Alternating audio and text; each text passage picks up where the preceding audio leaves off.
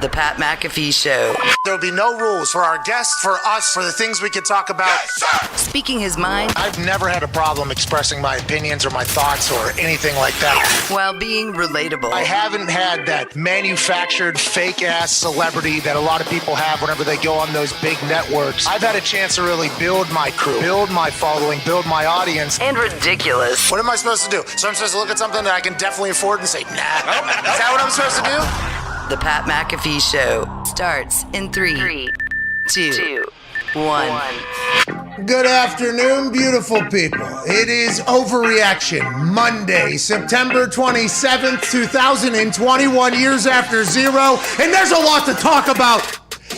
We can't thank you enough for joining us, either on SiriusXM, Channel 82 Mad Dog Sports Radio, or at youtube.com/The Pat McAfee Show. There is so much to chit-chat about a beautiful weekend that was. The Super Boost hit. Yeah! The biggest ball in the history of the NFL was kicked by Justin Tucker in Detroit. What a joy to watch that thing live after a potential delay of game and a 4th and 19 game. But still, for the brand, biggest day in the history of the league. Life is fucking good. Everything's going well. Except for the Colts dead. Oh, shit. Are there some other teams that are completely out of it? Are we starting to figure out who's going to go and who's a big ol'? Nah. There's some teams that stink right now. Yeah. Now, we're only 3 games into this thing, so we can't start judging it yet. I mean, there has been teams that have turned around. The percentages are very low, but almost a quarter of the way through 16 games. You know, it's a 17-game season, so we got to go a quarter and a half. You know, 16 was very easy to kind of decipher into fours, which is what a quarter is, and football has 4 quarters. But anyways, about a quarter of the way through this thing, and I think we're starting to know who the contenders are and who the pretenders are. And we have to talk about it all, especially because there was a team opening week that looked absolutely awful.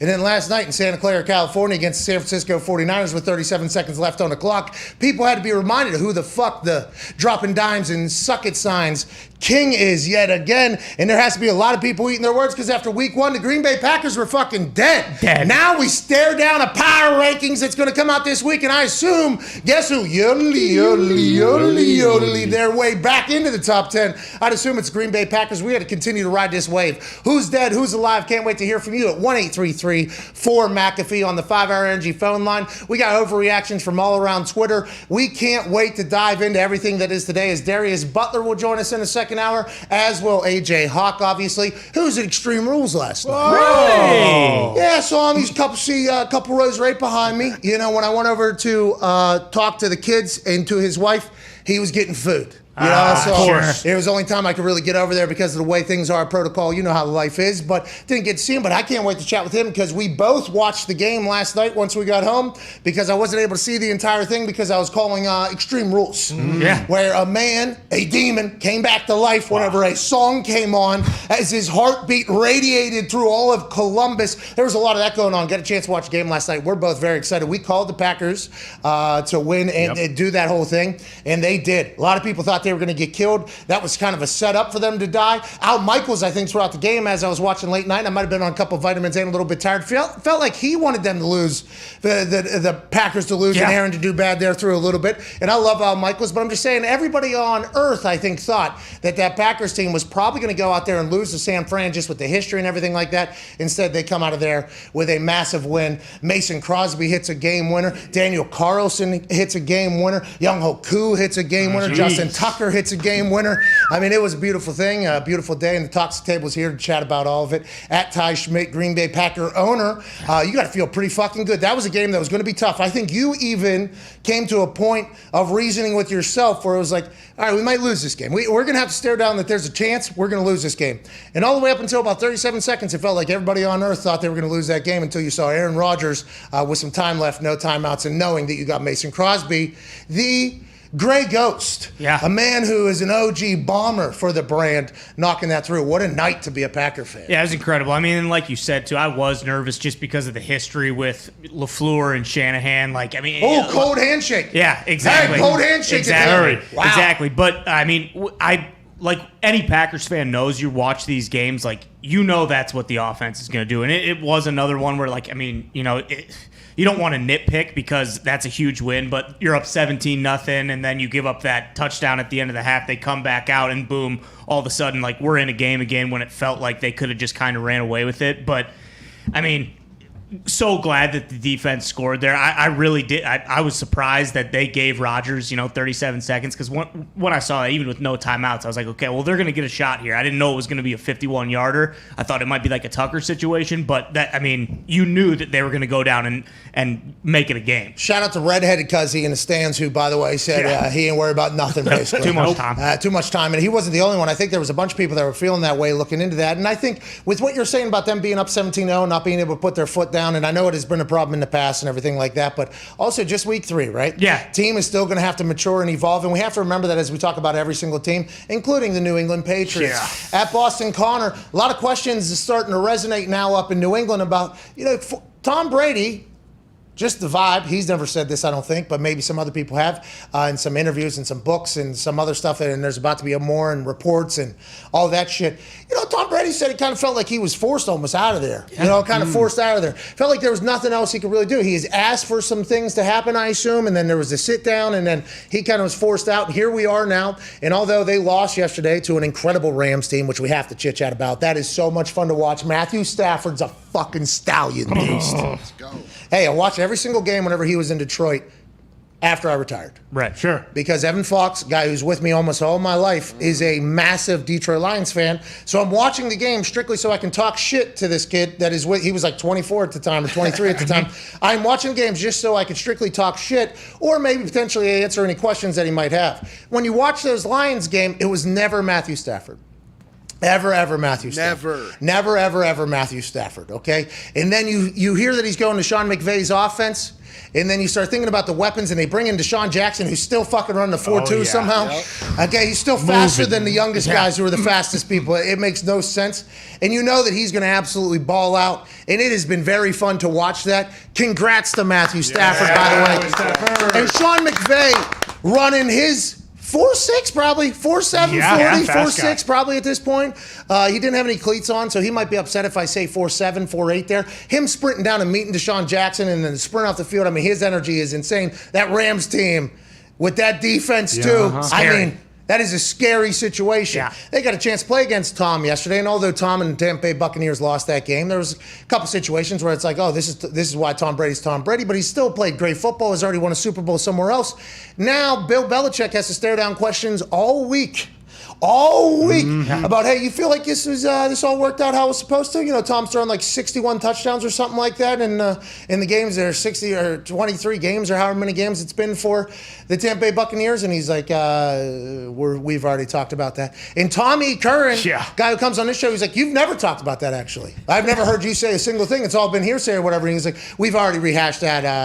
I'm very thankful for them. And then on the Greg Hill show, which is a morning show, I guess, up there, he chatted even more. And he at the end, Bill Belichick said, it wasn't because we wanted him out, that's for sure. And it's like, well, that's not what I heard at all. What do we know that's real and what do we know that's not? The only thing I do know is that Tom Brady, although they lost yesterday, is going to have a lot more success earlier than I think Bill Belichick is going to with the Patriots. But this was kind of expected, although you got to be a bit disheartened that $150 million on the first day of tampering period in free agency doesn't appear to be working at all on the offense. Yeah, no, especially when the guy that, we paid the most on that offensive side, Johnny Smith, is fumbling balls into, bobbling balls into you pick guys sixes. hate Johnny already? No, I don't hate him, but he's got to figure it out for sure. And it's very funny you say, we drove Tom Brady out of New England because Bill's come to the podium and he's talked about it. And we've heard Tom's dad and we've heard Tom's trainer, but we haven't heard Tom Brady. Bill hasn't talked about it. He just did. You just read a quote from this morning of him talking about it. Okay. He said we would have kept him. We tried to keep him around, but we weren't as good of an option as Tampa Bay, which we aren't, which we still aren't,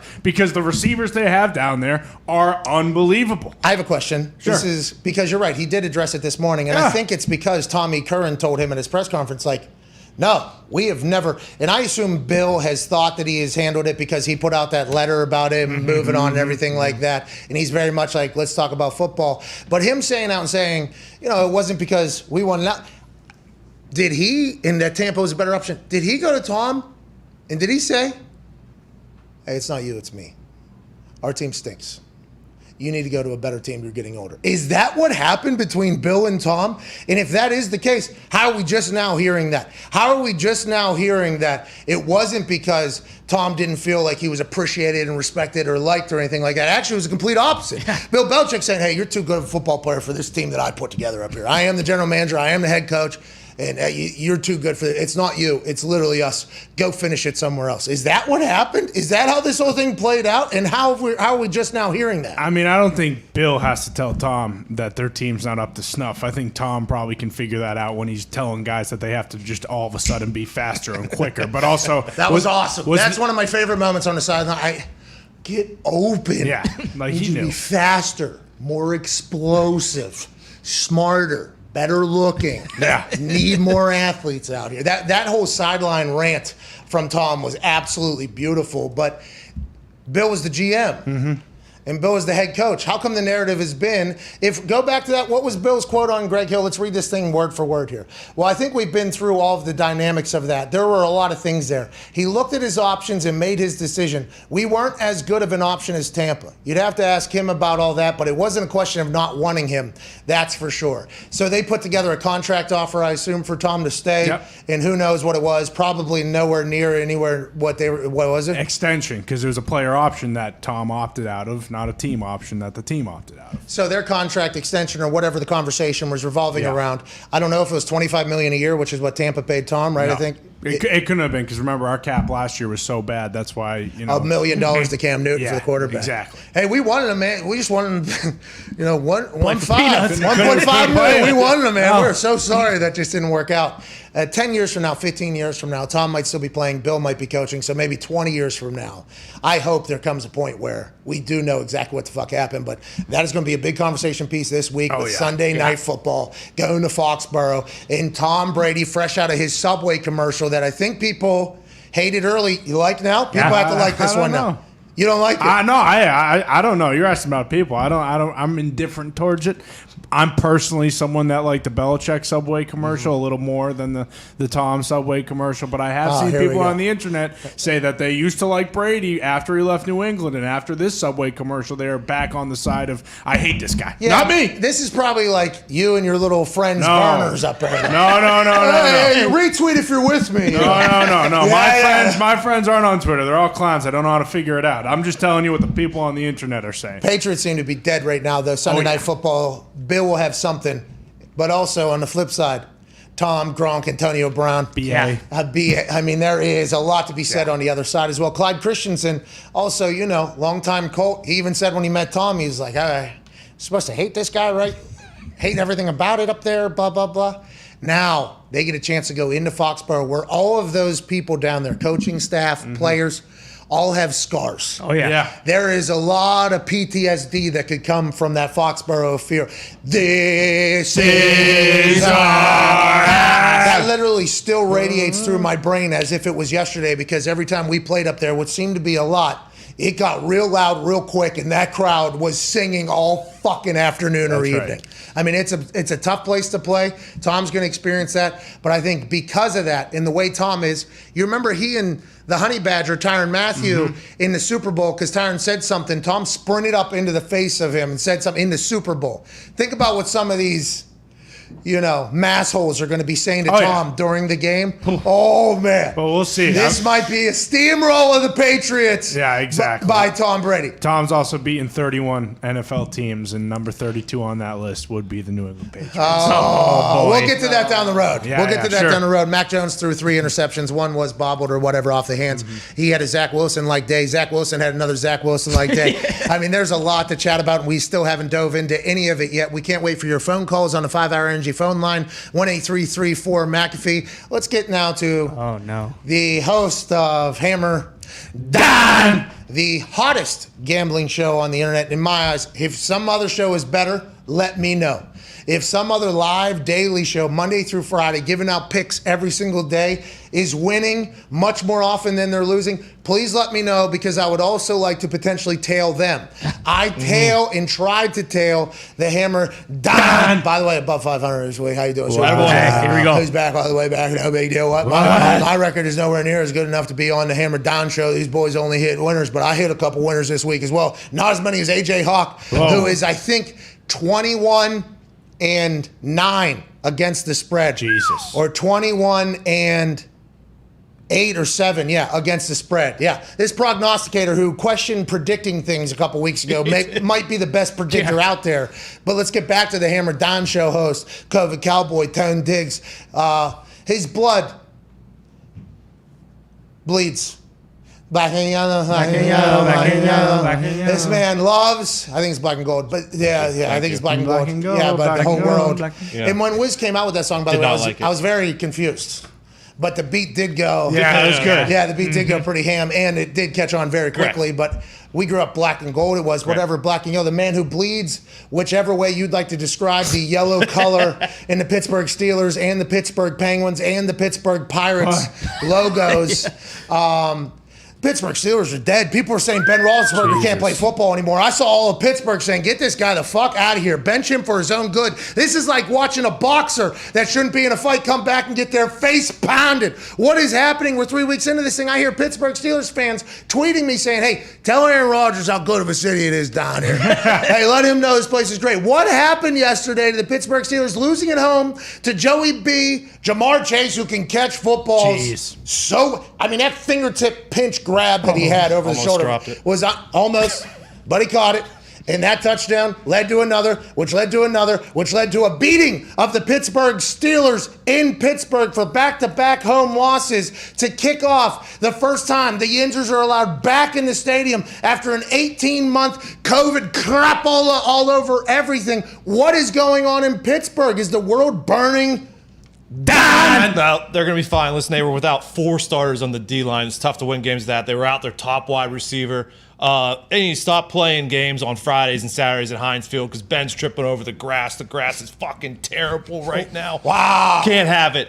The groundskeeper? 2 years ago, they started 0-3. Listen, Mike Tomlin's never had a losing season, so you know what happened the rest of that season with Duck and Mason. Steelers are going to be fine. If anyone, this is Overreaction Monday, right? Yeah. If anyone here is to blame, it's Jesus. Whoa. Jesus. Tony. This is awesome. This is great. Jesus. This Listen, is gonna be Ben, Ben was faith is gone. It's not even in the top 5 anymore. Oh, you got his family, football, your gambling, or your job, Gambling, your gambling. The 4 pillars of things. Listen, Ben was incredible. And then he found religion. He found Jesus. And since that day, Let him bop. religion has done nothing but let that man die. And this great city die. And I can't sit here in front of you and find a bigger reason on why yesterday happened and what's going on with Ben. Okay, so you're saying that it wasn't the loss of Jesus. It was actually the finding of Jesus. He's not good enough at hide and seek. Who Jesus is? Yeah. Well, I mean, in some places I've heard he's not allowed. He's lights out. I've heard in some places he is not allowed to go hide him. But the fact that you are saying that whenever he became religious, he became such a good person that he's no longer a good football player? Is that what you're saying in this thing?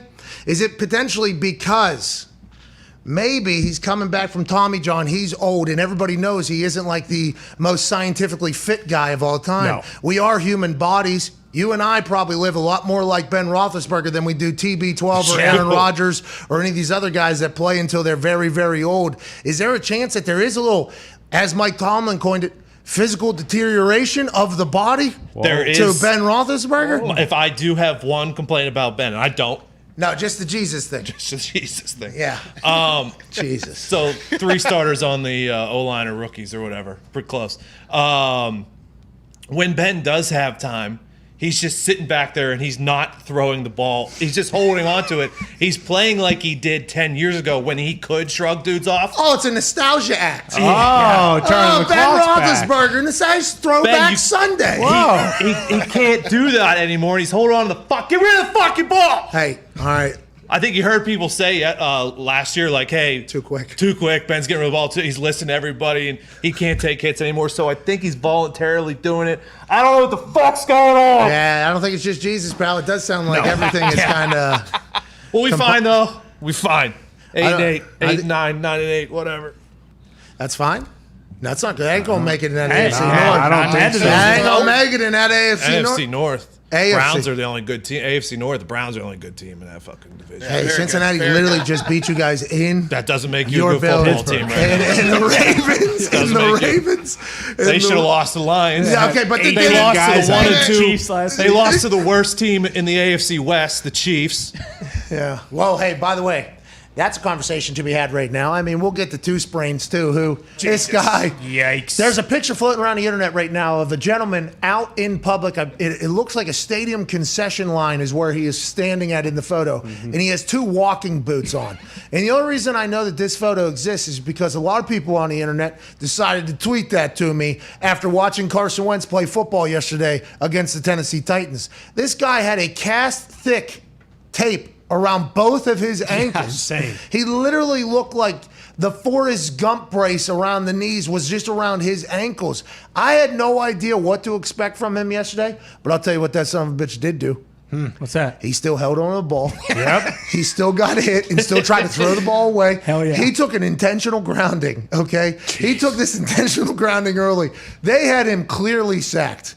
And he literally just, while he was about to die and fall, just couldn't help himself, throws it right into the ground, you know? No more ankle bopping because the cast they had, but obviously he got an intentional grounding, lost it down, and a sack right there. The man, I don't know how, okay? I don't know how you talk to him into playing differently. I don't know how you talk to him into maybe not playing when he's not ready, and I don't know how you talk to him after you know that he has not won a game since November of last year. Jesus. People were still locked down in their houses the last time the Carson Wentz won a fucking football game. Yeah. Yikes. The Colts, listen, you lose to the Seahawks early, and I thought that was Seahawks are a good team. Are they? Are they? Whoa. Lost to the Vikings just yesterday, had a lead too, just like they lost to the Titans last week when they had a lead too. Yeah. So Seahawks' only win is literally against this Colts and Carson Wentz squad. So I thought maybe if the Colts go 0-2 against the Seahawks and Rams, okay. It's okay. I mean, stats say not great news, but these are 2 very good teams.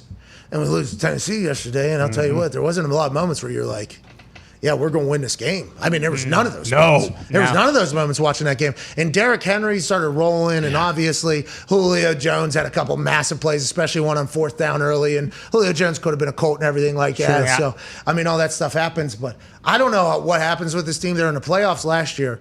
This team, 0-3, I mean, are they dead? How's this? We lose Quentin Nelson with a high ankle sprain? Yep. That's a problem. That's not great. We got 3 ankle sprains on 2 of the most important people on our offense, and I don't know what's going to happen. The Colts are in trouble, man. Jim Irsay goes, we have 3 ankle sprains. Yeah. We have 3 On two. on 2 players. Yeah, 3 ankle sprains on Important 2 ones. of our best players. 2 of our most important players.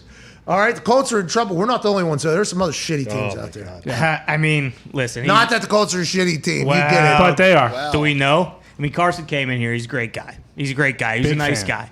We already know his decision making is not very good at best. He's a Bobcat guy. He's not a John Deere guy. You know, if you're actually an outdoorsman, you would never, be a Bobcat guy over a John Deere guy. But That's when you started to really question him, I think. I did. I had to. But like you said, like watching that game for whatever reason, like at no point does it feel like, oh, Carson Wentz is going to make a play and they're going to win this game. And Jonathan Taylor only gets 10 carries. Like they just completely abandoned the run game. Like, what the hell's going on here? Yeah, I don't know. And then you go back to last week, there was like 14 points left on the board, They're so bad in the red zone. And Jimmer, so bad. Stay So out of there. terrible. Just go down. Go down at like the 30. And I think it's because you got to create space in the red zone. And for whatever reason, there's no trickery, no nothing. It doesn't feel like they're doing anything. This is a team without T.Y. Hilton, though. Yeah. And I think like that should be stated because T.Y. and Orlovsky and I texted last night a little bit, and he's actually the one that mentioned it. He was like, do you ever think about like no TY? There's no vertical threat on this team at all. And it's like, that's right. I had completely forgotten about a man that I absolutely love as a human and as a player, T.Y. Hilton, a guy who was in free agency and a couple other teams wanted to get, and then Jim Irsay sent him a text and said, hey, you ain't going anywhere, brother. You're staying right here.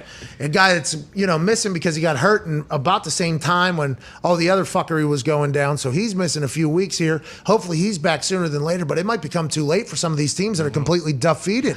I mean, there seems to be some teams pulling away, but the NFL is the NFL. Hopefully water will find its level out there, but not on this Overreaction Monday. No way. Chiefs dead? So the Chiefs, what's going on over there? They're what, 2-16 against the spread in their last 18, probably. 1-11 in their last 12. I know that for sure. And 2-16 probably in their last or 18. I mean, that is. They can't cover games. They can't cover anything. Normally they win though, but the Chargers yesterday, they answered. Oh, yeah. Herbert answered bell. This is just like whenever they went down to Tampa, I think, last year, Chargers. Mm-hmm. And not that the first game, whenever he got thrown in, Herbert was thrown in, just moments, and that was the big lead-up conversation into the day, was how he literally found out right before kickoff that it was happening, and the other players on the team didn't even know that he was the starter. They thought Tyrod Taylor was going to come out. Little did they know, a golf tee was getting pulled at of Tyrod Taylor's lung there. So Herbert's a starter, and they all kind of fell in love. But when they went and played in Tampa against Tom, and obviously Tampa won that game or whatever, but there was moments where Herbert saw Tom walk down the field and he fucking answered. And it wasn't just like an answer, it was like an emotional answer, like a here we go. So I immediately think to myself, like, oh, they got like a dog over there. They got a guy that you see Aaron with 37 seconds left, you see his eye, what do you think to yourself? Oh, that guy's gonna go fucking do this thing.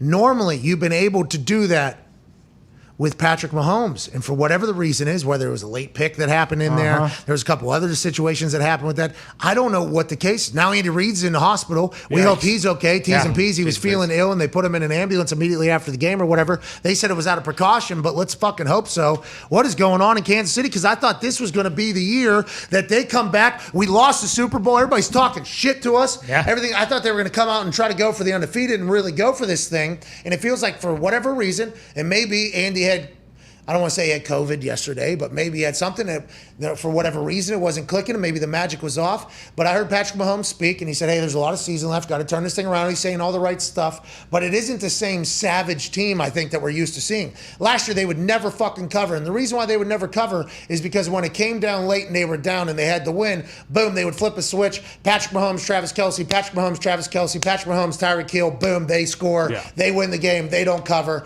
Here we are. We're still the Chiefs. Now there's a couple situations popping off where it's like that savageness, they're going to have to find that again. And the defense is going to have to start doing some stuff too. You talking about the savageness, like, was it a detriment to them that they were so good at coming back? Like, that they just got used to it? Like, hey, we'll be fine. Hey, we'll be fine. I don't know. Because you got to, like, start thinking about yourself in a situation, you know? Like, if I'm in cornhole and we're down, okay?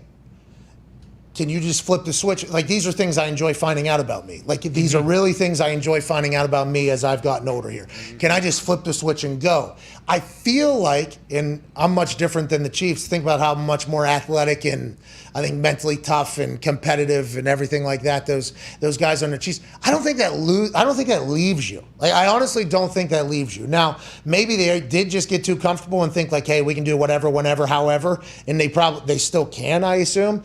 But I still feel like they do feel like they got to flip the switch, and then for whatever reason, it's just not happening. It's like they're gonna have to figure that out. They're gonna have to figure that out at some point. Yeah, but the Chiefs now remind me a lot of like what the Pats used to be. Like at 1-2, I'm still not taking any other team in the AFC to go to the Super Bowl aside from the Chiefs. Like the Patriots and the Steelers are 1-2. The Chiefs are 1-2, and it feels much different strictly because they still have plenty of time, and eventually we'll figure it out and go back to the Super Bowl. Yeah, and there's a couple teams, like for instance, Panthers. Yeah. Hey, how do we feel about the Panthers? They might be the best team in that division. Yeah. How about the Broncos? How do we feel about the Broncos? Unbelievable. Sam Darnold, new home, undefeated. Teddy Bridgewater, new home, undefeated. What? Matthew Stafford, new home, undefeated. What? Carson Wentz, new home, completely defeated. Jared Goff, new home, completely defeated. No. I mean, so it's a real roll of the dice. You don't know what you're getting. I mean, it could be a momentum thing, like, hey, I need to prove myself to this new team. It could be like, hey, this team we're only one quarterback away from really going, which is what's potentially happening in Denver and maybe in Carolina, even though they got rid of the quarterback that's in Denver undefeated because they didn't think he was good enough there. But then you look at situations like the Colts, and it's like, what happened? How do we go so far backwards? To his point, the Chiefs are still the favorites to win the Super Bowl. Yeah, and it's because I don't know if that savageness leaves you, but I feel like they might have to be like reminded. Like, hey, you guys are like Andy Reid's in a fucking hospital right now. Yeah. Okay. We just lost to a division opponent at home here. Like, what's going on? This can't happen, obviously. Remember Patrick Mahomes in the offseason said, I'll believe it when I see it or whatever, or I'll see it when I believe it. He said, oh, well, I guess I do it now, the Justin Herbert thing. So they're trying to build up that little rivalry, and the Chargers have always given the Chiefs problems, I think. And the Raiders, by the way, also playing fucking football at a really high level. That division could be very difficult, but it's hard to ever go, no, the Chiefs ain't going to win it. When they got a $500 million quarterback who's worth it already in just like 4 years. Travis Kelce's going to go down as probably the greatest receiving tight end ever. He's probably going to have a lot of those records. It'll get broken as the tight end position continues to evolve. If Travis Kelce had these rules at the beginning of his career, I couldn't even fathom what his career would have been like. But with Tyreek Hill and that team, you just assume they'll figure it out at this point. But how many more weeks can something happen where you go like, what happened to the Chiefs? Are the Chiefs dead? That is something I'm interested to see as these weeks roll on. Well, and I see like Clyde Edwards-Helaire is getting a lot of heat because he's lost fumbles in 2 weeks in a row. And like the Mahomes' first interception on that no-look pass, like it wasn't a good pass, but that was an incredible play. It's not very often though that teams can miss 2 extra points and still beat the Chiefs. Like you look at that and typically in any other game it'd be like, oh, you leave those points off the board against these guys, like they will make you pay for it, and they just didn't yesterday. Yeah, people would change their entire game plan. They wouldn't even kick field goals against the Chiefs because if you do, you're fucked because they're going to catch up. And it's like they weren't able to do it against the Chargers. I mean, it's becoming a situation now where imagine this Chiefs team being 1-3. I don't know who they play next, but imagine that happening. That would be insanity. Then the Seahawks lose to the Vikings. The Vikings get their first win. Congratulations to Kirk Cousins. If they went 0-3, that was going to get loud. Yeah. Quick. I mean, it was starting to get real loud. Zimmer hates Cousins. We overspent for Cousins. Get him out of here. Zimmer has no idea what he's doing. It was getting loud over there because just a couple years removed from the same core minus Kyle Rudolph, who ended up catching that touchdown on the pass interference, but same core basically still there. Same quarterback, same couple wide receivers, had some young talent. And on defense as well, same head coach. A couple years ago, they go down to New Orleans, win a playoff game. Yeah. So everybody's like, here we go. Then if they were to go 0-3, I think people would have lost their minds in Minnesota because they think that team's a lot better than they have been performing. I agree. Dalvin Cook, I think. He was out. Yeah, he didn't play yesterday. Yeah. He's a game changer. Madison went for like 120. Yeah, he had a hell of a day. I can't wait to see Chuba, by the way. Chuba? Yeah, Hubbard. Chuba Hubbard. Uh-huh. Is that his name? The Canadian sensation? Right? Yeah. Old Chuba? Carolina. Yeah, he's got to go in for Christian McCaffrey. I wonder what it's like whenever you're in a room with like a great running back and you're behind him and you're good as well, but you see like Dalvin Cook and Christian McCaffrey are like two. Oh, yeah. Yeah. And if old buddy rushes for 120 and then see what Chuba does, it's like I wonder what type of like learning from, because it feels like a lot of these running backs have a great sense of feel. Like, can you learn that? Does it change you at all? Do you watch film? I'm excited what happens with Chuba as well. Washington football team got slaughtered by the Bills. Yeah. They might stink. Bills Their are back. defense is dead. Hey, the Washington football team's ranked like 29th, 31st, 32nd in everything that is on the defensive side.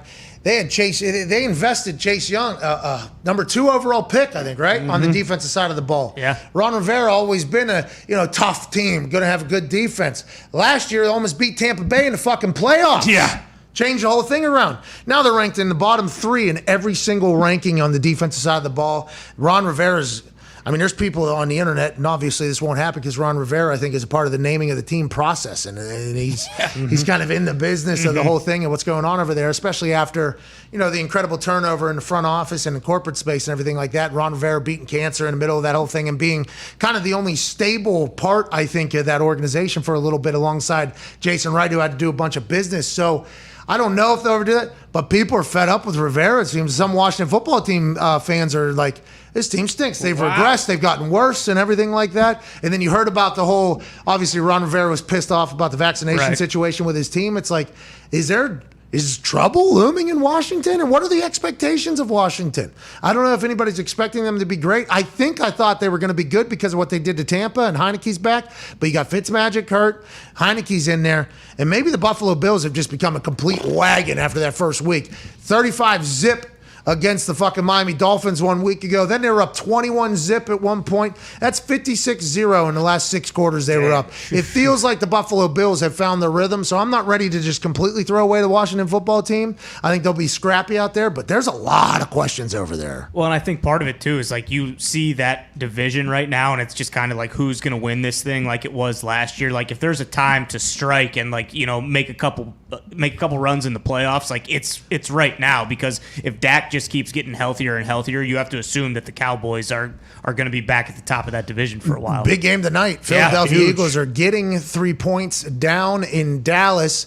Now, Coach Sirianni said, I hate Dallas or something. Yeah, Had a shirt on Dallas. beat Dallas or whatever, and said it's the closest thing to a college rivalry that the NFL has is Philadelphia in Dallas, down in Jerry World. On Monday Night Football with the Monday Night Manning cast starting at 8:13 on ESPN2. This game's huge. Yeah. If the Eagles beat the Cowboys, that NFC East could potentially become the carousel of who's going to get this thing again. Now, if the Cowboys really step on the Eagles' throats, which I think a lot of people are thinking is going to happen potentially, although the Eagles have shown in spurts that they can be a great team, I think. And Sirianni has shown in spurts that he might be legendary. Yeah.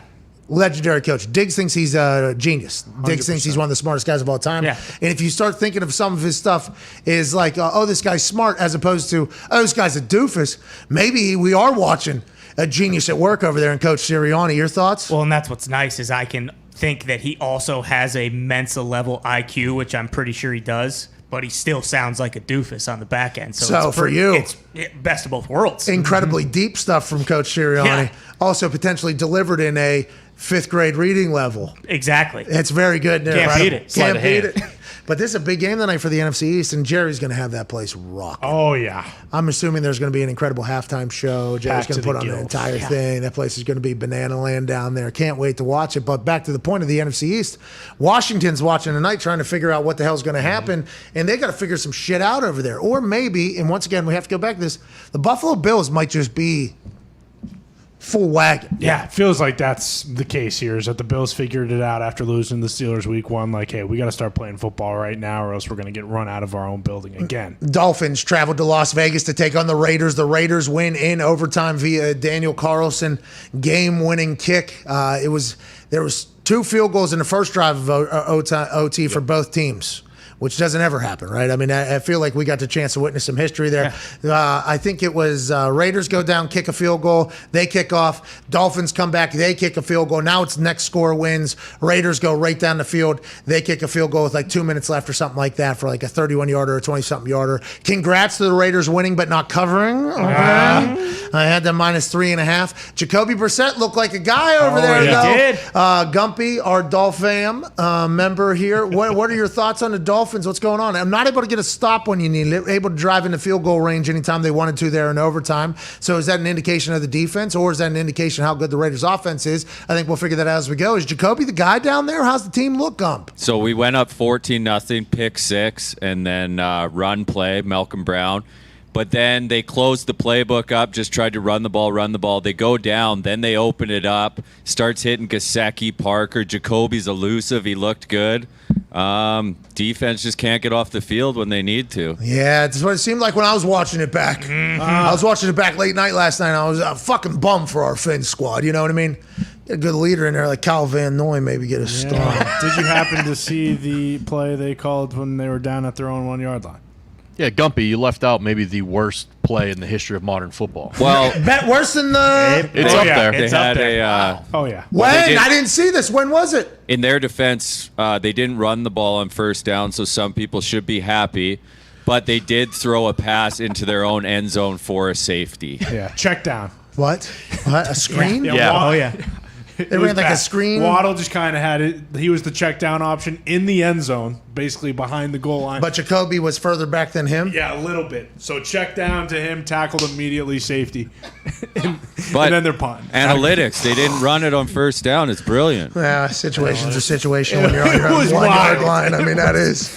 Cardinals get a win over the Jags. Jags were up, though. Yeah. And that came after a kick six situation where Matt Prater went out for a 68-yard field goal in fucking Duval. A lot of people on the internet, hindsight's 50-50. Cam Newton said, it's Cliff Kingsbury's worst decision of all time. Whoa. Put Matt Prater out there to kick a 68-yarder at the end of the half against the fucking Jacksonville Jaguars. Okay, Matt Prater has the record already for longest field goal at the time for 64 yards. He just hit a 62-yarder a week ago, and he got all these people who are experts going, what's Cliff Kingsbury thinking? Well, he's like a yard and a half, 2 yards short there, right? That is not maybe 3 yards short there. Would have maybe been able to carry and do a little doink in that thing, but I mean, who knows? A gust of wind hits that thing. You see a brand new fucking record from Prater. Prater's one of the only guys that you should send out there for that thing. But in return, what can also happen on the other side of that is the old kick six situation with Jamal Agnew, who came flying out the fucking gates. Looked like a horse at the Kentucky Derby when that thing, as soon as he started hitting that down the sideline. And anytime the field goal is being returned, you got a lot of big bodies out there. Okay, you got offensive linemen, you got a couple of tight ends, maybe a swing tight end, a swing tackle is out at tight end, so you don't even have a tight end out there. And normally, the way you practice that is snapper, holder, kicker to the ball. Huh. Okay, so allegedly what's supposed to happen, I guess, is I'm supposed to hold that thing, and then as soon as he kicks it, I'm supposed to cover, okay? That's never going to happen. All right, I'm not going to jump through the thing, but the defense knows wall towards your sideline. So anytime those long field goals happen, they practice this situation. Everybody on the team just goes wall to your sideline, basically. You go to your sideline because if there is a block that's questionable, if you're on the other sideline, normally a little bit too much energy could potentially get the rest. I think. I'm not 100% sure. I haven't been told exactly why, but it seems like the walls on those long ones are normally towards their own sideline. They hit that thing running. They go 109 fucking yards. Congrats to Jamal Agnew. Congrats to him. But then just a couple minutes later, Justin Tucker gets a chance to win a game from 66 after a 4th and 19, an obvious miss to delay a game, and then he takes the kickoff steps. So what everybody, all right, so Foxy, so when Tucker does his steps, you'll see it. He goes back, he does like the bless me Jesus thing. Because Jesus has been good in his life as opposed to what Diggs said about Jesus in Ben's life. He does this whole thing, and then he slides over, okay, and then he does this rock step, and then he slides his foot normally. He slides his foot, which I think most kicking coaches would say, hey, don't slide your foot because where your foot ends up being should be incredibly consistent because you're talking about a game of inches, so you should be at the same spot. You should do this. And I'm assuming he is at the same spot, but he has a much more fluid motion than most kickers. He moves a lot more, and I think it's because he's athletic. In that one, normally he would slide his foot back and then come back forward. He slid his foot back, and then he backed up again, okay? So he backed up again, and he did a remix of kickoff steps. He took like a hop step, like a crow hop almost in baseball. He did like a kickoff field goal step remix. He did like a hop step and then boom, killed it. Now, the Lions did not rush off the edge. No. So I think they tried to block up the middle, but that's like, I think, a big myth. Mason Crosby hit a 51-yard game winner. It was a little bit lower, but I think Mason hits a lower trajectory ball normally. Never has problems with blocks, but I don't think he hits it at this age, and maybe he never did, as high as everybody else. When you're going from 66, you have to hit your fucking A ball. Like, people always say, oh, you got to line drive that thing and won't go. If you hit a line drive, that thing ain't going to carry fucking 10 feet for 66 yards, 198 feet or whatever. That thing's not going to, you got to hit your A ball. So I think personally, and I don't know what the op time was, and maybe Tucker practices this, his op time was probably a little bit slower because he was further back from the ball, which I guess you could do every single kick if you really wanted to, as long as you didn't move false start wise. But normally it's just you're a little bit closer because you got to get it off so quick. That one, he slid his foot back just a little bit. As soon as I saw him take his steps, I was like, God damn, he is far away from that ball right there. And then I saw the crow hop. I'm like, oh, it's fucking genius. Like, that is absolutely brilliant. I texted him this morning. I said, I texted him last night, obviously, told him, like, history, dude. Like, that is so cool. For the people that kick big balls, like, having the NFL record for longest field goal is dream. Yeah. Like, that is, that's a big deal. You show up at a camp, You're the guy, like, you know, and at these kicking camps, the long ball is always where everybody ends up at. Like, you can be the most consistent person. Okay, awesome. It's cool to watch you knock through 35, 40-yard field goals, but you're not a part of the game that I think a lot of us want to be a part of, which is back in the back there, right? And as I got older, I started deteriorating as well. But if you're the guy with the 66-yard longest NFL, that has to feel so fucking good. Yeah. And that is something I know Tucker has thought about. Everybody that has ever kicked in the NFL has thought about what the record was, 63 for a long time. Then it became 64 with Prater, hitting a 66-yarder to win it. What a moment. So proud of him. Yeah. I asked him, I was like, hey, how often do you do those little kickoff steps? Like, at what yardage do you think you add that in there? And he said, probably starts at about 66. So Unreal. I appreciated that. And of course, it was against the Detroit Lions. That's your fault. Because we are cursed. The Lions are cursed. Yeah. And say it with me, boys. We can do this right now. Same old Lions. Wow. Just pay the man his money. You won't get booed at halftime. And you won't lose games after 4th and 19s, miss delay of games. Then the longest kick in the history of kicking in the same 3 instances. Yeah, and force Evan Fox to not root for your football team. Yeah, that's also a part of it. We got to get to a break. We're back in 4 minutes. We'll answer some phone calls to close out hour 1 of this Overreaction Monday. We can't thank you enough.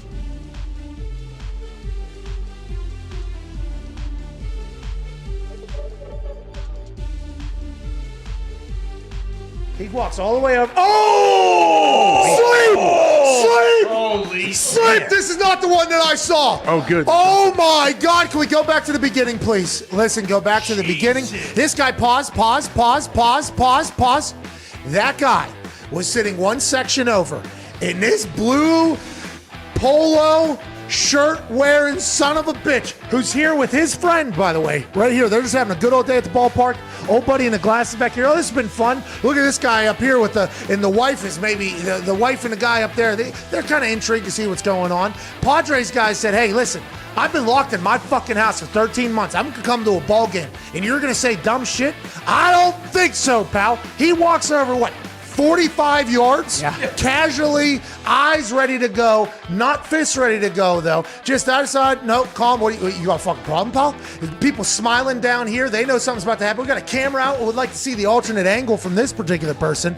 But what a moment here. We beat COVID. We are back. Old buddy here needs to watch out for right hooks. Bow! Buckled. What, bitch? He said. What? And then he gets tackled by everybody else, backpedals. Everybody watches this happen. What a Jeez. What? He says. What, dude? What? Damn. Oh, my. What was said by who? Hey, as we get back into society, let's remember, people will punch you in the fucking mouth. Yeah. Uh-huh. Smarter than you, I'm better than you. Mm-hmm. No. I'm a better person than you are. No. Yeah. No. I fed the birds this morning, so I'm a better person than you are. Yeah, but you don't care about the ozone as much as I do. So do you even like to breathe? That means you don't even like the birds. You don't want the birds to be able to breathe or fly because you want the ozone to be ruined because you're a fucking asshole. Is that right? Then how come I rollerblade to the supermarket every Saturday and Sunday? Oh, did that make you feel good? Rollerblading, flattening the earth a little bit closer to the center so it can get hotter so then the heat comes from the ozone because you're pressing down the earth with your little rollerblades? Well, yeah, but I'm a better person than you are. No, because on Wednesdays I'm planting trees and I'm trying to bring the earth back to what it was. Oh, yeah, I'm sure you're cutting up other trees' roots, though. What a fucking asshole. You yeah. Why can't you just let earth be the way it's be? You got to take your shovel and dig into it? Wow. I'm a better person than you are. I know. I make my own manure. I make my own soil. I'm not chopping up any other roots. So you don't like cows. You don't like cows pooping. I hate farmers. Unbelievable. You hate farmers. Oh, you don't like a head of cows. Oh, you don't like burgers? Then how come I'm in the Farmers Association of America and I'm going to help? Oh, you're a lifetime member of the FFA. Hey, that's right. That's what I make. I'm a better person than you are. No, you're not. I'm a better person than you are. That's politics, baby. That's what we just did right there. Let's get to the phones. Once again, I think we batted 1,000. Boom. In politics with what we just did right there. How about that?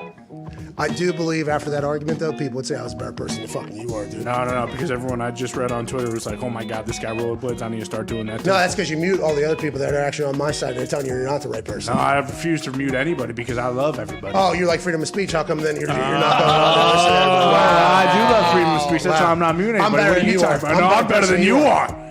Everybody's saying it. No? Yeah, everybody's saying I'm a better person than you are. I heard it. We just did, by the way, still batting 1,000 on politics. I feel so good about it. We even got into the reaction to the punditry. Yes. We're batting a fucking 1,000 out there. Every side. The people say we're not well-rounded. We don't have depth. Did you hear what we just fucking did? Come on. Wow. Let's go to the phones, man. Give us a call at 888-MAD-DOG-6. Pat wants to hear from you. No, not really. He just ran out of things to talk about. This is the Pat McAfee Show. Hey, hold on. Sorry about that. I just got off a FaceTime with the man, Justin Tucker, literally. Let's go. He was in the middle of doing some yard work around the house. Wow, good for humble. This guy, Breaks the kicking record. guard one day, dad of the year next day. What a guy. I asked him, though, about the kickoff steps he did. And I said, how slow was your op, you know? And he said, it's something he's been working on for like a year. He said, I think it's the first time that they've done it where he just starts moving as soon as the ball is snapped like a running back would, as opposed to a little bit of a delay on regular field goal steps. So he said it's had to been something that he has had to tinker with. He said it might have been a shade slow, but probably not that much. This is something that whenever people talk about like kickers, you know, it's not a real job, you're not a real athlete. It's like, look at the preparation this dude had. He literally started tinkering with something like a year ago. Probably had to fine tune that thing because the timing down, let alone like a mixed steps. Who knows if it could be a half inch off or whatever. And then all of a sudden, because he told me in the AFC North, you know, whenever it gets a little breezy and cold and, you know, whenever it's late December, maybe you don't have as long on the field goal. So I started tinkering with something so I could continue to have length. That's the type of shit that's like, Yeah. you know what I mean? That's the type of shit that is just like next level. And then, hey, when do we actually need it? Oh, in a dome, actually, in Detroit to win the game and break the fucking record. I am so happy for this guy. That's awesome. Yeah, and those people that say that, you know, kicking is a real job, when it gets back to late in the season and, you know, they make the playoffs by one game, you know, what are they going to look back to? Tucker's, you know, 66-yarder to get him there. There was people who started tweeting, you know, if you didn't miss one earlier, wouldn't have had to make that one. Yeah. I actually tweeted, I said, is Tucker sick? There was no reason that ball misses.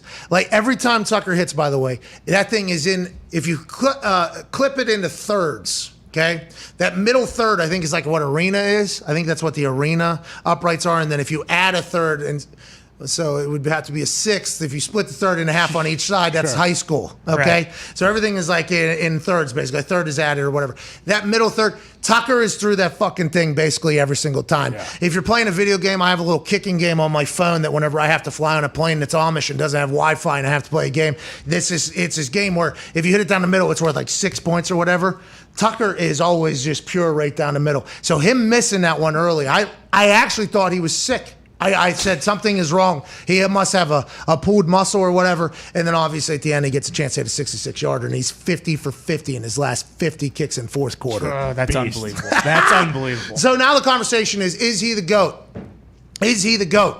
And I think even Tucker would say, to be the greatest of all time in the kicking game, he's going to have to do it for longer, okay? The thing about kicking and what makes people great is being able to be consistently great for a long period of time. That is the difference between being an all-pro, Hall of Fame kicker and a guy who just gets in the league, then gets on a carousel, has a couple teams. That sustained success, I think, in the kicking world amongst kickers is the conversation about what is the greatest of all time. That is why Vinatieri, now there's a lot of kickers, Justin Tucker included, if they were to be put in a position that Adam Vinatieri was put in for those game winners in the Super Bowl and the biggest moments, I think those guys would make those kicks. But Adam Vinatieri for 20 plus years was great, and in the biggest moments of all time came through. There's just a lot of conversation, I think, in the kicking world that Tucker, well on his motherfucking way. Yeah. He might be the greatest ball striker to ever kick a ball, which means his ball is always the cleanest. Vinatieri, a lot of athlete in Vinatieri, right? A lot of balls potentially going in, you know, left third, right third, maybe a little bit of a X ball, didn't hit it as clean every single time. hit the ball clean a majority of the time, but Tucker hits the ball perfect, it feels like, every single time. And I think if he does it for another 5-10 years, then that conversation happens. And I think Tucker would even say the same. So it's a very difficult thing. This is like LeBron and Jordan, right? They played two different sports. Basketball when Jordan was playing, much different than basketball when LeBron's playing. It's just like in the kicking game, like Justin Tucker right now, is he kicking the ball better than any human probably has in the history of the league? I'd say yes. Every single kick seems like it's going to go in, but can he do it for a long haul? That is where the judgment, I think, of kickers is. So they're both Hall of Fame worthy. They're both incredible. They're both great. But I think the sustain thing is everything that everybody should talk about, too. Well, and like you said, I feel like, non-kickers, like just regular fans, like you always look to Vinatieri because he did have all, like you can remember all the playoff and Super Bowl ones, and with Tucker, you can't necessarily. Yeah. Right. But he'll get there. And when he gets there, he'll make them. And I can't wait to watch absolute stud. Hour 2's on the other side.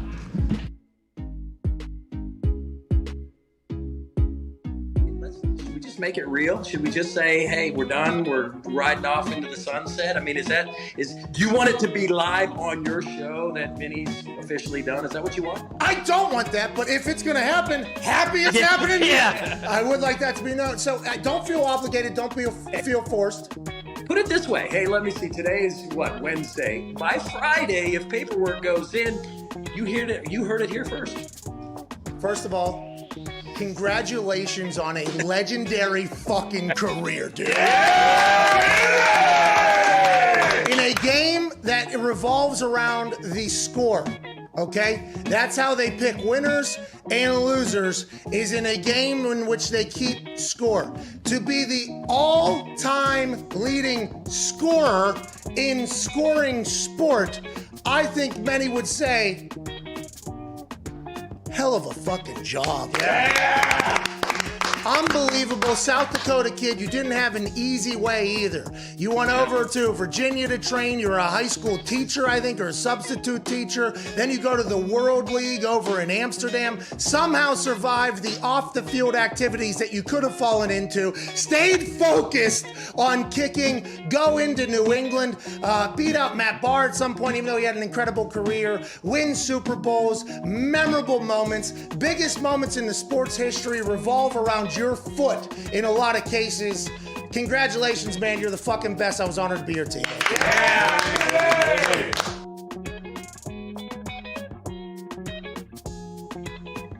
All the hard work throughout my entire life, whether it was driving me to practice, to go to work, the coaches that invested hours in me, everything I have done to get to this point. I got a whole town, a community, a family, a tribe of people watching me potentially live out my dreams that we all thought was going to happen. And when I get to Rock, I get a chance to carry 8 motherfuckers that are playing for a team that is in the city that I went to college in. I carry 8 people, have the biggest moment in my football career, maybe make a team, if not with the Colts, somewhere else. Hey, that guy's got juice, let's do it. Change the entire direction in the course of my family's life.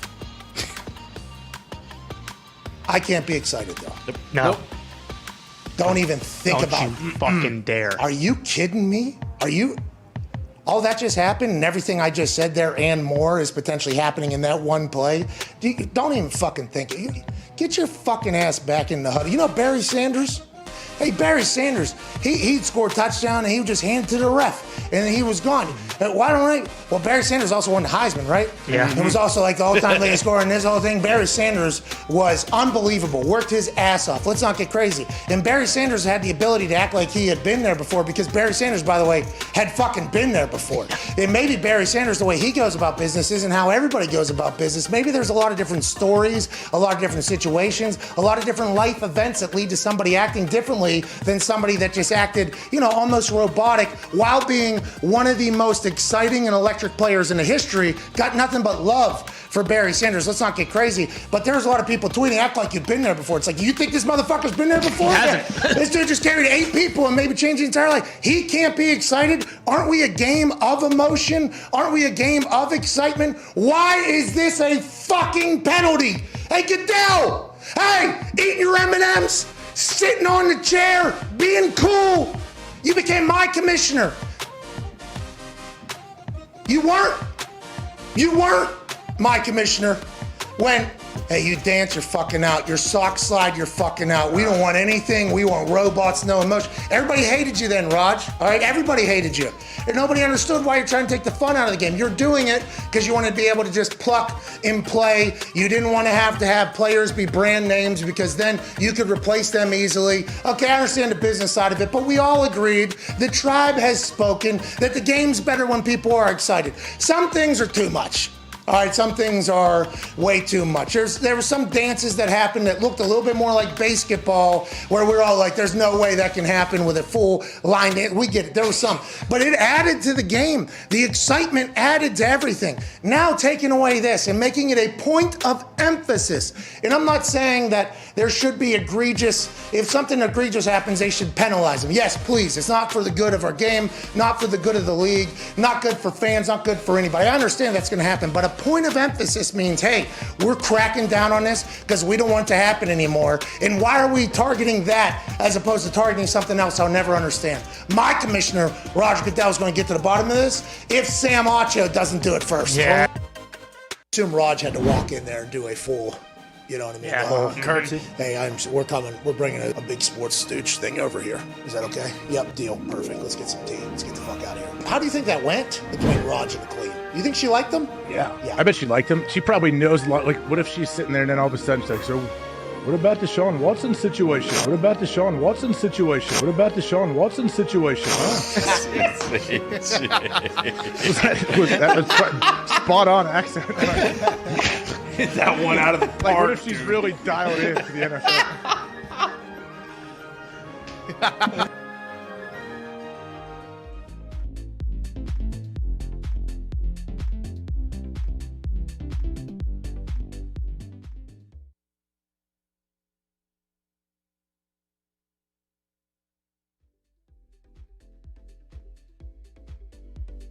Hello, welcome back to the show. Hour 2. What happened back there? Everything. Oh, you're muted. You're muted. I mean, absolute nightmare situation in the back. Is everything okay? Do we have communication? Whatever. You guys all right? That's what happens when our teams lose. Oh, the Bears lost, the Lions lost, the Steelers lost, Dolphins lost. Yeah. Literally everybody in that back room is shambles back here. a little overreaction. It happens. Okay. That was awesome, though. I want to let you know that was. I saw all their faces go, oh. Anyways, welcome back to the show. Hour 2 on this Overreaction Monday, September 27th. Tone Diggs is here. His Pittsburgh Steelers stink. It's his words, not mine. No. Because Jesus Christ came into Ben Roethlisberger's life. That's what you said. Isn't that what you said? No. What'd you say? I blamed Ben's decline on that, yes. Yeah, faith. I did not say the Steelers stink, though. Okay. Pittsburgh saying it right now. There are a lot of fans that I'm questioning their loyalty. Fanhood, yeah. 3 games into this thing, you're already turned on the Pittsburgh Steelers. The offense looks bad. The defense was hurt yesterday, but they lost to Joe Burrow and the Cincinnati Bengals. If you're struggling against the Bengals, I think a lot of Yinzers are saying you're struggling against everybody in the AFC North, especially if Lamar Jackson and the Ravens are going to win games when delay games happen and kickers hitting 66-yarders and 4th and 19s are happening and Calvin Johnson's Hall of Fame ceremonies happening at halftime at that game, and the Ravens are still winning that game. I mean, people are saying that might be tough in the kitchen of the AFC North. People also say, though, that the Bengals are a great organization with a great head coach, with a great offensive line, and some of the best weapons in football. Okay. So what about the Browns? What are the Browns? Browns are really good. We haven't played them yet, though.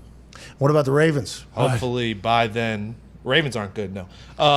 Hopefully by then Ben will denounce his religion and we will be back. Okay. I mean, maybe the demon will make a presence in Ben Roethlisberger's life. He can come back to life when music hits.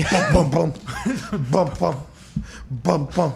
Wait till you see how many porno magazines I send to his house this week. I don't even know if you can find those anymore, but send him all you can. I think Yinzers would be very thankful for that. Speaking of another team that might stink, New England Patriots at Boston Connors here. Rookie day for Mac Jones yesterday. Still going to win Rookie of the Year? Patriots going to turn this thing around? What's going on? Pats will definitely turn around. I mean, look, the Saints made Aaron Rodgers look mortal, so I'm not too worried about, how the Saints defense made Mac Jones look. I don't know if he'll win Offensive Rookie of the Year, especially with Jamar Chase having damn near 5 touchdowns already 3 weeks into Joey this Burrow said, hey, they asked me who I wanted. I said I'd like Jamar Chase. Maybe he wasn't able to catch for whatever reason during training camp. I said, let's wait till the games. Joe Burrow has a great connection with that team. Oh, yeah. I mean, it is fantastic to see him looking for that guy. The AFC North is going to be tough. I don't know if now's the time to have a downfall for the Pittsburgh Steelers, especially with incredible coach Mike Tomlin, who's never had a losing season. But Cincy and Las Vegas go into Pittsburgh in front of Yinzers and get a win. Everybody's kind of shitting fan up there. Hey, Green Bay Packers all the way back, Ty Schmidt. I think so. It feels really good. I mean, I don't know. Obviously, it's early in the season, but it seems like a win like last night's could kind of be like a galvanizing thing for the entire locker room. Like, I mean, now it like they know it's like, hey, okay, we are back. We can put to rest all the stuff about, Rodgers doesn't care. He doesn't want to play. Like they dispelled kind of all the haters at least for 1 week, but we'll see. I mean, if they turn around and don't look good against Pittsburgh next week, then we'll hear all the bullshit again. The Rams are unbelievable, it appears. The Bills are all the way back after a rocky start against the Pittsburgh Steelers. It feels as if there's a couple teams that might be dead, and it seems to be most of the rookie quarterbacks teams. Well, and Carson Wentz's team. Yep. Joining us now is a man who won 11-3 against the spread this past weekend. My God. Is that good? Jeez. He was at Extreme Rules last night, then stayed up all night watching that Packers-Niners game just like I did. Ladies and gentlemen, college football national champion, Super Bowl champion, and now Ryder Cup champion, AJ Hawk. Yeah! Congrats, pal. Hey, thanks. Big win for the U.S. yesterday, huh? With the Ryder Cup. Those guys really seemed like they had a lot of passion behind them. I was glad to get to at least watch them from afar on the course early in the week. Yeah, you're a glue guy. I mean, you show up and all of a sudden they're hugging each other. Bryson and Brooksy are hugging. They're winning. Scheffler's beating John Rahm somehow. I mean, there is magic in Whistling Straits, and I think your presence is something that was brought there. Let's talk about your 11-3. You got 3 wrong. I think it was the Chiefs, the Jets, and the Seahawks, which I think everybody would understand. I went 8-7. All right, we're turning the tide back around. Here we go. But it's going to be hard to catch the wagon that is AJ Hawk. I think you're like, 21-6 or 7 or something over the last 2 weeks, just weeks after you said you're done predicting things. What is going on? Are you the smartest human in football right now, AJ Hawk? No, hey, it just shows you if anyone can make a guess at it, right? And I've got it right 2 weeks in a row. So let's see how this Friday I will. I won't look at the lines or any of the games until Friday, and then in the moment, I like to make my picks off of my instinct. So that's how I like to do it. Well, I enjoy that from you, and I need to just start tailing you because there's a lot of times, where we start disagreeing on something. And last week I said, I'm going to listen to AJ, and then you disagree with me, and I was like, you're wrong. And I went the other way. And I paid for it. Okay, I paid for it. Last night, we got a chance to watch that Packers-Niners game late, and then I assume you finished it this morning. Aaron, absolutely. Thanks for coming to Extreme Rules, by the way. It was great to see the family. I'm happy you got a chance to watch that entire thing. It's incredible live, isn't it? I mean, it's insane. Yeah, we got there a little bit late coming from football, but man, we got there all 4 kids. It was, if anyone wants to go to a live show, it is bizarre and awesome in person as well. And if you have kids, they were absolutely glued to everything and super juice. Yeah, your kids are allowed to just boo humans right to their face and say terrible things and then cheer for other things. Live WWE events are just electrifying. Thank you for coming. But then we got a chance to watch that Niners-Packers game. Seems like the guy that doesn't care about football or his teammates at all fucking had an incredible moment, not only when Mason Crosby knocked it through and he showcased that, what is that? Iron lift? Power iron? What was it? Power lift. Power lift, legs, his base, his explosion, 40-inch vertical in celebration, but 37 seconds left in that game. Everybody on earth knew what was going to happen except for the Niners fans that were in the stadium, it felt like, AJ. Yeah, I know. I mean, what a perfect ball that he just put right over Fred Warner's head, the first of the 2, before they executed flawlessly. Those last couple balls, how Devontae got the ball on the ground. I know Dan Orlovsky has been on TV calling for head coaches' heads, but he's also talked about that play, how they executed it very well. Yeah, front page ESPN, I saw Dan's big face with his glasses saying, Dan Orlovsky calls for Nagy's head or calls for Nagy to be fired. I mean, that, by the way, a lot of people in Chicago are doing the same, I guess, because they averaged 1.1 yards per play yesterday with Justin Fields. And Myles Garrett told Mike Florio afterwards of the Cleveland Browns after just burying the Bears or whatever. We were actually kind of surprised. They didn't move Justin Fields at all. So I was able to just get 4.5 sacks. I mean, there were some other – I mean, it was amazing to watch that game, I think, for everybody, especially with what Justin Fields has to offer. But that Nagy thing, I mean, Orlovsky calling for his job with a platform is aggressive, and he's going to have to see Nagy at some point. I think that is going to have to be something. But if you think about that offense led by Nagy, just a few years ago, and I hate reminding the Chicago Bears fans of this, but it's very real. The man that I saw in the Sunday's conversation, okay, with Glenny Balls in the pool and Caleb asking real questions, Mitchell Trubisky just a few years ago, number 3 overall QBR in the NFL with Nagy as a head coach. Then the next year, it looked like the entire offense was broken. Then last year, same exact thing. You bring in Andy Dalton. He seems to do okay, but there's no offensive oh my God, this team's incredible at offense. Nagy's supposed to be an offensive wonder. How is this happening? There's none of that. Then Justin Fields gets in, and it is abysmal. And everybody's wondering, how many more years do Nagy and Pace have? And Orlovsky says, they should have another day. And that's aggressive. That is an aggressive thing for sure, AJ Hawk. It's definitely an aggressive take on it. But with Nagy, his first year there with Trubisky, he was hailed as an offensive guru. Here we have another one, another young offensive-minded guy that knows how to put his guys in position. But I don't know, what's the biggest issue? The O-line? I mean, you're sacked 9 times. You would have to think, hey, not many people could do anything with that kind of time. Yeah, but also that defensive line of the Browns, is a good one. They are stacking that thing. You know what I mean? So I think a lot of people are thinking you get your guy hit 9 times. At some point, you got to try to protect him and do something with it, somehow, some way. Maybe the Browns defense was just absolutely suffocating yesterday in Cleveland, and maybe they couldn't get anything going. But I think the lack of creativity is what has pissed the most people off. Remember, I think it was last year or 2 years ago, anytime the Bears were on primetime, it felt like the commentators were like, Nagy likes to throw in a fun play. He likes to throw in a fun. Remember they did a 1924 power eye something, and then they went into motion. This is what Nagy likes to do. He likes to keep it fun and do all this shit. It's well, then how come he seems to be the most boring guy on offense, only doing the same old thing whenever you can potentially evolve, especially with the quarterback you have now in there, Justin Fields. He has not announced a new starter, but it feels like the Bears fans are not happy with that guy's brain at all over there.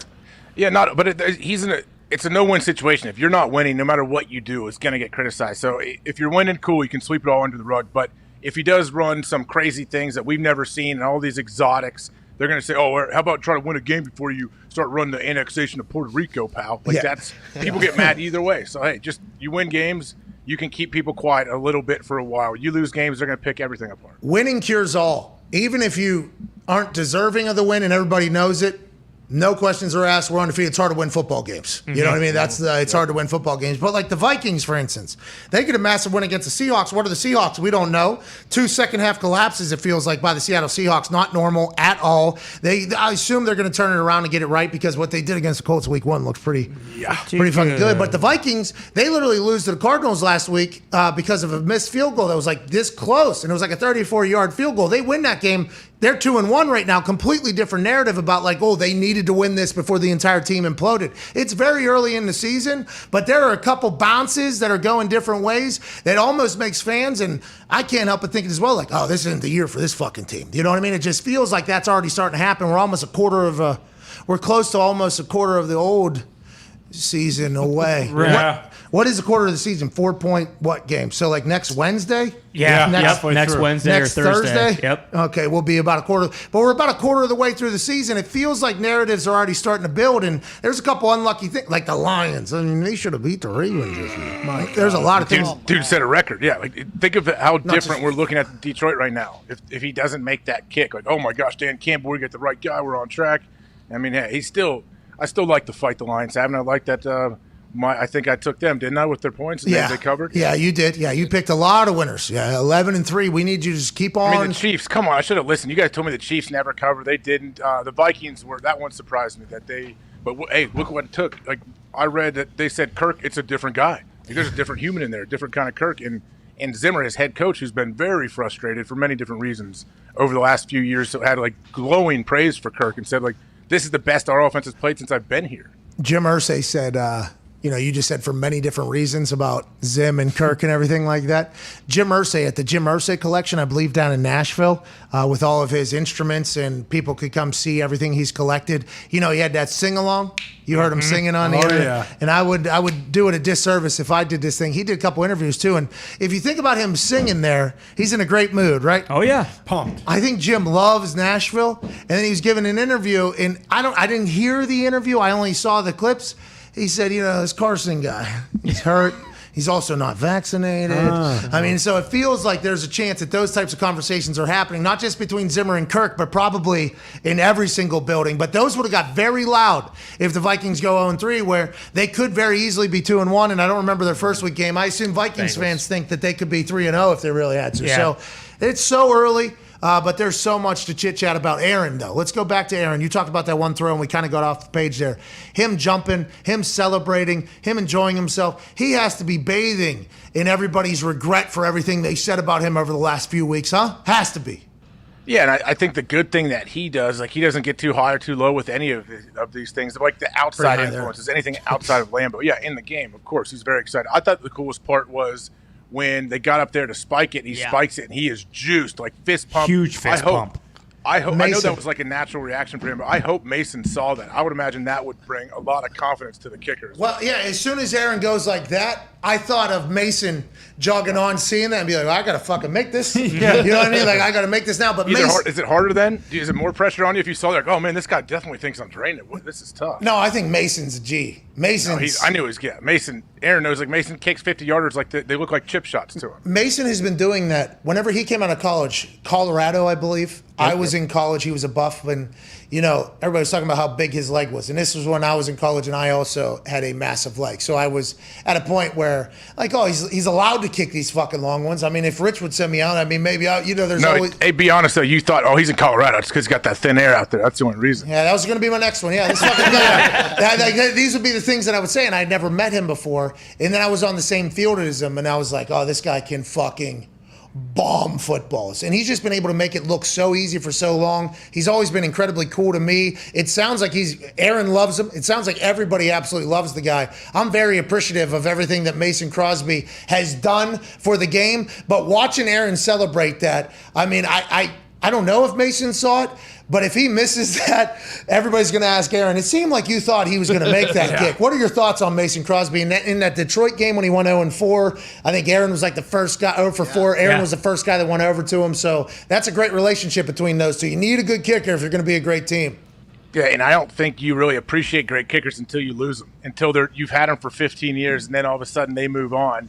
And you have to find a way to replace a guy that has been like a franchise staple for 15 or 20 years. Most recently, Chicago saying, hey, get the fuck out of town, Robbie Gould.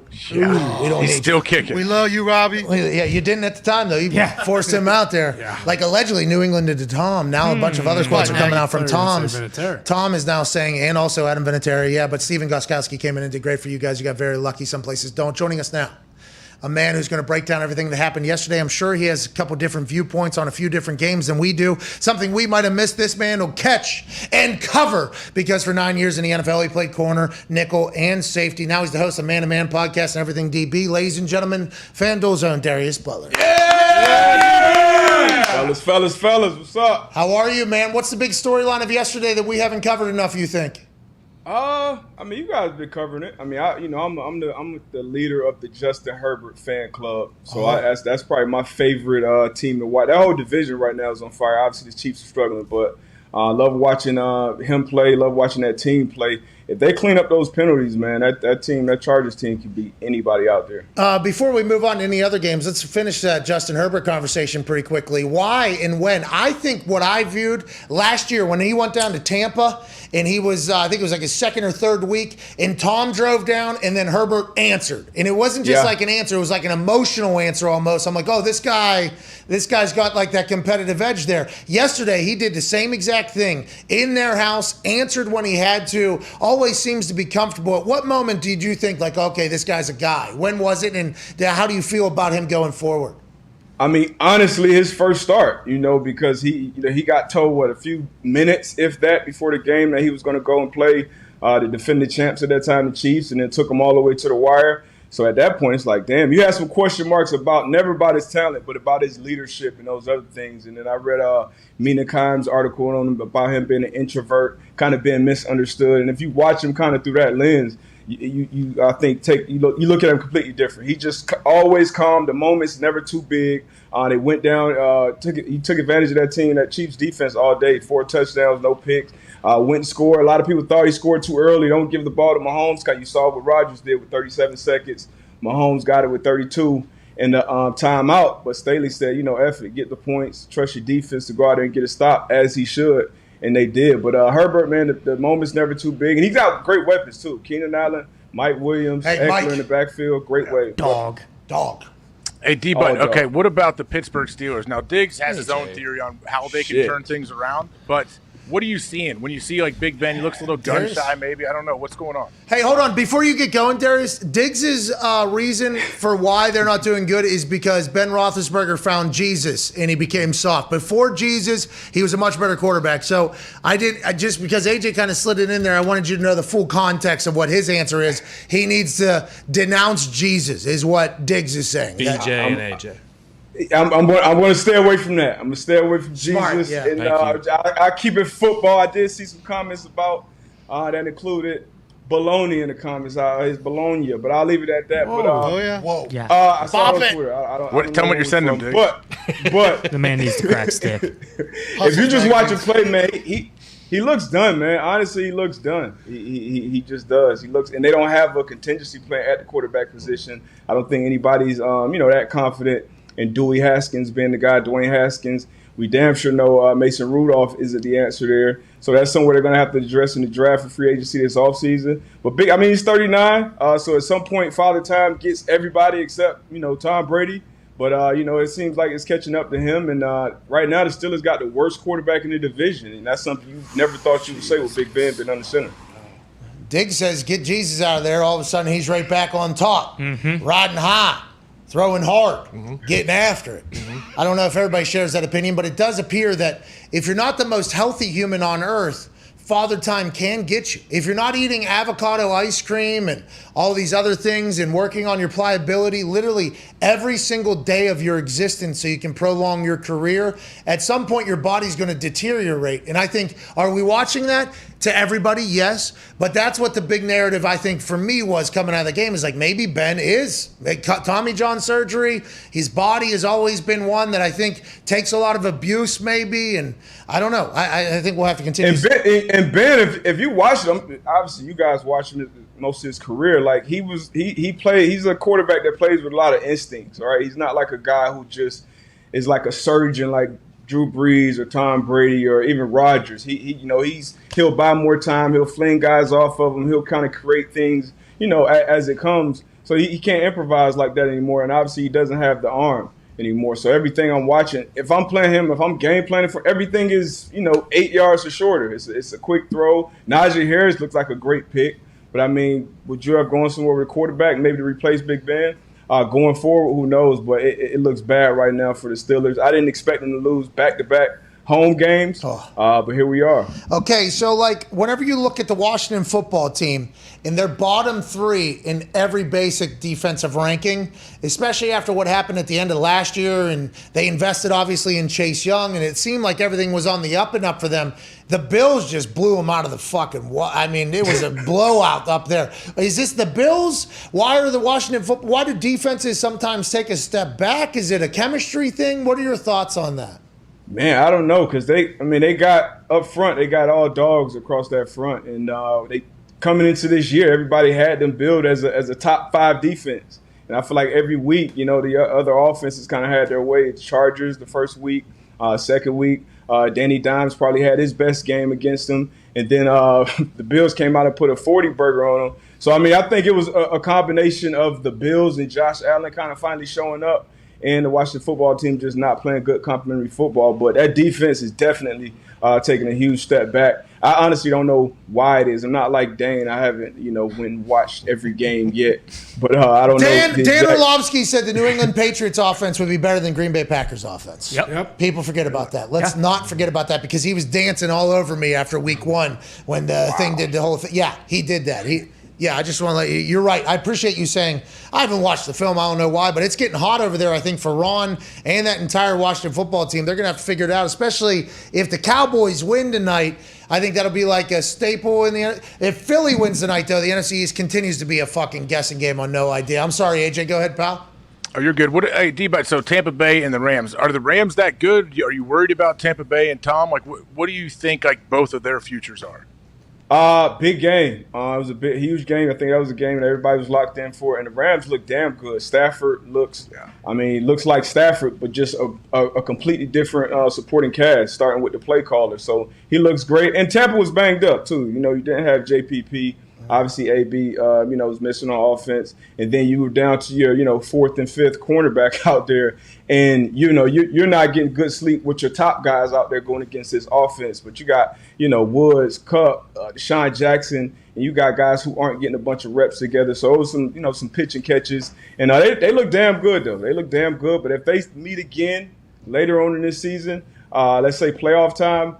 I think I'm still going with Tom and the Bucs to win it, when all the marbles on the line. The NFC is heating up over there. I mean, that Rams team looks like Deshaun Jackson's still running a 4-2. Still running a 4-2 somehow. I don't know how that's. I mean, McVay might be running a 4-7, 4-6 in his shit. I mean, that team electrifying. That new stadium is gorgeous too. They must be loving it. Go ahead, Ty. D-Butt, you tweeted last night that hit on Devontae Adams was 100% clean, and at the time I was just thinking of you as a pundit and not as a guy who played in the league for a long time. Is that the only way to defend him? Is to try to sever his head? And also, how do you think the officiating has been on the back end? A lot of people were bitching about it yesterday. Pass interference. I mean, the officiating's been terrible, and honestly, I wouldn't have been upset at the flag right there. Letter of the law, that's definitely a flag. There was some helmet contact, but I mean, you're definitely far from a cheap shot. I mean, you've been watching the NFL for a long time. That hit 10 years ago would have been a much uglier impact. I mean, Ward, I feel like he tried his best to avoid helmet contact, kind of led with his shoulder, damn near his back. But I mean, those guys are going 1,000 miles per hour. So to expect them to avoid all helmet and head contact, I mean, it's damn near impossible. I mean, as impossible as I thought, beating and clearing the concussion protocol in 47 seconds. That was very impressive. Oh, Devontae, his baseline. No, his baseline. Just his chest. Yeah, it was. I mean, I never seen anything like that. But I think ultimately. different. What's that? He's built different, they're saying in the back. He's built whoever that doctor was built different. Had some hard knock footage of that. But I think it was a clean hit. Like I said, in today's NFL, flag should have been a flag. Yeah, but ultimately, I think he didn't go in there with any intention to cause any bodily harm to 17. But it's football. It's still a violent game at the end of the day. And now when those guys come up the middle, that's your job as a safety, is try to dislodge them from that ball. I don't want to take a turn too far away from football here, but you just brought up that doctor being built different, and you're a South Florida boy. Did you ever get drug tested down there by that white guy with a ponytail and all the gold chains?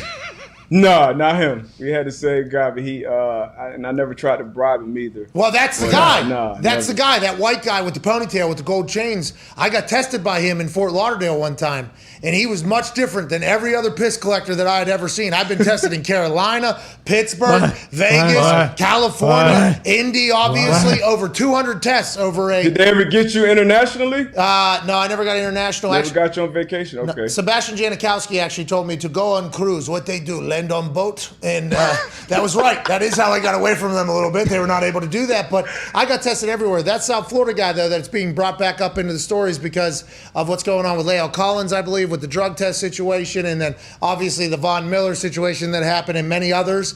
That guy, as soon as I pissed into the cup for this dude, and once again, these are normally very older gentlemen. This is a retired job. They do get paid for it. That guy, as soon as he showed up at the apartment, or I think it was at a hotel or apartment complex I was at, the chains, the watches, I was just like, what is this? Are you the tester? He said, yeah. And then he said, you come down here a lot, we can work something out or whatever. I was like, I don't do, he pitched it to me almost. And I kind of took respect that he was like, hey, you look like a guy who's ready to game this whole fucking thing. You sick of it? And I was, but I was like, I don't do deals with piss collectors, I called my friends, told them the story, and then that whole thing came out maybe a year later. Sounds like entrapment to me. Yeah, well, that's what I'm saying. When that story came out, I think it was potentially a lot of players would be like, oh, these players did this whole thing. It was if it was the same guy, which I do believe it was, literally immediately upon closing the thing on my piss, it was like, you down here often, by the way? And I was like, I don't know. So that guy was built different, obviously. And the Devontae Adams thing, he said his baseline was perfect. It was just a stinger. It was just a stinger. That's right. His chest was okay. Bro, we had the close-up. We saw it. We saw his eyes rolling in the back of his head. He was, stuck down there. We've all been in that position. But, I mean, apparently he was good because he came in and got, two pretty much game-winning catches to set up Mason Crosby. And, just what a phenomenal performance by A-Rod. And I feel like A-Rod knew it. As soon as he took the knee, or as soon as he spiked the ball, he was already celebrating like, this is good money. So, that was crazy with it in Sunday night. Yeah, we got a studded kicker, by the way. He's been doing this for like the last 15 years. This ain't no problem. Go ahead, Connor. Yeah, D, but Raiders, Broncos, Panthers, Rams, Cardinals, all undefeated. Which one do you think is not legit?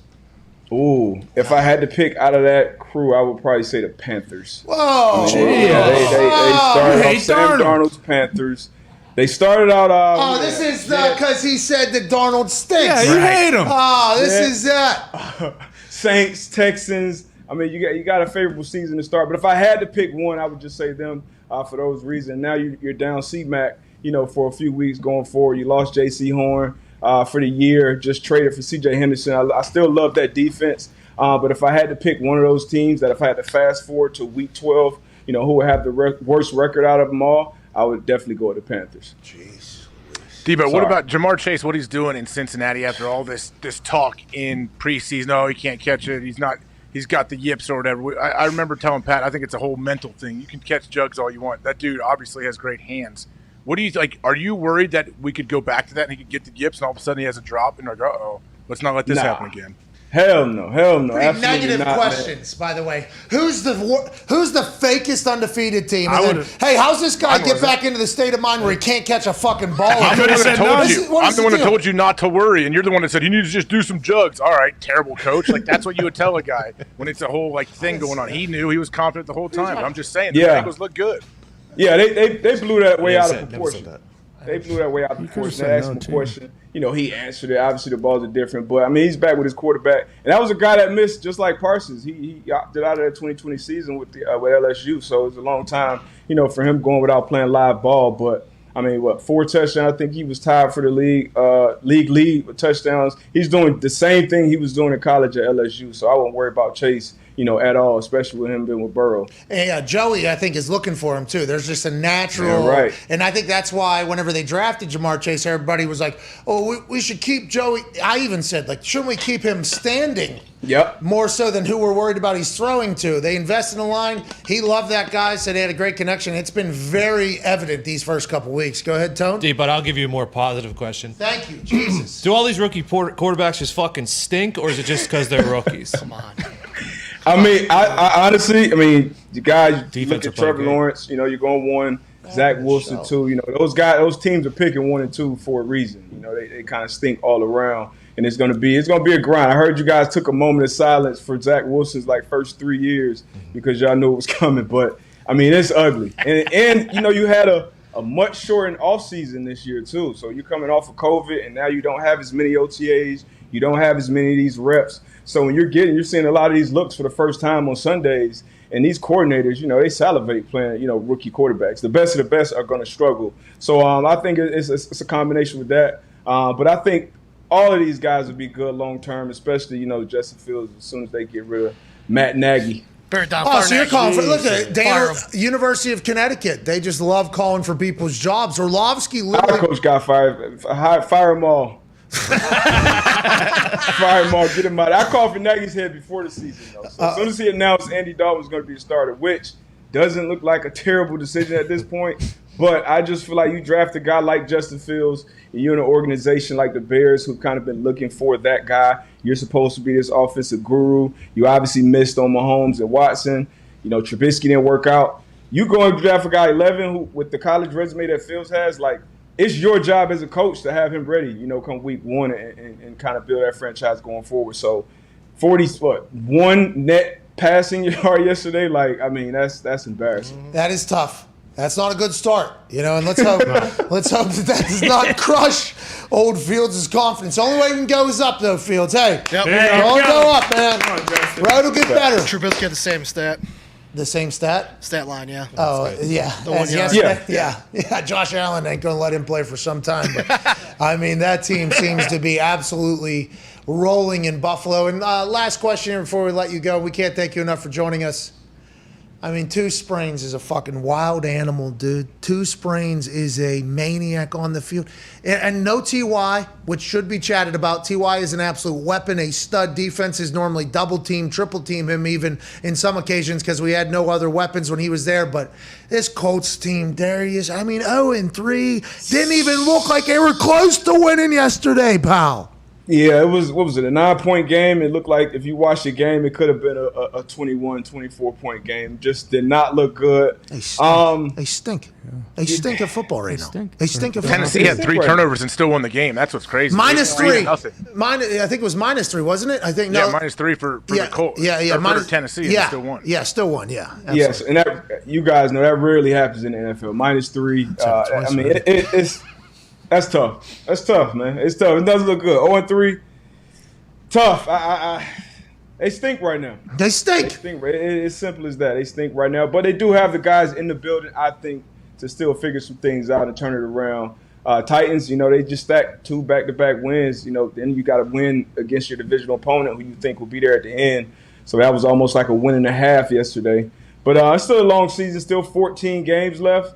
So I won't write him off yet, but Two Sprains, he got to get it together. Hey, he's got to get it together. He's got to learn how to play different. Frank Wright too. Frank Wright, hey, he got to get his shit together too. They extended him before this year. Obviously extended him and Chris, and a lot of questionable things. Getting into some goal-to-goal situations, you got to come away with points. It's a results business, and the results just aren't there right now. 14 points last week left on the board. First and goal at the 1, and then first and goal at the 10 or whatever. No points at all from that thing against the Rams, who appear to be unbelievable. And then that first week against the Seahawks, I guess we have no idea what the Seahawks are either. It's 2 second-half collapses. I assume they'll be able to turn it around, but I thought Seahawks-Rams probably going to be at the top of the whole thing. Seahawks might not be, I guess, in the end of this if they can't turn it around. Rams will be. You lose to the Titans, I start getting a little bit of a glimmer of a little pessimism starts creeping in. Like, was this team stink? Is this team fucking stinking football? And then you see Two Sprains with 2 walking boots on out there, stumbling around, still trying to do his thing. And then Quentin Nelson sprains his ankle. I think he's like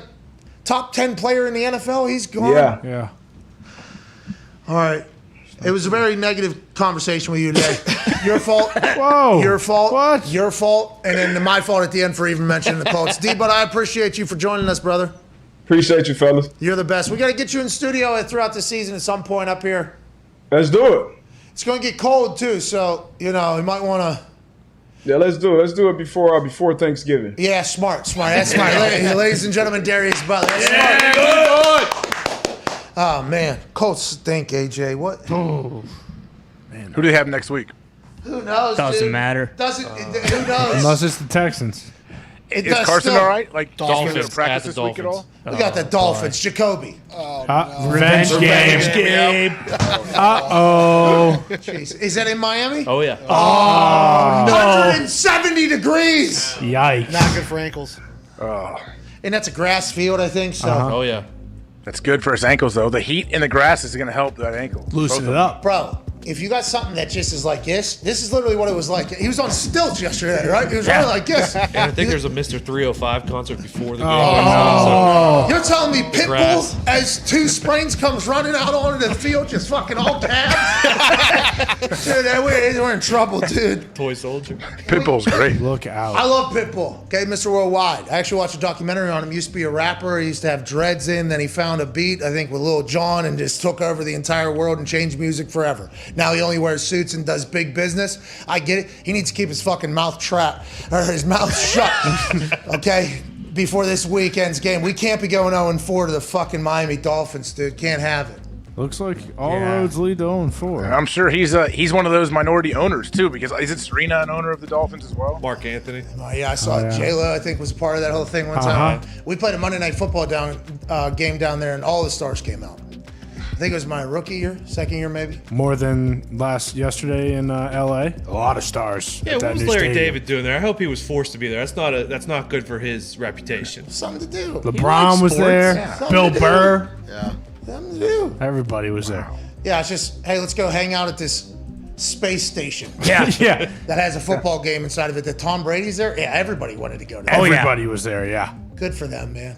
What a life. It would be fun if Matthew Stafford could have been our quarterback. Yeah, but let's get to a break. Tom Brady could have been our quarterback too. Yeah, but those guys are so expensive. And are they You're a Carson guy. Yeah. I am a Carson guy. I'm just saying, dude. Old fucking 2 springs. Bro, he had 4. Bro, he was literally running like this, and then he fucking even threw the ball away while he was getting like his legs like this, dude. He couldn't move them. It was incredible. And he took an intentional grounding right there. There was nobody around. There was nobody even close to being there. It's like, I saw it. I know. Oh, so this guy doesn't even know what play they're running. What is going? He's so worried about both of his ankles being damn near broken right now that he doesn't even know what play we're running, where a safe place to throw it is. He did one little check down, and it would be hard. It'd be hard to throw with 2 sprained ankles. Yeah. He threw one into the crowd. It was supposed to be like a little dump ball. He threw it. That's why I think the grass is going to be bad down there in Miami, because if you put just like a pole on there, you know what I mean? That's going to slide. Yeah, also, Tripp's right. Let's get wild left. Usually doesn't work down in Miami. Let's get wild. He couldn't say it because the only wild he could get was literally. Yeah. I mean, he had nothing. Hey. Brett Hundley was fucking right behind him, though, ready to go. Maybe put him in. At least he'll have a good draft pick next year, too. Oh, no, because we're playing him. He's at 97.8% of the snaps. Oh, no. Is he? So if it's above 75%, we got to give up our first rounder. Oh, no. Yeah, right now he's at 97.8%. Fucking A, dude. A lot of numbers have come through my head. The fact that one's still there is one because it's deep. Let me tell you this. $28 million we owe him next year. You hear me?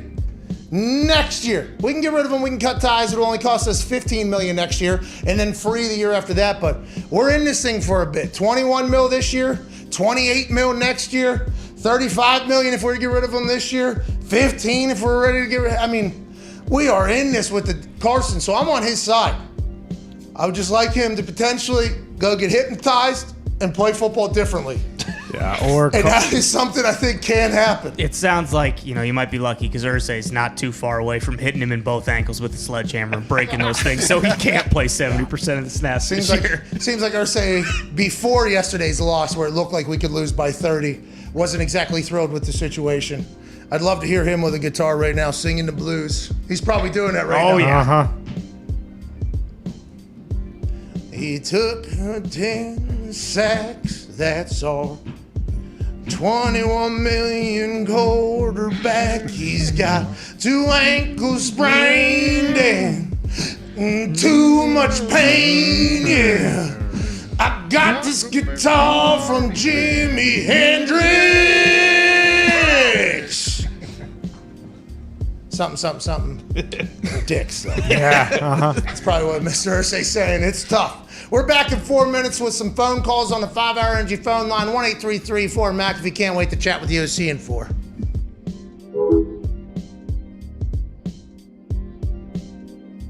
Why is football the greatest sport on earth? And do you think football is the greatest sport on earth? And why do you like football? That's a really deep question there, Pat. I know. I think I can get a good answer out of you, though. Like, I think you'd be able to talk about it in a way that I think a lot of people haven't, because you've been at the pinnacle of it for so damn long and inside of it, and your brain is a pretty fantastic one. We've learned here over the last few weeks, obviously. Last few weeks, that's it. That's all the time we've learned that. I think it's the greatest sport in the world for one main reason. It is a true team sport where it is damn near impossible for one person to dominate an entire game. If you look at other team sports, basketball with 5 guys on the court, I think you've seen multiple players over the years. Maybe one player, maybe 1 or 2 players on a squad be able to dominate and win championships. Baseball, you can have a dominant pitcher and win championships. Soccer, you can have a dominant forward and or goalie. That seems to be a little more of a team sport, but you don't have 11 players engaged at the same time on every play. It is truly a sport reliant on every player on the field to do their job in order to be successful. And I think that's why at times, certain star players can get maybe too much credit and maybe too much blame on the flip side, because it does take so many players at the same time in 3 phases to win football games. And I think that's the beauty and the draw of our sport, is that something new happens all the time, because you are literally dealing with 11 humans on the field at one time who all have lives outside of football, and there's distractions, there's a reliance on coaching. There's a reliance on preparation. There's a reliance on diet and performance. I just think there's so many facets to it that you see something new every single week, and I think that's the beauty in our game. When it comes to the love that I have for it, it's rooted, and I think like any player who's played for a long time, the love is not just about our sport, it's about competition. And I think there's nothing in the world for me that fills that need and that hole I have like competition. I think players who played for a long time at a high level, you have that need to be satiated competitively, and it's a love of going out there and going against guys and being in an environment where you know that nothing is guaranteed. And that's why at times I've taken umbrage to people saying that it's easy, because it's not easy. It's never easy. And I think that's the beauty in our game, is that you see things new every single week. It's never easy. And your only thing you're guaranteed is the ability to compete. I love that aspect of it. I love competing. I love going out there and harnessing the fear of failure, where I think so many people who maybe don't love football as much, the root of that is a deep fear of failure, that you might go out there and your best might not be good enough, and that's not okay with you.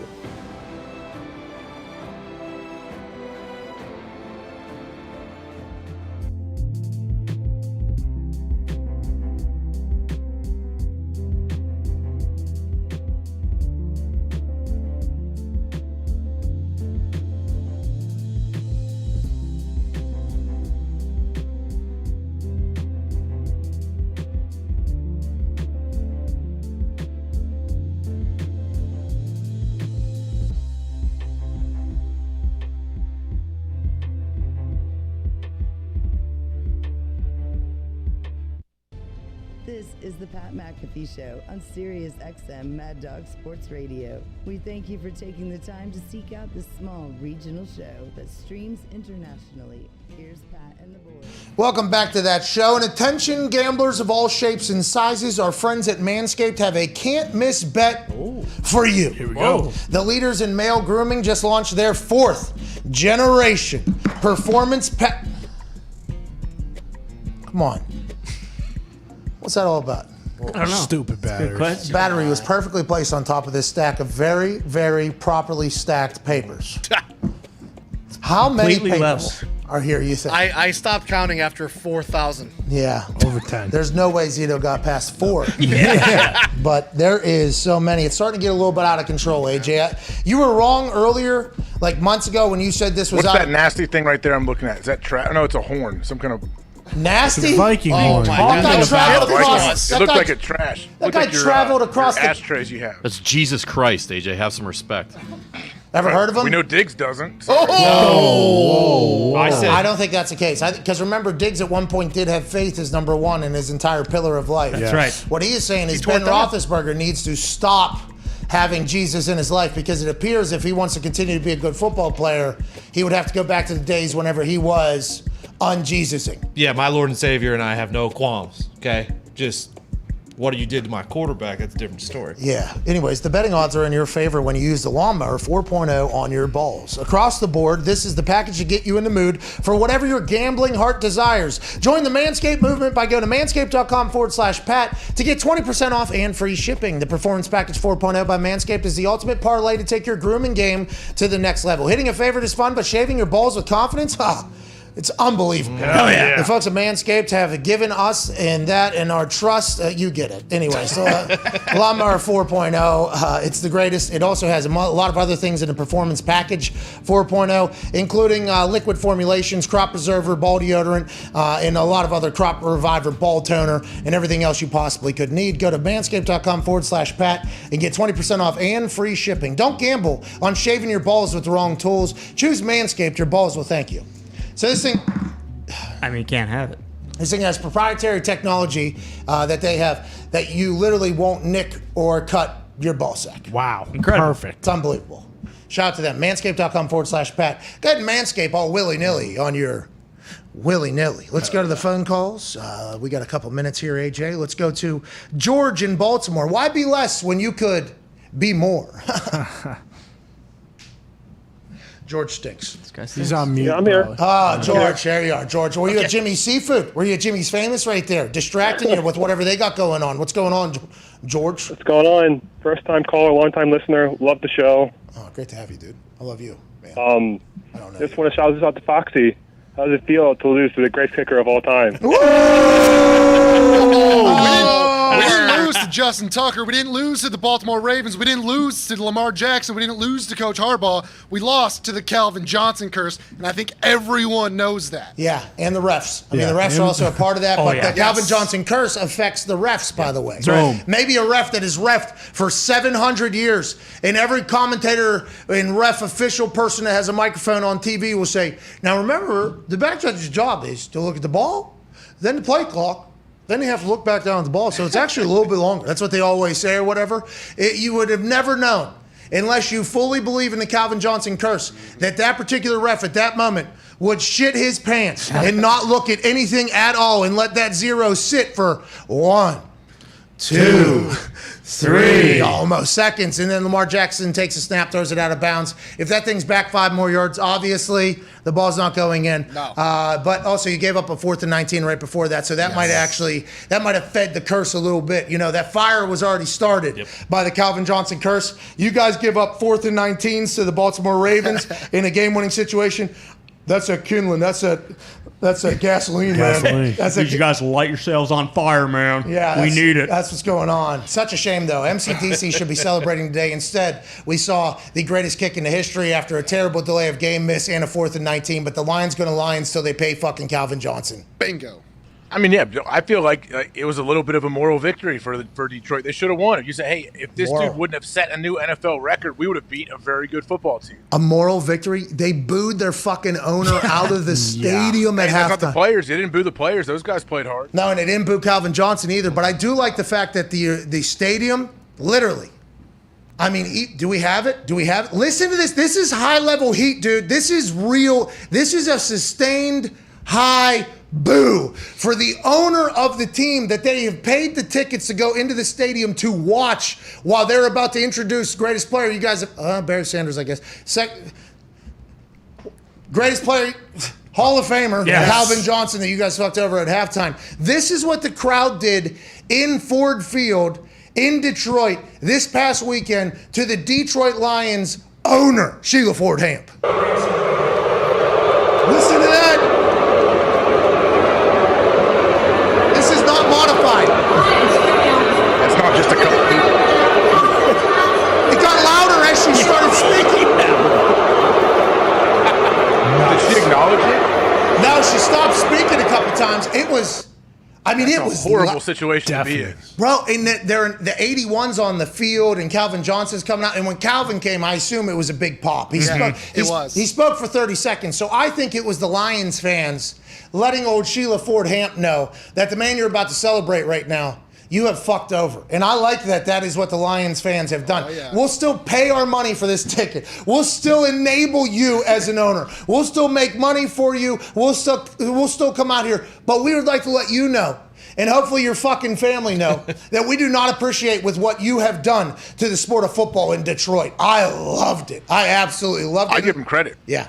I don't you give the Detroit, sorry to cut you off, I give the Lions fans credit for knowing the situation and understanding. Like, didn't you think there had to be a couple people like, hey, what are we booing her for? Like, but it sounded like everybody's like, nope, we are going to boo her, and this is a 100%. We are all in this thing together. And imagine her going, now Megatron. He walks up and the place just starts going crazy. He had to just be like, hello, thank you for this. And I bet that is the Detroit Lions fans trying to say, like, hey, we still want you here, pal. Okay? Yes. We would like you around a lot. The coaches did the same thing. They brought him into camp. The fans have done the same thing. Now, just hire him to a position and pay that man his money. Jesus. It'll all go away. It'll all go away.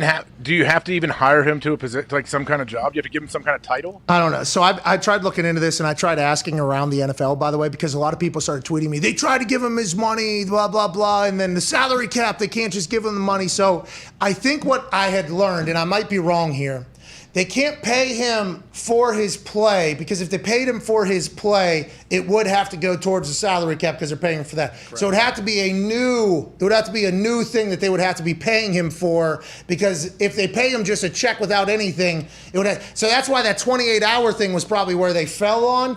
But I think Calvin Johnson is like, I'd rather just not have. Yeah. I mean, I have like 15 grow farms, man. Yeah. I'm okay. I'd rather just not do anything. So just give him a social media coordinator job for a day. Have him tweet one tweet that says, I am very thankful for the Detroit Lions organization. That'll do more than $1.6 million worth of PR for the Detroit Lions. And I think you just kind of move about your day and you get rid of this curse. Even if you don't believe in curses, you have to be like, maybe we are a little something off. Let's put this one to bed so we can all sleep at night and know that the Detroit Lions have a chance to win a game at some point. That just feels like the right thing to do. 1,000%. And to AJ's point, everyone in Detroit is on the same page. It is the Ford family's fault. It's not Motor City Dan Campbell. It's not Jared Goff. It wasn't the defense. The defense played great. Everyone played winning football yesterday, but we are cursed because of the Ford family. I mean, you guys only scored like 17 points. So it's not. We had the worst defense in the league. Yeah, but I'm just saying, you scored 17 points, so maybe the offense could have fucking done a little bit more, but they are playing against a great defense, so nonetheless, hour 2 is wrapping up. Just pay the man his money, AJ. Figure it out how to give him money. How much the team's worth? What, a couple bill, and you only owe him 1.6 million? Bro, you just sold 6 Broncos that are undersized and underappreciated, dude. Just fucking give them the money, bro. What are we even doing? It feels like that's a curse you would want to get rid of, and we're going to continue to have what happened yesterday. Hour 3 is on the other side.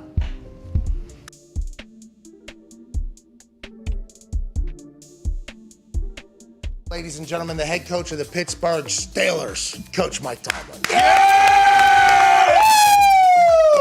Oh, man, Pat, it's an honor to be on with you, man. Thanks for having me. You're a legend. Thank you for putting me through my workout and having the scouts actually come watch me kick at West Virginia. I don't think I've ever fully thanked you for that moment, Coach. No, man. I've drank the McAfee Kool-Aid for a long time.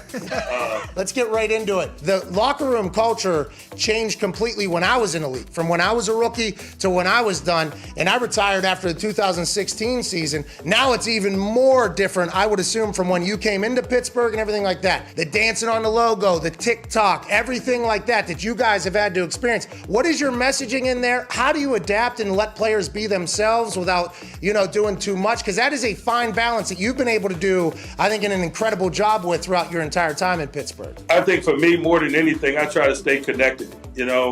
Just getting a sense of where these guys are coming from, what's in vogue for their generation, what captures their attention, how do they learn, how do they communicate, how do they interact with each other formally and informally. And I think being a parent kind of helps me. My boys are 19 and 20, so it's not much difference between them and some of the younger guys that I deal with here. And so for me, it's just about gaining an understanding, working to stay connected. That's my general attitude, man. It's adapt or die for me. And I don't want to be one of them old crusty guys, man, that just refuses to adapt. Although I am one of those old crusty guys now. Yeah, you are old as shit now. You know what I mean? I mean, you've been around a long time. I remember back in the day, whenever you showed up, there was a lot more, to the camera. There's a lot more. Yeah. There was a lot of that. Now you're just old ass man now, huh? You know how it is. Years in this business will scar you, man. It'll settle you down. That is classic. One of my favorite moments with you is when you would tell me every warm-up, I'm going to get you back to Pittsburgh when you're old and cheap. What does that mean?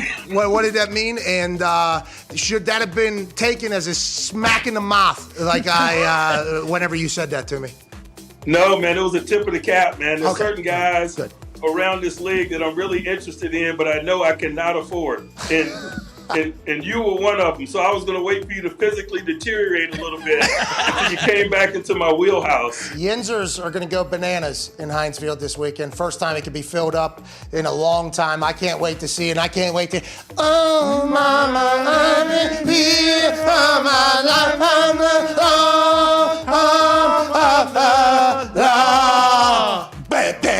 Is that your alarm clock? Yeah, just say yes, by the way. Yeah. It's my ringtone. It's my alarm clock. We appreciate you, Coach T. Last question before we let you go. Why'd you let Troy Polamalu do what he fucking did to me? I know you've heard of this. Why? Well, that's a short side of the field. That's bad football. You guys coaching unsound football over there in Pittsburgh? How did that happen? We know you and love you as a man, But on Sundays in the fall, man, you're the nameless gray faces that we. All right, ladies and gentlemen, head coach of the Pittsburgh Steelers, never had a losing season, absolute legend, two-time Super Bowl champion, Mike Tomlin. Thank you, Coach. What's the most beer you did in one night, you think, of one of those shows? Well, I never forget when we went to Japan one time. Dudley, Stacy Keebler. I mean, there were so many people out there. I think we went through 103 or 108. Now, between just for myself, you know, I'd always make sure to have about a 12 or 18 pack there. And, you know, here's the thing when some people say, oh, shit, man, you got too much of that beer on, you don't even know how to drink beer. It's like, dude, fuck you. You don't know what I'm trying to do. I'm trying to entertain 20,000 people in an arena. If I just go out there and sip it real properly, how fucking exciting is that? So when you're out there on an empty belly and you're shotgunning beers and all that shit's going in, the half that was going in was for me. The half that was going on was for them. Nice. But I'm telling you, Pat, when you shotgun a bunch of beers like that and you're drinking about half of each beer, you got a pretty damn good buzz when you come out. And that's a sacrifice I was willing to make every single night. I would assume you were pretty fucked up, yeah. When did you start self-cheersing? When did you start self-cheersing? Was that something you did in college? You're like, hey, Steve, good for me, man. Like, when did that start? No, you know what? I got to give credit to Sandman for starting that, but he was bashing him off his head, and I don't remember, and it wasn't because Sandman was doing it, so I don't want to say I copied him, but he was the first. So, and then my style was, because people always get us confused, they'll say, yeah, man, you used to bang them on your head. No, motherfucker, I was the guy that clacked them together. It was just something we came up with. I don't know how the beers got introduced to the ring, but it became a thing, and we ran with it.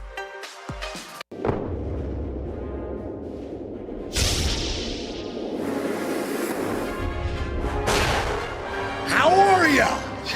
I'm Roman, a men's health brand that can dance very well and make you the best you possible. Are you suffering from male pattern baldness?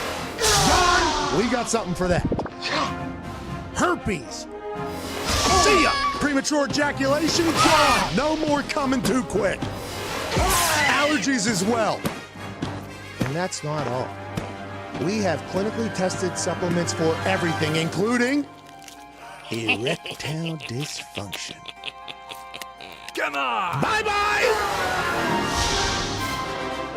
GetRoman.com/Pat. Be the best you possible.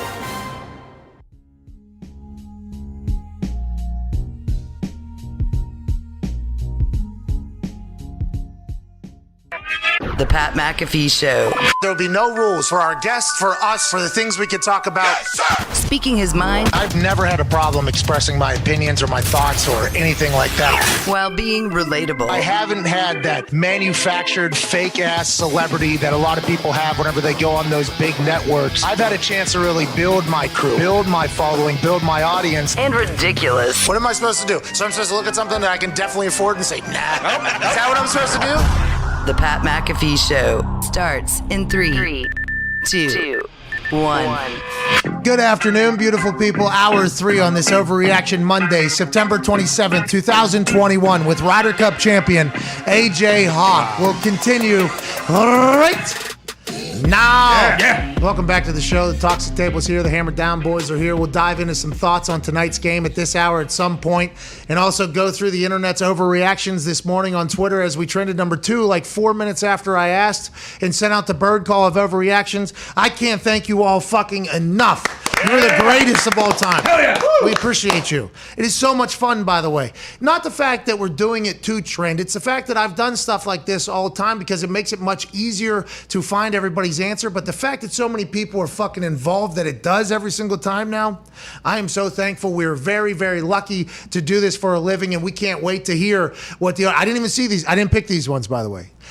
Weeks past, I have picked them as ones. This time, excited for the surprise. Excited to see the overreactions, and I can't wait for that. Who picked them?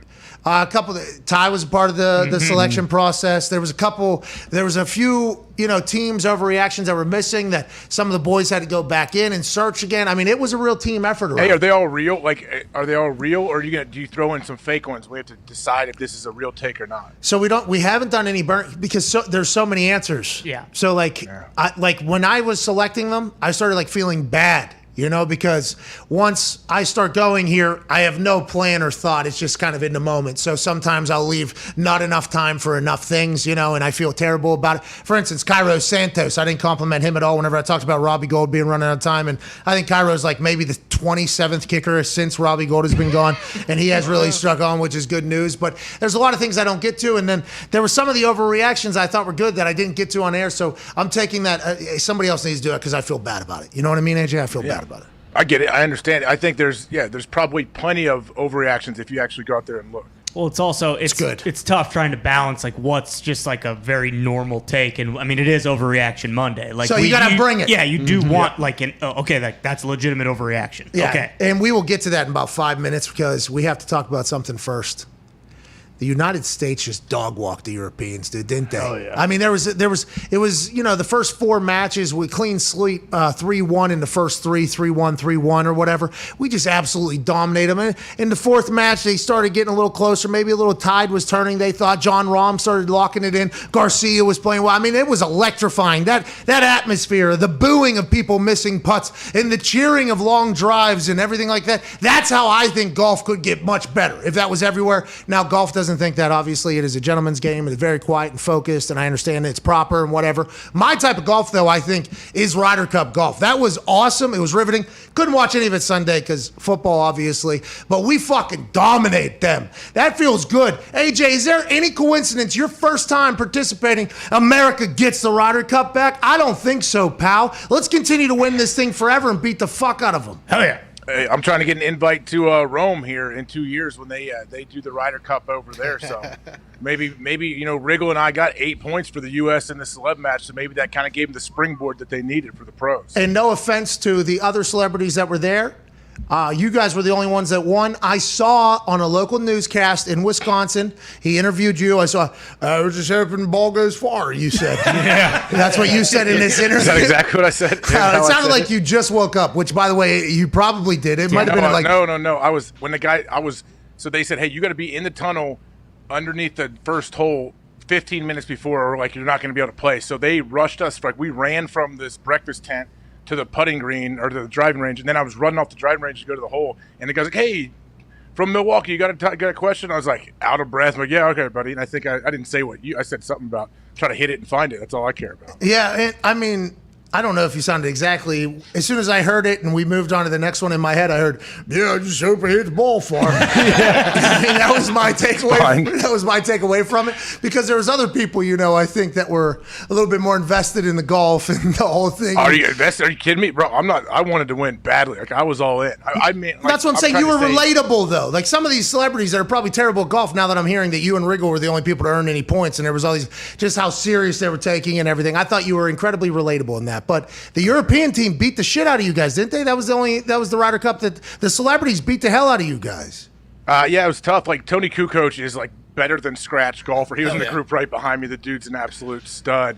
They have those guys can play, man. Guys and girls both, like on both sides, could play. Yeah.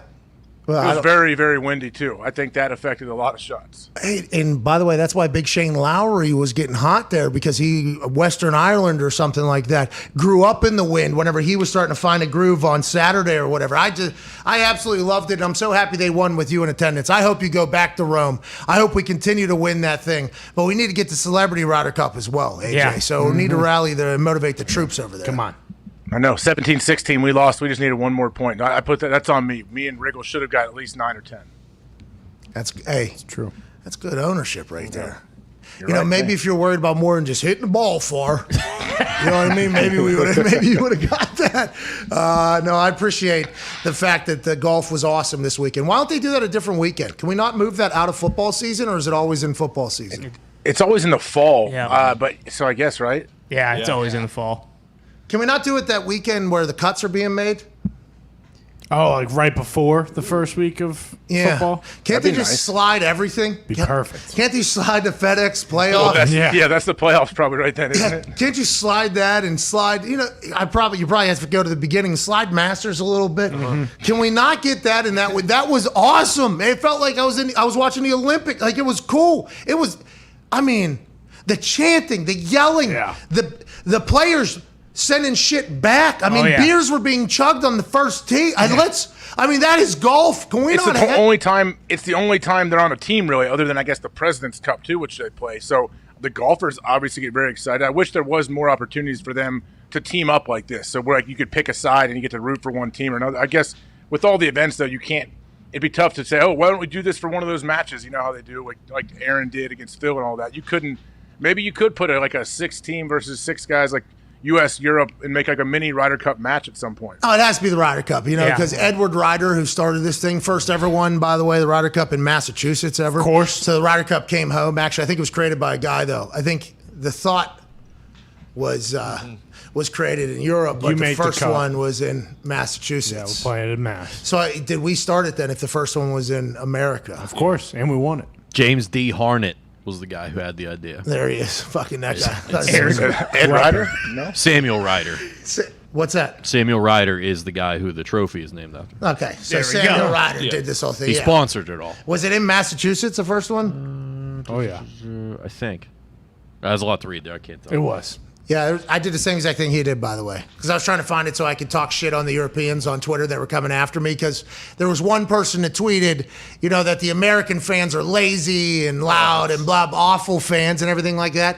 And I was like, all right, I feel like you're kind of coming at me, by the way, because I am a United States of America fan that would go to this thing and yell. It was Boston. And it was in Boston. Awesome. So the Ryder Cup came home, by the way. The Ryder Cup came home to where it was. Coming home, it's coming home. Samuel Ryder's coming home. So it came home, which is exactly what I thought. Man, I was about to roll on something there. The fans. Yes. So the European fans were attacking the United States fans for being like boring, lazy, not creative, and everything like that. And I felt like I was getting attacked for that because I put out a tweet that said I love the Ryder Cup environment or something. And then a couple European folks who follow along, shout out to you guys. Hola, bonjour, did that last night on the cast to mock the Peacock having all 3 commentary things on top of each other. Had a good time with that. Thought I was going to get yelled at. Nobody really said anything. Did they not notice? I'm not sure. But the European fans have always been awesome. And I think I've realized that through watching wrestling.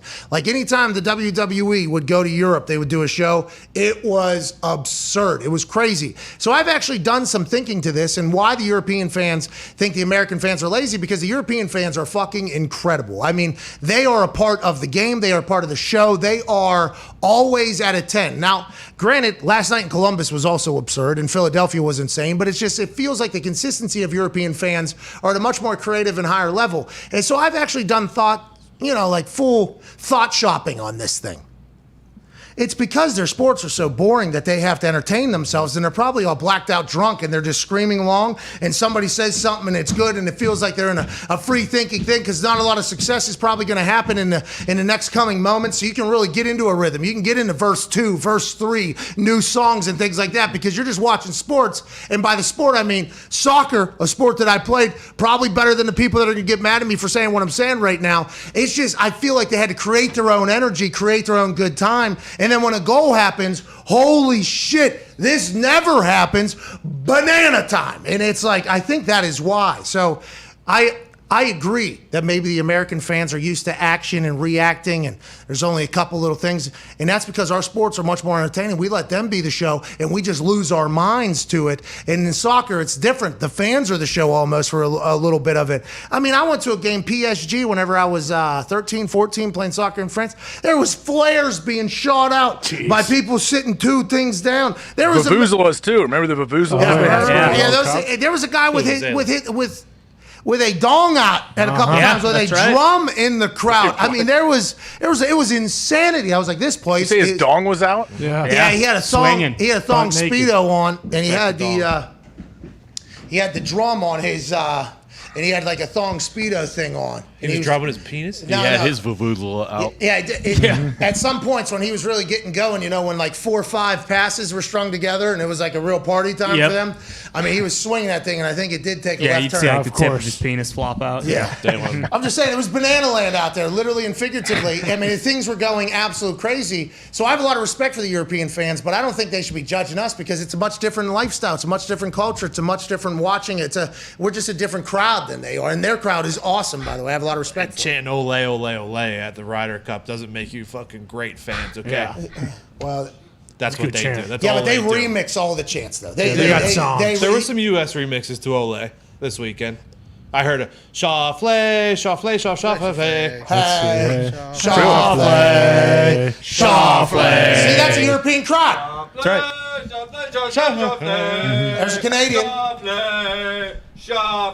See, that's soccer. That's hooligan chant, right? That's what that is right there, which is Europeans are filled with hooligans. I mean, that's what they are. Hate to break it to this guy, but guess what? When we're taking our driver and shoving it down your fucking throat and beating the hell out of you, we can do whatever the fuck we want on our home turf, all right? So guess what? If we're going to make you feel like an asshole and if we're really going to rub it in, we beat the piss out of you. You know, you don't want us to do it, then prepare better next time. A lot of people were saying it wasn't fair play. They were cheating. We were cheating and things like that. How are we cheating? Is this cheating? We have a golf ball whacker guy who eats 10 protein bars a day and hits a ball 417 yards over your fans, our fans, and another state to get to the green. Well, you got to go the long way home.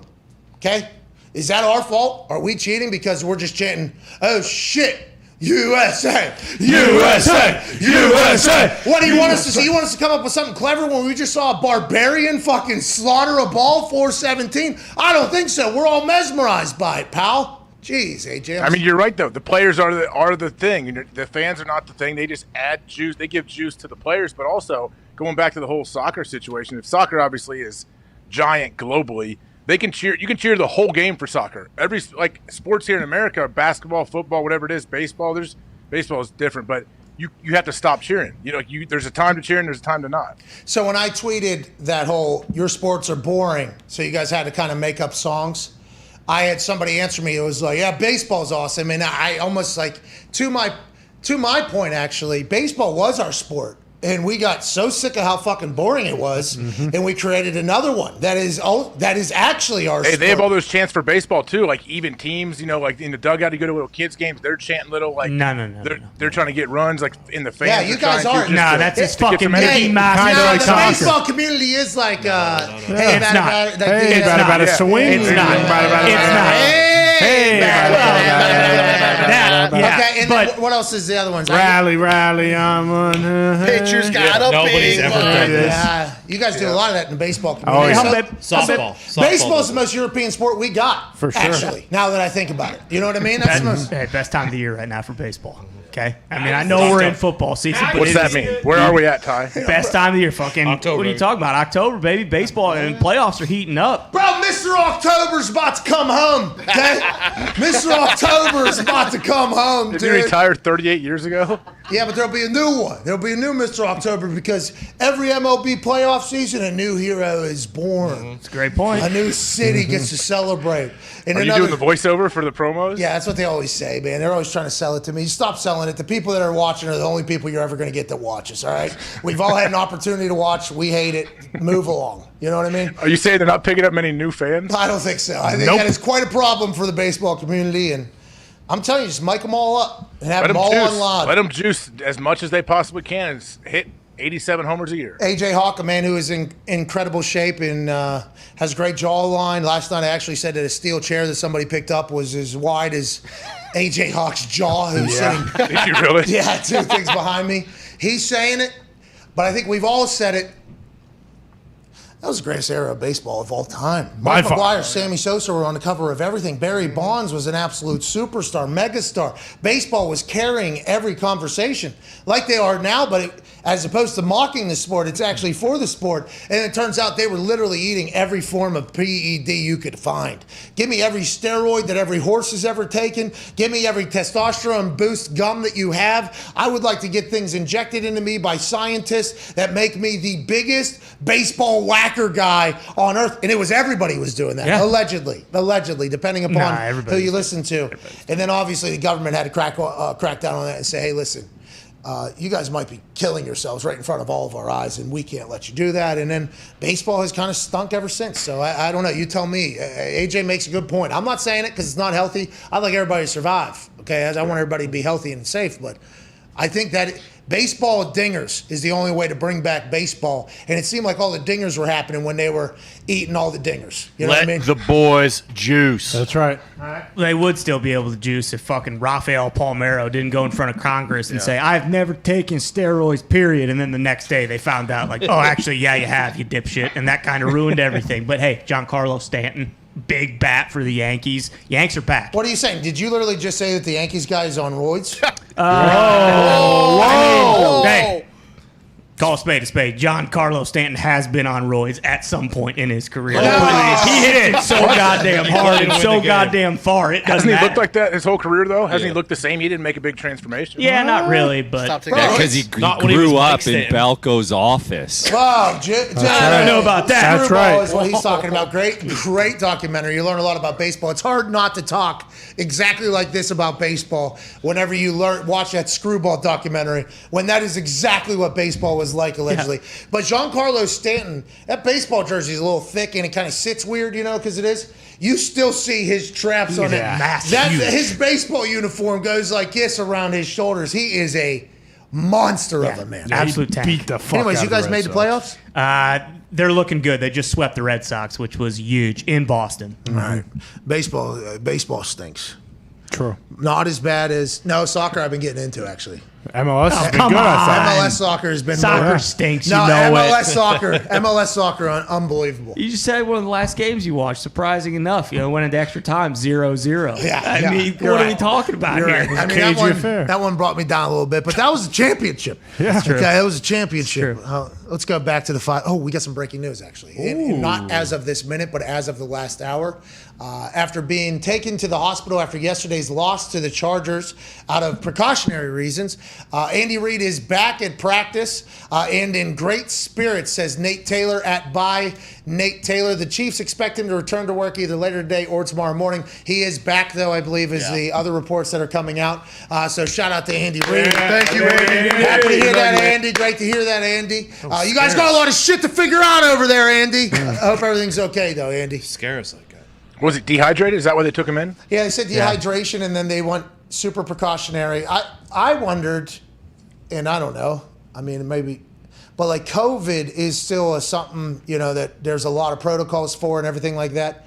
I wonder if they thought potentially, and then they found out it was dehydration, if the initial reports was like, oh, he might have COVID, he's feeling ill or whatever. I don't know. And then that's why they were rushed to the ambulance to get, maybe they were going to give him a bunch of medicine, like the quick, hey, can I get the full cocktail that it seems like a lot of these rich people are getting that gets you out of COVID quick? I don't know if that's what they were doing or not, or if they knew it was potentially dehydration all along, but I'm just happy to hear he's okay. And dehydration can fuck you up, though. That can get you bad.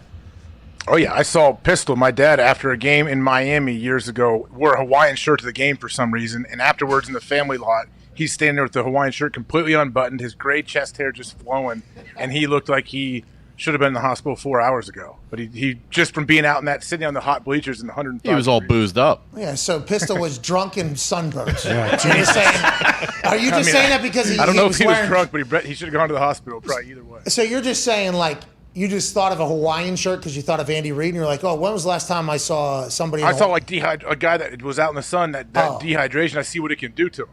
Okay, so dehydration, it is a combination of what? You sweating, not being hydrated enough, and then don't you hallucinate? Is there you can if it gets super bad. Yeah. If it gets to heat stroke and all that, then it's really bad, yeah. Mm-hmm. So I've been drinking, so last night, for instance, I drank 2 Celsius, okay, for that Extreme Rules. That's extreme. And I was trying to keep up water-wise. That is extreme. Nobody was talking about that. That was extreme. That's very extreme. That was extreme that I was doing that because I'm in and out or whatever. And I'm trying to keep up water-wise, but, because it's an energy drink, so that's going to naturally, I think caffeine does that as well. Coffee does it or whatever. And there was a couple times, man, where I was getting lightheaded. I was like, oh, my God, am I going to pass out right here? And is that from dehydration, you think? Could be, because these things dehydrate you very quickly. Yeah. And it could be multiple things for you. But Did you eat? Whoa. I did not eat, okay. Bingo. But what are you, what? Yeah, that doesn't help. What? I ate a lot Saturday. If you didn't eat and you're drinking energy drinks and who God knows what else is going in your body, yeah, I could see that. Signs of dehydration in adults we just pulled up on the internet. Muscle fatigue. What a good show. This is what we do here. This is Andy Reid. We're happy he's okay. Reduced cognitive processing, dizziness, confused or dazed states of awareness, thirst, infrequent urination, and dark colored urine, dry mouth. Shoot, that's all Dry I mouth is a lot of other things too, by the way. You know what I mean? That's a sign of some other stuff. Oh, this shit's pretty good, huh? Dang. All right, let's go. Let's go to the 5-hour energy phone line. Did you enjoy the show though, huh? A lot more than you thought. Oh, the wrestling Extreme Rules? Yeah, man. Like, we didn't know if we were going to make it for Roman Reigns, and we were glad we did. That dude was great. He was really good in person. And then Finn Balor, he's a different guy now. He's going back to this demon character. How you flipped the switch? Jesus, come on. I mean, he was awesome. He was great, but when I watched Finn in NXT, he wasn't wearing all that. Well, he had to flip a switch because he wanted to go get the Universal Championship. Is that his old character? Is that an old thing, or is that new? This has been a happening, yes. What are you talking about? He's found that place in his mind more than a few times. Well, the guy next to me, I sat down first off, and I guess Charlotte Flair was going to wrestle Alexa Bliss. And he goes like, who you got? And I was like, I had a little axle on my lap. I'm like, I don't know. I guess I know there's a right answer here, but I don't know. It's like, Charlotte Flair, I think we like. And he's like, I got it like Bliss. You kidding me? And I was like, yeah. I think my kids love her. Yeah, for sure. And then he actually asked me, he updated me on my picks. Like, your picks are looking pretty good, man. I was like, oh, thank you. You should have told him, man. You should see me in the fucking NFL. Yeah. 11-3 against the spread, just throwing things out there, he says. I love that you came, though. I did. I very much enjoyed that you were there, and I appreciate you, buddy. That was a big deal. We were glad. It was fun for our kids to see. Like, we were sitting in the second row, and then my kids were moved up to the front row, and my wife got some good videos of them standing right there. And it looks like Roman could smack him in the face. Like, I was telling them, like, hey, man, they'll snatch you and throw you in the ring if you guys misbehave. They're trying to scare them. That's part of the magic, isn't it? Because they did go out into the crowd there. Oh, yeah.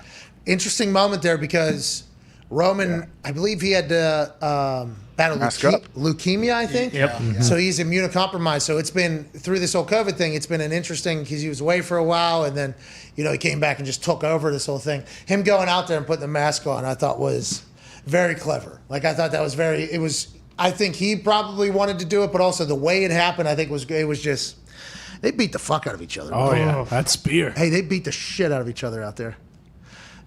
Anyways, I gotta stop trying to pass. I almost pass out on air like 3-4 hours every single show. That'd be great for ratings if it happens. So one of them was so they came back. It was King Nakamura's entrance with Boogs, and they came to me, and I had my hand down on the desk, and I was fist bumping. That's because when I was standing up, like, I stood up too quick. I was like, oh shit. No. Head rush. And so I put my head down. I was like, trying to get the blood to my head. I was like, come on, dude, come back. Yeah, Does this happen a lot to you? Just like the last couple weeks. And I think it's because I'm drinking like 2 Celsius before I'm going. Pounders? 2 pounders? Yeah, that'll do it. And I'm not eating. I just gotta manage myself a little bit more. It was scary though, man. I was like, holy fuck. That would scare me for sure if it happened over and over. Well, yeah, 2 weeks in a row now. I'm starting to. You don't go back to catering? Listen, catering is a massive conversation right now. What do you mean? Tony. Why? Tony. Don't put him I'm not saying that. Did old Evie steal some food? Oh, no. Oh, did Evie steal food? No. Catering. No, catering has been a topic of conversation around the internet with the old WWE as of late. Oh. And I will say, it has been different.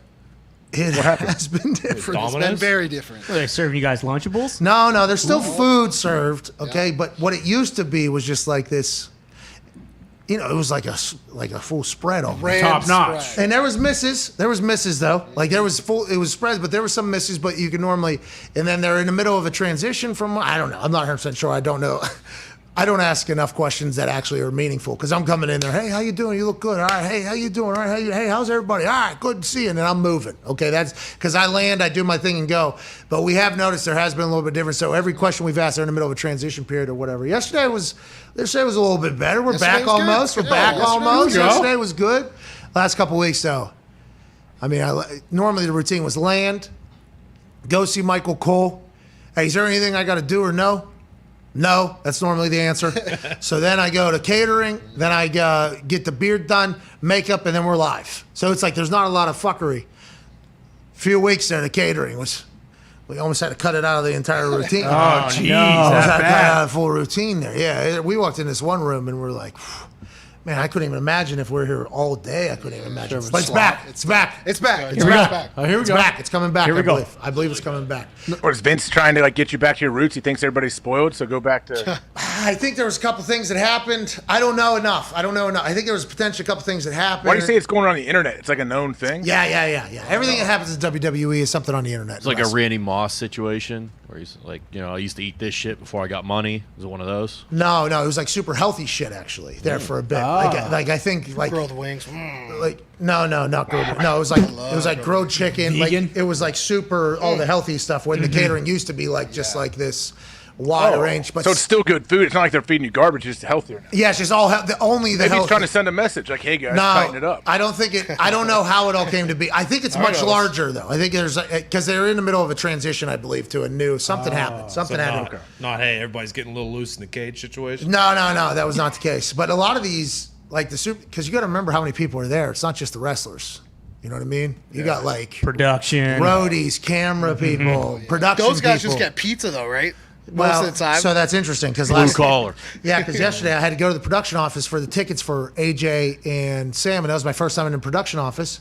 And I walked in there, and there was like 8 pizzas on the table. Oh, yeah. Whoa. And it was a bunch of people that I do get along with in there, and I was like, "This is where you guys hang out all day or whatever?" They're like, "Yeah, this is a place to be or whatever." I'm like, "You guys got fucking pizza in here?" I've caught myself in the inner circle before. Yeah, they're like, every week we have yeah. all the best food locally or whatever in here. And I'm like, you motherfuckers gonna have me in here every week. See you next week. I am coming by, I think. It was awesome. So there was food in the building. I think you had to find it there, but it does seem like it's getting all the way back. Go ahead. At any point were you like nervous if Axel was going to jump the barricade and start wrestling? So Axel is a little bit of a loose cannon, huh? I mean, this kid, I was around him there for that weekend when you had that cult party out there, and he was definitely a maniac, and he screamed butt cheeks to me, I think, numerous times. He's a loose cannon out there. He has to love wrestling, I assume, that kid. Oh, he was locked in. My wife got many pictures of him, especially when Charlotte Flair was wrestling Alexa Bliss. This dude would not, no matter what I did, I couldn't get his attention. He was sitting on my lap, too. I'm like, all right, well, we'll see where this goes. I think he bit Sam a few times, too. Tell her I'm sorry. Yeah, so I heard he's a biter. That's what He thinks he's hilarious. Like, he thinks he's funny. He wants her to bite him back, and then it's like a game. Do you have to tell him? Like, how do you get a human out of a biting face? Is that even Hey, possible? Hey, if you figured it out, let me know. Yeah, that's good. Yeah, because when Chuck was chewing on stuff, we gave him. We had to find the right one, but with that right squeak, he really enjoyed it. He started chewing on that. So maybe Axel just needs to find the right tone of a chew toy. If you put apple cider vinegar on yourself and then have him bite it, and he goes. Oh, yeah, terrible. Maybe, Something that tastes like terrible. the kids that bite their nails, and you got to put that nasty tasting garbage on it. Yeah, do that. Okay, we'll coat his whole body in that, and everyone else's. Smart. Okay, cool. There's a lot of protocols these days. That can just be one that you add to the Hawk residence. You know what I mean? Let's get some phone calls. Let's go to Derek in Los Angeles. What's going on, Derek? All right, listen. I've been sitting here listening to you absolute fucking stooges talk about every other team in the NFL, teams that stink like the Lions. No one gives a shit about the Lions. No one cares about your 0-3 Colts either. Let's get that straight real quick. All right? How about you talk a team who's actually 3-0 and actually atop their division, the Las Vegas Raiders, with a quarterback who has the most yards in the NFL right now, 6 touchdowns. Each receiver is over 200 yards. Tell him to send the outline for the show only gotten better with Max Crosby. You talk about a team that's actually good, not those stink-ass Chiefs. Okay, Tyreek Hill couldn't catch AIDS in the 80s if he had to. Whoa, come on. Jeez. Whoa. All right, of Raiders course. fans. Should have hung up on him a long time ago. But that whole thought about the Raiders, I feel like we give them love. I feel like we give the Raiders love. Talked about them already. I have to talk about the Colts. I mean, legitimately have to. It'd be lack of self-awareness. But I'll tell you, the Raiders are in the middle of Raiders season. I mean, every year, I literally say this, every year the Raiders win, and then all of a sudden something happens at the end. Is that because they're in the Chiefs division? Is that going to change this year? What's the John Gruden future look like? Derek Carr's got only guaranteed money left this season. I mean, that is the thing that revolves around the Raiders at all times because those are the facts of the situation looking forward. But they win games over there. And Crosby is an absolute stud coming off the edge down there. Yeah, the Broncos are in the same division. They're also undefeated. And, I mean, we just talked about how good the Chargers and Herbert look. Like, there's a lot going on in that division, all right? Yeah, and he was not happy, obviously. Was it not on the show that we were talking about how excited we were for the collapse of the Raiders? Or was that out there? You weren't involved. Yeah, I did not say that, by the way. Did that When happen? that happen? When did that happen? I think it was me, Ty, and Gumpy.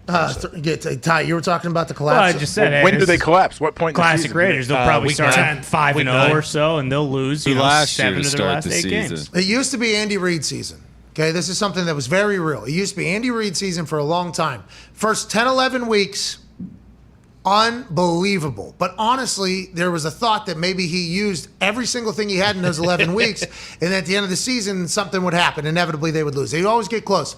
Then that all changed when he got to the Chiefs and got Patrick Mahomes. Now it's, okay, Andy Reid goes and does whatever the hell he wants to do, and I'm very happy for him that is the case. But it does feel like the Raiders always surprise the hell out of people. Win games. How are we not talking more about the Raiders? And then at the end, something happens. Maybe this is the year that it changes. I hope for Derek in Los Angeles that is the case. I'm rooting for him. I mean, I like Gruden as a character, as a head coach in the NFL. I think he's great for the league. But you do have to wonder, like, all right, are they peaking too soon? Like, I don't know. That's why it's cool, I guess, when we're not even a quarter into the season and we're not really sure. Teams haven't really forged their identities yet. And as we go to this next caller on the 5-Hour Energy phone line, I would like to let everybody know and remind them that the opinions of our callers do not reflect that of the show. No. Let's go to Tommy in Buffalo. What's going on, You have to Tommy? tell people that. Well, I mean, I'm sure somebody's going to be pissed off about what Put it in your Twitter bio, too. Like, is it ESPN?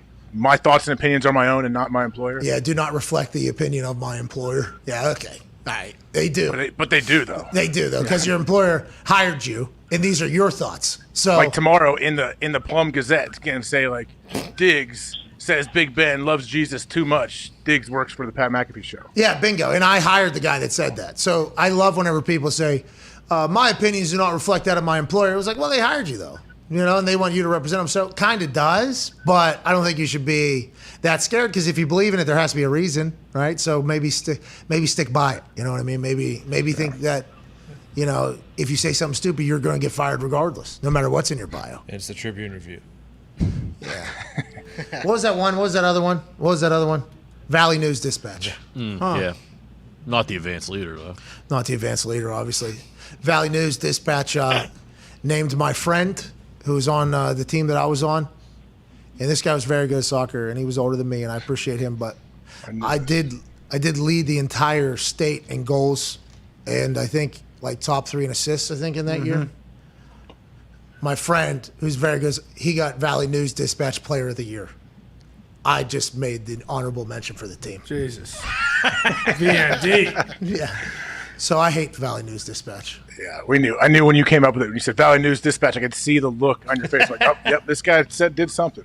Yeah, he did. And that was the first time I've ever really got talked about in a newspaper. So I thought it was a big deal. It was really cool.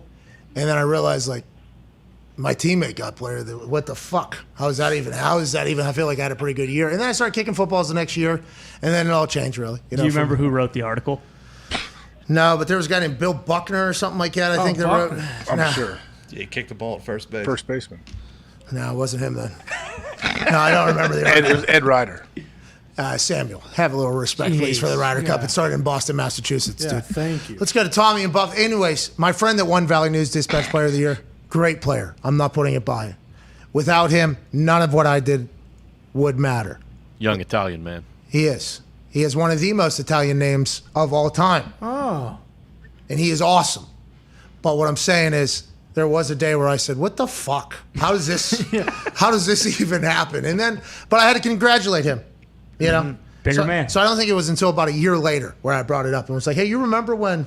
And then it has been brought up every single time I've seen him. That is something that he's an awesome guy. I love this guy, by the way. It's just one of those things where the newspaper tried to drive a wedge in us, and they did for a little bit. I want to let you know. That was something that happened. Fucking media, journalism. I'm sure they were trying. That's what they wanted to do. They wanted to separate you and your Italian friend. They wanted to create a rift between you two. It does. It feels like that is. I apologize for everything I say. Hey, I shouldn't have let him do that, Angelo. I shouldn't have let him do that. I shouldn't have let him do that. I'm so sorry. Now that we know more about it, they did try to set us up for failure there. Our team was good. We were a good team. I'm so sorry, Angelo. That's on me. I would never bring it up again. We love you, Angelo. We do love you, Angelo. Let's go to Tommy in Buffalo. What's going on, dude? 30 minutes on hold. Talk to Valley News, Pat. Bingo. Oh, yeah. Tommy knows. Tommy knows, dude. Shout out you, Pat. Shout out AJ, the Crimson Chin. Shout out the boys. Love you, Mitt. I want to talk about the Buffalo Bills, the hottest team in football. Week 1, we had a little stumble. Pittsburgh Steelers coming to town. They show us our ass. We suck. But they give out so much energy that the next week their whole defensive line collapses. So what does that say? We got some tough guys up front. So they got like delayed release. You know what I mean? Like extended release. We heard them the next week. They said Buffalo has been incredibly hot. And it feels like they are all. Remember in preseason when they played against the Packers, although Aaron wasn't playing, a lot of the starters weren't playing, there were some things that Josh Allen was doing with the football that made you think like, okay, this team is going to go, especially with the growth that they had year 1, year 2, year 2 to year 3. Now it's going to go. He's got a big time deal. Everybody thought Buffalo was going to do that. Then they stumble out of the gates bad at home in front of Bills Mafia against Pittsburgh Steelers. Looked like he was just all disoriented. And I think it's because Tomlin chose to do a completely different defensive package than the one that they had shown previously. They go down to Miami, kick ass. They do it again this past weekend to the Washington football team. And the Bills, if they continue to get better and better like they have the last few years, I mean, they're going to be a squad. They're going to go for that AFC, and it's fun to watch them go, and they have been able to go. I just hope they can continue to grow on this thing. Well, Josh Allen's awesome. I think I mentioned last week when we were doing the picks, like Josh Allen's due for one of his Josh Allen type games, like a big time. What do you have? 4 touchdown passes in this last one? Like looked very, very good. That's a scary thing to think of. Like he just gradually keeps getting better and better as the season goes. 32 of 43 for 353 yards, 4 tuds, and 1 rushing touchdown. Pretty good stat line. Pretty good. They're throwing him 43 times too. They know. Like, hey, they know what Josh Allen can do. And you add in some weapons in there, that team's going to be great. They're good. Yeah, they're very good. That's why the Steelers game was so, I mean, it was awkward almost. You know, it was like, how is this happening? Why is this happening? What happened? And then you read that, the Steelers basically did a completely different defense, and they had been training potentially for the Bills for like 5-6 months. And we're going to fucking bust their ass with this. Wait till they see this. We ain't rushing anybody. We're just going to drop back into coverage, and Josh Allen's going to have to, oh, shit. But once he starts playing and they start going, it feels like that team is ready to explode up there in an AFC East.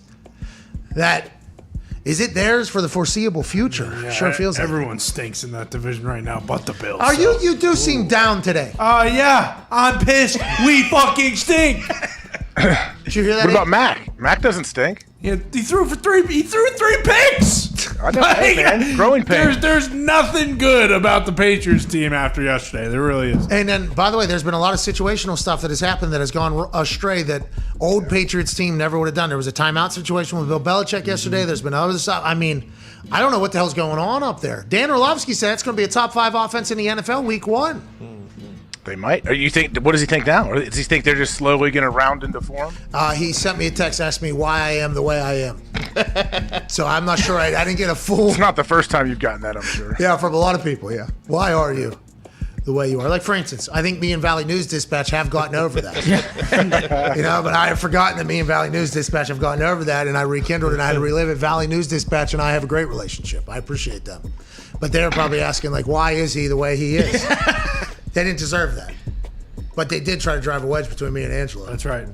They did. Just like that pesky tree you ran into in your driveway tried to drive a wedge between you and your future wife. Wrong. It was the pothole that sent me into the tree that I did not know was there. Okay? And it's hard to have a pothole in the middle of the driveway when you're a drift god. Okay? Like I was with my Shelby, and then that thing shows up out of nowhere. And when you got 600 and some ponies going just the rear wheels, pal, and you're fucking, fluttering on that gas pedal a little bit around the circle in front of your house, and then a pothole shows up, and whoom, there's a chance you're in deep. Oh boy, I'm flying through the air right now. Could not have expected it. It was embarrassing. Just like everything else. I can't see you again. Gotta lock you out. Gotta lock myself in the house and say, see you later. I'll Sorry, never see you again. Yeah, we can't talk about that ever again. So it's better for us if we just never see each other so we don't have to talk about that. That was pretty awesome. That was a cool moment. I'm not leaving, is what Sam said. It was just a test. You didn't really want her to leave. It was just a test, right? It's good knowing you. I mean, I did evolve from that moment, though. Yeah, I learned. Sure. I learned from that moment. Definitely. As opposed to just running from incredibly awkward conversations. I was forced because she would not leave to deal with it, And I loved her very much.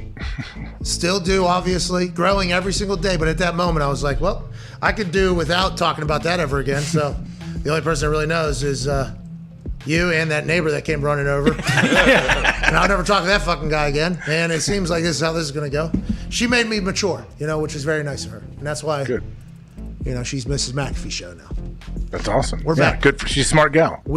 She's much smarter than I am. Tell her thank you again. I know she jumped through a bunch of hoops to get us tickets.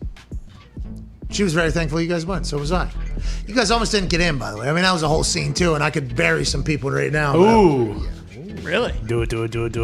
Please. No. Finish that. All right, we're back in 4 minutes. Nobody that we know. It's nobody we know. There was a couple op situations that happened. It was like, come on. It's fucking AJ Hawk's going to be here. It's AJ Hawk, dude. Here's a picture of AJ Hawk. You know who AJ Hawk is. You seen the jaw. You seen the license plate. Just figure it out. Was it worse than the Astros?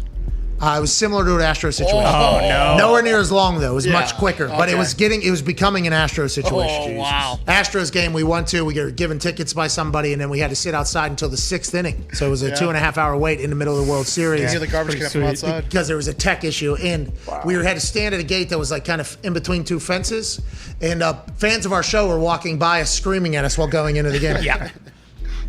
Come on in, we got a beer for you. But anyways, tech is always something that deals with. We're back in 4 minutes. We'll go through the overreaction of the internet and then wrap up this beautiful Overreaction Monday. We can't thank you enough. Cheers.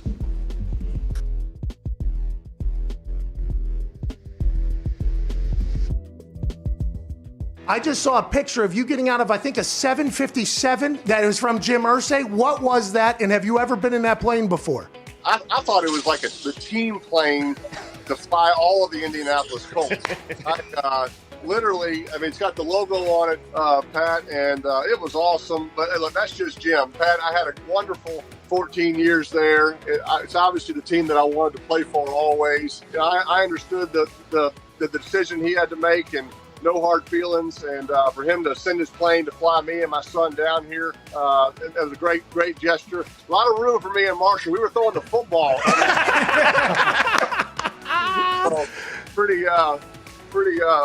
Pretty cool experience. Pretty cool father-son weekend. By the way, as he's moving from event to event right now, you are the best, dude. Where are you headed right now? I'm going to the game. I got Lynch. I got Faneca. I got these guys in the background. Boys, congratulations. Yeah. Congratulations, boys. All right, Peyton. Oh, hey, there he is. Marshall, I hope you enjoyed that plane, pal. Hey, Peyton, last thing here. You talking to Tom Brady, you becoming friends with him. It was interesting to watch. Oh, yeah, take the photo. Take the photo.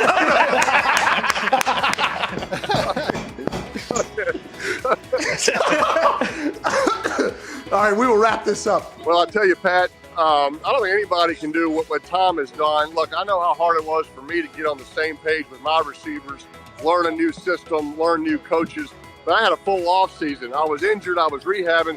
The fact that Tom has done this in a COVID pandemic off season, no time to meet with his receivers. He met with his coaches illegally by breaking into Byron Leftwich's house. So besides that, it's been incredible what he's been able to accomplish, and he deserves all the credit. His leadership is what's put the Bucs in this game today, and I have great respect for him because I know how hard it is, but he deserves all the credit. Hey, how did you know Red 18 was coming? Pat, I mean, I can't tell you how much I appreciate you telling that story and just growing the legend. That was about the 18th time I tried it. I was 17 going into that. And, you know, when it doesn't hit, you just keep walking. Nobody ever really tells you about it. So when it hit, I was as surprised as you were.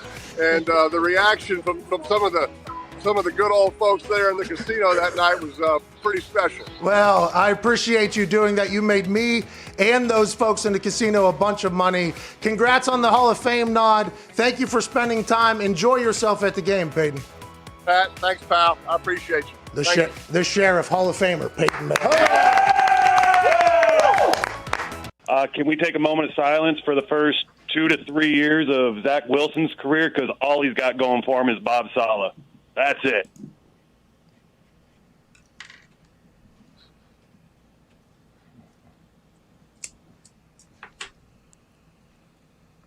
Moment of silence for his mom, who made her Instagram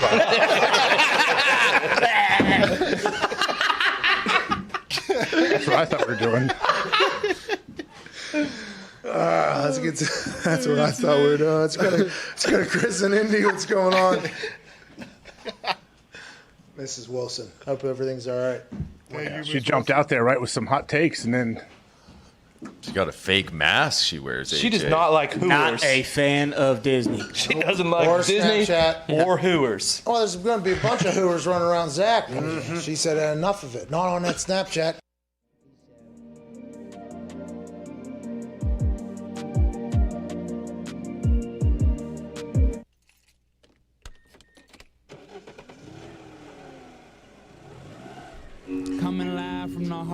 I have appeared to put two songs into the queue in wrong order. Oh, no. But this is an absolute banger from Wavy Davy, live from the Heartland. We're probably going to get a YouTube strike on that at this point. Seems to happen. We'll have to copyright fight it. David Morris, Absolute Stallion, welcome back to the show. I was going to tell you that from the hills of Humboldt County, America's originalist smokeless pouch with CBD and cannabis in California, Canadips is excited to provide you excitement and joy all season. Maybe you're a Packers fan. What? Maybe you're basking in the glory of Aaron Rodgers today. Or maybe you're a Lions fan sulking from the absolute bomb from Justin Tucker. Either way, when you are fighting off adrenaline at that level, there's nothing better than Canadips CBD to keep you calm, cool, and collected. Stay focused for tonight's matchup in the land of cheese. It's not tonight's matchup. Come on. God damn it. It was my fault from the beginning. Anyways, go to CanadiPCBD.com. Use promo code LipBoomers. It's unbelievable. That's a week old. What type of fucking shit is this? Can't have it. How does that happen with that stack of papers? I can't believe you didn't find the current one. Well, you saw that paper didn't make it in this stack of papers because this stack of papers is fucking right from the show. This thing is, Integrity. hey, this was used. That one tried to take down the show right there. And it's not Canalip's fault, by the way. You know who it is. It's one man. One man. You know him. Say it. Who? You know. Bruce. Say his name. You mean Bruce? Bingo. There it is. His name. I don't want to overreact because Bruce is really good at his job, but that was clearly a fuck up by him. Yeah, can't be having it, Bruce. 100% his fault, though. And I get it. Giants fucking stink, so he's probably wallowing in, his misery. Lost to the Falcons, who also Stink. Also Yeah. So it's a little bit tough there, but Canalip CBD doesn't deserve that because that's not their fault at all. No. And all the good ad reads that you hear us do, that is also Bruce, by the way. Right. Take the good with the bad. That's Bruce right. will do what he's got to do. CanalipCBD.com. Use promo code PACKET 20 something. 20%. Oh, yeah. Called Lip Boomers. CanalipCBD.com. Promo code LipBoomers 20% off. They're not in Cheesehead country. God damn it. Tonight they're down in Dallas, Philadelphia. Dallas Cowboys. NFC East matchup that is going to have a lot of things on the line. Are the Dallas Cowboys going to put their foot on the throat of the NFC East? Big Dak Prescott is back for the Dallas Cowboys after a cramp injury took him out last year. Mike McCarthy in his second year. Watermelons are getting busted open nights before games. Ezekiel Elliott, Tony Pollard is also there. And obviously, the Philadelphia Eagles have been a little hit or miss. How do you see this thing going? AJ Hawk, who is 11-3 against the spread going into tonight's game. 3.5 now. Well, so it's three. You say it's minus 3.5 for the Cowboys right now? Yep. I still like the Cowboys to win and cover. I think the Cowboys got some momentum. I think they're feeling pretty good, and they need to get out to a fast start, but I think the Cowboys do it. Me as well. The Hammer Down Boys will have their takes 15 minutes after this show ends. We both like the Dallas Cowboys minus 3.5. Hate to break it to you, AJ. That 11-3 probably going to be 11-4. Whoa. Why? Because me and you are on the same side? No, because I'm 8-7 right now, and it feels like, I was so low. I'm going to have to get probably back to 500 first, and then I got to go. I mean, if we're just doing a Super Boost hit, so I'm all good. It's a whale of a play. That's millions of dollars of a play. So I'm pretty pumped up about that one. But I like the Cowboys, but for some reason, I wanted to fade myself, go with the Eagles. I mean, I'm already at that point of the season, which isn't good. I need to get out of my own head. If you like it, I like it. Let's go to some overreaction from around Twitter to close up this show. Ivan Canfield says, I think it's time to take Ben up to the glue factory. This guy stinks. Wow. Hashtag PMS Overreaction Monday. A lot of people saying that, AJ. I mean,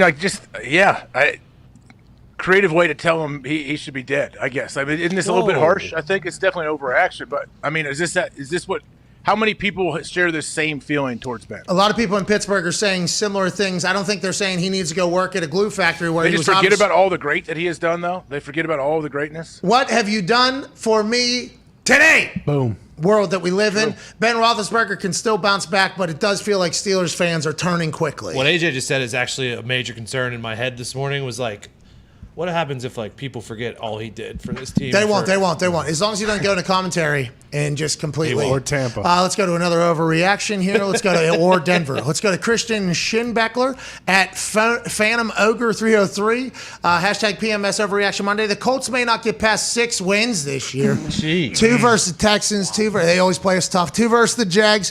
1 versus the Jets, and we may get lucky enough to beat the Dolphins next week with Jacoby Brissett coming back. I'm not sure. Our best QB option is injury prone, and everyone else is playing like the season's already lost.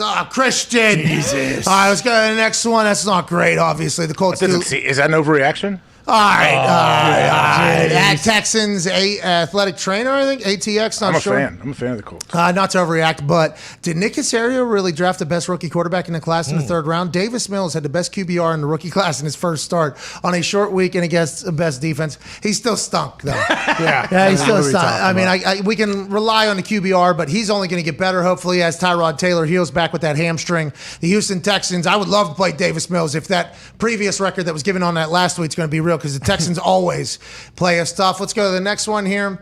At ZJ Wood 2, B2B champs. They won a couple things back-to-back, obviously. Yep. The Dolphins are a bottom 5 team in the league and have no idea how to draft. 10 wins last season was a fluke, and no team has regressed more than them. Hashtag PMS Overreaction Monday. That's a Dolphins fan, huh, Gumpy, clearly? It's a classic overreaction. Well, that's what we're doing here. Let's go to the next one. Classic overreaction. Gumpy, his tweet says, Jets are going 0-17. What is this all about? I watched this whole game yesterday. This team stinks. Oh, so this is not an overreaction. No, this might be true, my friend. Okay, and obviously the last one here. It's hard to go 0-17. You'll fall into a win somewhere. At B2 Dullo, I'll tell you what, I was on a team that almost won 0-16, and there was not a we'll fall into a win thing anywhere near. It seems like once that bad luck starts going, Matt Nagy sucks. He literally thinks bear down means your QB should be laying on the ground. Bet the house on MCDC next week, beating the piss out of the Bears. I will not watch another Bears game until Nagy is fired. Pray Fields doesn't die on the field. Hashtag PMS Overreaction Monday, and that's what today was all about. Andrew does it perfectly. You're allowed to lose your mind. You're allowed to have crazy thoughts, but by tomorrow, Aaron Rodgers Tuesday and Wednesday and Thursday, you got to get your mind back in the right spot, because we have another NFL week coming. But Week 3 ends tonight as the Dallas Cowboys cover 3.5 at home against the Eagles. Chris Mad Dog Russo is next.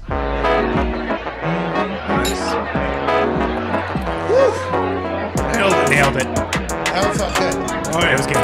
And all that time. That was a buzzer beater. All that time. A lot of words. So it has been clarified to me by basically everybody with a brain that the reason why I'm passing out at those shows potentially is because of the amount of Celsius I was drinking. Yeah. All right. Got a lot of text. What, you just have too much caffeine? That makes you get lightheaded? Well, they're saying like a cup of coffee is like 80 milligrams or something like that, and then Celsius is like 200 or something like that. Are they talking about the heats, or are they talking about... Yeah. 300. The heats are 300.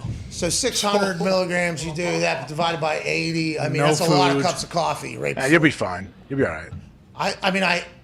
I'm telling you, though, I wasn't. Drink some water with it then. Usually did. it affects people's stomach. Is your stomach fine? you cut it with No, water? Believe me, I have been cutting it with water. It just makes me piss a lot. So I Mhm. got to pee a lot because it's forcing me out. So I don't really know Which you how. can't do. But I just got to mix, I just got to back it down to 1. Just 1. I'm still going to do it, though. I mean, these Try Celsius- 3 next time. Or just 3 mix might in a be, couple make you feel carbs. better. What's your deal? Why are you trying to kill me? I'm not trying to kill you. I just think you'll be all right. Don't sit. It's like if someone goes on WebMD. Oh, my arm hurts. WebMD. Oh, I got cancer, AIDS, and every other disease in the book. You can't Couple scare yourself. AIDS mentions on today's Yeah, show. I mean, what is... 2 now? What's your deal? It's like running a marathon. You got to eat some pasta the night before. Carbo load. Chicken Alfredo. Yes. No, I'm fasting. Fettuccine Alfredo. Take Coach's recipe. Yeah. Make some Sunday. All right, take some of this over here. Over here, I get the tomato paste over here, the fresh tomatoes over here. How about that? Did you see that clip of him on cue. His Italianness got questioned by another Italian. And I think Diggs had enough respect that he knew Pagano was Italian enough to know. As soon as he asked him about his Sunday gravy, I mean, the recipe just came, and then a little bit of this and a little bit of that. The hot peppers. That might have been the most Italian thing we've ever had happen on this show. And there's been a lot of Italian things on this show. I mean, a lot. Well, when's he come out? He's tomorrow, right, Chuck? Wednesday. What's your deal? My bad. And then Thursday Night Football Thursdays, and then Coach JB Friday, right? No, Feel Good Friday. Okay, thank you. It's not Coach JB Friday. Now, maybe one day it'll become Coach JB Friday. And I'll tell you what, he got some things right this past week. Oh, yeah. That's right. He got a lot of things right this past week. Arkansas. There was a couple things he got wrong. A few. And people did tweet him about it, and he did respond, I think, to those people. And I enjoy those conversations immensely, and those will probably only grow. But Feel Good Friday is a staple around here, AJ. And you should know that. And I don't think Coach JB, who I think is an actual fan of the show, would want to take Feel Good Friday from people like you are trying to take away from our, like, why we don't have a lot. Why would you take Feel Good Friday? Well, you have a lot. What do you mean? You named all the days for me. No, you used to call it Slapdick Friday, right? All right. Shut your mouth. If anything, it'd be Fuckstick Friday, first of all. Yeah, because F. You know what I mean? Jeez. Start calling it Cheese Dick Friday. Make it all about you. What's up? What's up, punk? Huh? Oh my God. You guys get me every day. Every day. Hey, you're here, by the way. This is good. Yeah. This is good that you're here. This is 2 Mondays in a row. Yeah. I love it. I love it. Please keep it coming. Trust me. It makes me feel alive. How was how did Pistol enjoy the Ryder Cup? Did he stay all weekend? He stayed all day Friday. Loved it. Yeah, you kidding me? It was like I think it was like a lifetime goal. Not goal, but he got there and he's like, this is like, yeah, it was awesome. And then the best part is he was walking inside the ropes with my pass on Friday, and a dad and then 2 boys, these guys I grew up with, somehow just happened to randomly see Pistol walking in the ropes of the Ryder Cup and start yelling at him, I guess, for multiple holes, like, I see you in there, Pistol. And they had no idea, like, why he was in there, how he got in there. And then he went and talked to him. He said they were pretty rowdy most of the day yelling at him. The golfers. USA chants are okay, but this Pistol chanting, what is this about? This is unbelievable. We don't need to bring weapons into this. I mean, this is golf. That's awesome. Good for your dad, man. You deserve it, by the way. Absolute legend. It is great to see you, though. Let's go to... let's clean up these phone lines, shall we? Let's go to Anthony and Calv. Hey, Canada did not deserve what happened to them. Right? No, they didn't. No. Because they're good folks. Good folks. They are. You didn't even get a chance to ask Ty, like, how it makes him feel. Well, it's not just how it makes them feel. It's like it actually is a actual replacement for the people that have a dipping problem. Like, I think they're actually helping, a lot of humans that I know because of the texture being as close to and the feel and the spit being as real as it is. Yeah, absolutely. I mean, you think if you are chewing, like, you want to quit. It's just whether or not you can quit. Canadips, I'll tell you what, it feels like a real chaw. The spit's there. I mean, and again, doesn't have any of the harmful stuff, and it makes your elbows and knees and joints feel good. I would like that everybody I know that does dip, I'm going to stop it and then literally they just move along with the conversation. This is an actual option, AJ. So very healthy option. There's other options where they give people like anti-anxiety medication, different things like that to try to get them off of dip. But yeah, this one seems like the most healthy, doesn't it? Yeah, and there's people that try to stop tobacco cold turkey and nicotine cold turkey, and hopefully you're able to do that. But if you're not, CBD dip alternative is a good idea from our friends at Canada Lips. Absolutely. Oh, yeah. But they're playing in Dallas tonight. Yeah. Not Bruce. Country. It's unbelievable, dude. It's Lone Star State. He wrote like a great poem a couple weeks ago. He did. It was He good. did. I remember that. It was like slam 20% poetry. off the store. It was good. Yeah, it was very, very good. It was incredible. This one though just mailed it in. Why? Because the Giants stink. Because Blake Martinez blew his knee out, and Bruce was crying all day yesterday. Should be used to it by now. Yeah. Is Bruce from New York? He's a coastal elite. Connecticut. He's in that area. Yeah. Coastal elite. So he's a lacrosse guy? Oh yeah. For sure. Probably knows the twine pretty well. Yeah. He's got Sperry's on every day. Every day. Yeah. Hey, it was good to see Corey Graves last night real quick. I was walking in. I was just having to walk in holding I don't know which kid I was holding. I see Corey. He's like, hey, I went and like dapped him up. And then I saw Jimmy Smith, who I've done some radio with Jimmy, and I think I scared him. I came from behind. He didn't see me. I like patted him on the chest real hard in the shoulder. Like, what's up, Jimmy? I was like, congrats, man. He looked at me. He had no idea who I was. I'm like, sorry, I put my mask on. AJ, I did a couple of radio shows with you. He was probably just there's so much going through like him and Cole's brain, because they have to do the play-by-play. But did Corey Graves not look like the coolest human of all time last night? Leather jacket, jeans, boots. Come on. He's the coolest guy of all time. Not at all. Coolest. Oh yeah, I pointed him out to my wife. I was like, "Hey, Corey Graves, right?" That guy was like fanboy. You see Corey? Like, yeah, I know him a little bit. He's the coolest dude of all time. Like me and Riggle when Jared Allen went crazy on me. Don't do what you just did. Jared Allen said, I'm not sure if you talk to him every single day, but he felt the need to tell you, hey, feels like you're changing a little bit. You need to stop what you're doing right now. I like that out of Jared Allen, but yeah, Corey Graves is incredibly cool. There was a couple AJ Hawk chants last night. Yeah, from the three guys sitting 2 rows behind me. Yeah, but that's every wrestling chant. That's every chant. It starts with 4 or 5 people, and then there's always like a driver. There's a couple drivers in wrestling crowds. There's a couple. Do they ever try to, like, it's not a bad thing. Do they ever try to manufacture chants, like have a representative in the crowd get things going? In wrestling? Yeah. Yes. What are you talking about? Yeah. And why did the security if anyone stood up where I was, they came and made them sit down right away? I don't know. I have no idea. Is that camera angles or what? No, I don't, because I think you would want them to stand. Then there's a couple times where there's been like some hilarious signs. Like I saw some hilarious signs and I was like looking at them as the show was starting, then the show would start and then we'd get into it. And then commercial break would come and I would like just look over towards the people and I'm like, where's the sign or whatever? And they're like, the sign got taken out of here. Yeah. So I don't know. I think like some things aren't allowed to be on signs. And I think signs also block everybody's view. I think that's what most of it is. They want people to sit so everyone can see behind them, and then same with the signs. Like back in the day, whenever the Attitude Era was happening, and there was all this. I don't know how anybody saw. Oh, I know. I've been rewatching all those clips. You can't see anything. Nobody can see anything. The signs are awesome. The signs are electrifying. But I don't know how anybody saw anything. Now that I'm like, I never went to any WWE events as a kid. So I would always just watch at home and watch on TV, and the signs were like some of the best parts of the show. Like who's saying what, Game Day loves them. Mm-hmm. But then now you think back to it, like at the arena, how did anybody because everybody's just blocking each other. Yeah. So everybody's just staring at the back of signs. I mean, it was great, but how did anybody see anything? Was it a courtesy when they're coming out, you could do it? Is that what it was back in the day? Yeah, but then you're not seeing them come out. You're kind of missing their entire thing. I don't know. I have no idea. It was the best, though. It was like reading Twitter, watching the signs. Yes. In the wrestling crowd. That was exactly. Somebody had a fart show, like video or a poster, like something about fart show agrees. I forget what it was. It was fart something. And I was just like talking, and it caught the corner of my eye, and I looked at it, and I was like, how did that guy think? Like that was gonna work? Like I laughed actually on air, and I almost gave a shout out. Wow, that is something I'm not great at. Like if I see something, there's a good chance it's going to make its way, into somehow. It is going to happen. There's been a couple signs I've almost read word for word on the show, and then inevitably those signs have been taken out. And I don't know if it's because of what it said or just because it was blocking everything. It's probably smart. There's a lot of ones that bury some people, both wrestlers and, we saw Tebow on Friday getting slaughtered by 3 signs Tebow can't block. So Tebow's doing First Take. On every Friday from wherever the SEC Nation game is, wherever that. This past weekend it was in Alabama.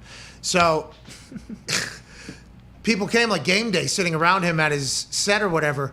Tebow can't block was the one sign. Very big. I mean, just huge. The most basic writing too. And it's about 4 feet behind Tebow. So, I mean, it is very much in frame. And there's only like 10 people there. So Tebow could literally turn around and see the person holding it and say, hey, fuck you. And then there was like 2 other ones. And that's only going to continue to build, I think, through the year as everybody sees them on there. It was wild. It was very. Why wouldn't they take those down? Take them from the people. I don't know. I actually kind of respect it. You know what I mean? I actually kind of appreciated it. But I would assume next week those are not going to be. But if you take it down, they win, right? So you got to keep it up as much. Yeah, but just that's change the camera angle. That's like trolls who tweet and then they get buried by somebody and they think that they won. Oh, I got you to respond. It's like, did you? Did you though?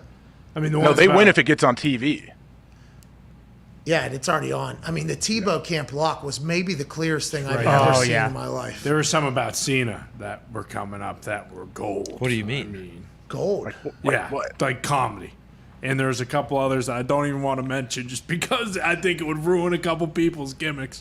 Oh, really? Oh, yeah. Whoa. Oh, yeah. What do you mean? Knows I know exactly what what you're I'm talking talking about. How dare you? You guys are terrible. Hey, I didn't pick the sign. Oh, no, you still think about it, though, every night. Oh, yeah. Wow. Well, I mean, hey, you got to sometimes tune in. How would a sign ruin someone's gimmick? You'd be surprised. Some people, like, there are people. I feel like I appreciate the people that put signs together and they go and do their thing and they get a good pop. I love it. Like, there's people that do for the brand stuff at game day. And when we were doing game day, there's a bunch of people. I'm so thankful. There's people that had AJ Hawk is greater than Pat McAfee sign. His name was Mark. He also said Ariel Hawani's better than me. So Mark's a fucking piece of shit. Like, Mark thought I was going to see him and just be. I think he thought I was going to be kosher. I was going to tell his fat fucking ass he's a piece of shit. But I appreciated the fact that he made the signs and brought them. You know what I mean? Like, I appreciated that guy. But I seen his signs. All right, I seen him on Twitter. This is just like whenever we were doing the Barstool Tailgate show, and there was this kid that was going to chug against me, and all his friends were calling me terrible things on Twitter, and then we ran into each other like, hey, how's it going? It's like, hey, fuck all of you, okay? I'm gonna embarrass your fucking fat ass too. I want to let you know that. Like, I see what you're writing, but I love the people that write signs, but some of those signs that go up, it's like you're trying to get kicked out of here. So, like the things you were saying, there is no way that is kosher for what you got going on. But the AJ one and the Ariel one, I respect Mark. But I don't like Mark. I fucking hate that guy, obviously. Have to. So I was going to let him know, and I thought it would have been a good give and take. I didn't see his ass. He was probably up in the fucking nosebleeds like some bum. Oh, yeah. Well, he's smart because he knows how to get a reaction out of you. Pretty easy. Well, I'm live 20 hours a week. Okay, there's reactions coming to me at all times. You know what I mean? If you make it onto if I see you on Twitter, there's a good chance you're going to get a reaction out of me. That's just how I live. Every single day, I have to do it. Mark DeLong, I think his name was, with a C too. Wasn't he in Blink 182? Is he He's the guy the that loves conspiracy aliens? singer guy from Blink 182. So is this guy trolling me? Is that not his name? I got got. He's a big conspiracy UFO guy. Yeah, I love that guy, by the way. Something DeLong. Is it Mark? Yeah, I'm so. Tom you DeLong, combined them. Mark is the guy that did the guys from signs? Blink-182. Yeah, I thought so. Yeah, there's no way You knew. I knew that guy. You knew. I knew that guy. Yeah, was it a C too? Yes. Yeah. All right. Got it. I was trying to figure out what I was going to say to him, so I was analyzing everything about his, you know what I mean, his profile. You know, he's a fan of the show, which I appreciate, but also, fuck you. You know, you gotta do that. Hey, was it Jet Passon who passed out of the game or somebody else? What? Is he okay? Recent? Jet hasn't been on here. Who was there was a broadcaster that kind of passed out of their kids' game or something. Tom Pelissero. The Arrow, yeah. How is he? I think he's good. Every time he comes on the show, he's just a propaganda machine for the NFL, so I kind of got sick of it. Yeah, we're rap sheet. Well, and I think that Hey, was where's Jet what happened, Passon? right? That's how he got hurt. Jet Passon talks about baseball in his football season. Yeah. What's that? Well, the NFL actually sent like a spike to the neural link in his brain, and it kind of just like deactivated him for a second. We love Tom for what Tom is, but like having a conversation with him, I was getting sick of just talking to somebody that, like, you know what I mean? It was like, hey, this guy is literally just the voice of Roger Goodell reincarnated. You know what I mean? It's like, just have a little give and take with us. So we love Tom's work. We appreciate Tom's work. Nobody goes through the memos and has the ability to say what happens. But I was just like, I'm done talking to this guy, though. It's like, have a little give and take with me here. You know what I mean? Have a little. You know what I mean? Yeah. Computer. If you have him back on, I'd like to talk to him at some point. What'd you like to say to him? What do you want to talk to him about? I want to see how his health is, how he's doing. I don't want the same thing to happen to you. What? Was he dehydrated? He like collapsed right at a game. Pulled his His back back. out. He had a back spasm. Oh, that's right. It was a back shoot, spasm. You're What are right. you talking about? What's your deal? My bad. I'm sorry. Yours would be way worse than if you guy passed out. Like, yours would be like a real thing. His is a back spasm. You can get over that. Mine is a potential brain issue, you're saying? There's maybe a little... No. We don't want it to get there. What are you saying? You're the one telling me to drink 3 of these things. You should get an IV today, maybe. No, I Replenish. I drink a lot of water. I think. Too much water almost. I don't know what's No going such on. thing as that. Maybe it Yeah, is you can the kill yourself. fast. You can drown yourself. Yeah, Too much. that's a lot, though. Someone has. That's why I don't drink it. Smart, dude. If I can die from drinking too much of it, I don't want it. Yeah. Can't have it. Golly. I'm due for my monthly water bottle, though. What, the big one? How about Tom Brady actually carries around that big thing? Oh, yeah. There's no way he does. Oh, No, he he does. did. He's- Yeah, he optics. does. That's for the camera. No, he does. Wait, we have that thing, right? It's just Yeah, that it's big up there. thermos? It's right there. Yeah. It's right there. Where? Right at the No. base of your desk. That thing? No. Tom's is out there on the. Oh, you're talking about Tom's jug. that he TB12 sells. branded one. Yeah, but that costs like $98 a pop, I believe. Troy Aikman came. Well, it's because it's sturdy, you know, and he keeps that water cold all day, which you're going to need because when you carry around a gallon or 2 gallons of water, it's going to get pretty stale, even if it's just water. Yeah. You know, Troy Aikman said he's been drinking a gallon to 2 gallons of water a day. That's why he's the most healthy he's ever been. Thank you, sir. Wait, Troy is or Tom is? Troy Aikman said he drinks a gallon to 2 gallons a day. I normally drink 2 of these a day. Yep. Water. It's really easy to carry around. I'm not sure I believe you, but yeah. It's really easy to carry around, you know. You drop it makes no noise when it bangs on the ground? Yeah. It's easy. This is what me and Tom do. Okay, you want to play till you're 50 or not, dude? So, I don't know what could be in here. That'll show me your tea from I think 6 months ago. Yeah. Stay away from that. Yeah. You can hang that from like a carabiner on your belt. Well, yeah, through the side here. Yeah. I mean, it is a little bit inconvenient, you I was know. gonna say, it also weighs like 75 pounds. Fire So. extinguisher. But it does keep my tea from 3 months ago is still cold. Oh yeah. Yeah. Absolutely. If I was to drink it, it might taste terrible, it might be a little moldy, but still cold. Still cold. You hear that? Mm-hmm. Industrial grade. That's what it's all about. Goddamn right. Troy Aikman drinks 3 of these a day, he said. Does Troy's jacked. You ever seen Troy? Troy is shredded. Yeah, I think he runs every day. Like, he's in great shape. He's a fitness model on the internet. Is he? I think so, yeah. All I ever see him doing is working out and posting his workouts. He is yoked. And he says feels better than he's ever felt. He meditates every single morning, I think.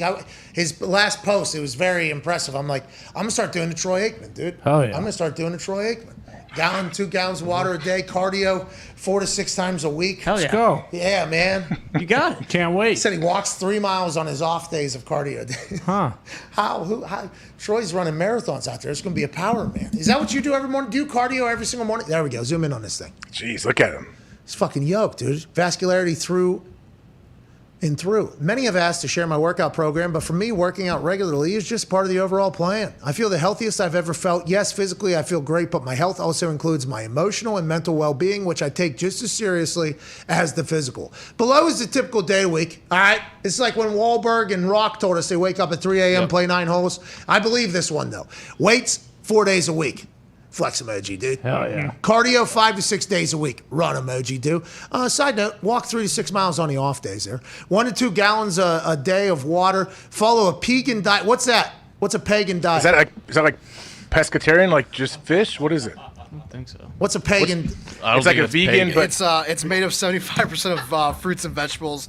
Remaining 25% is divided primarily along meat, eggs, and healthy fats. Okay.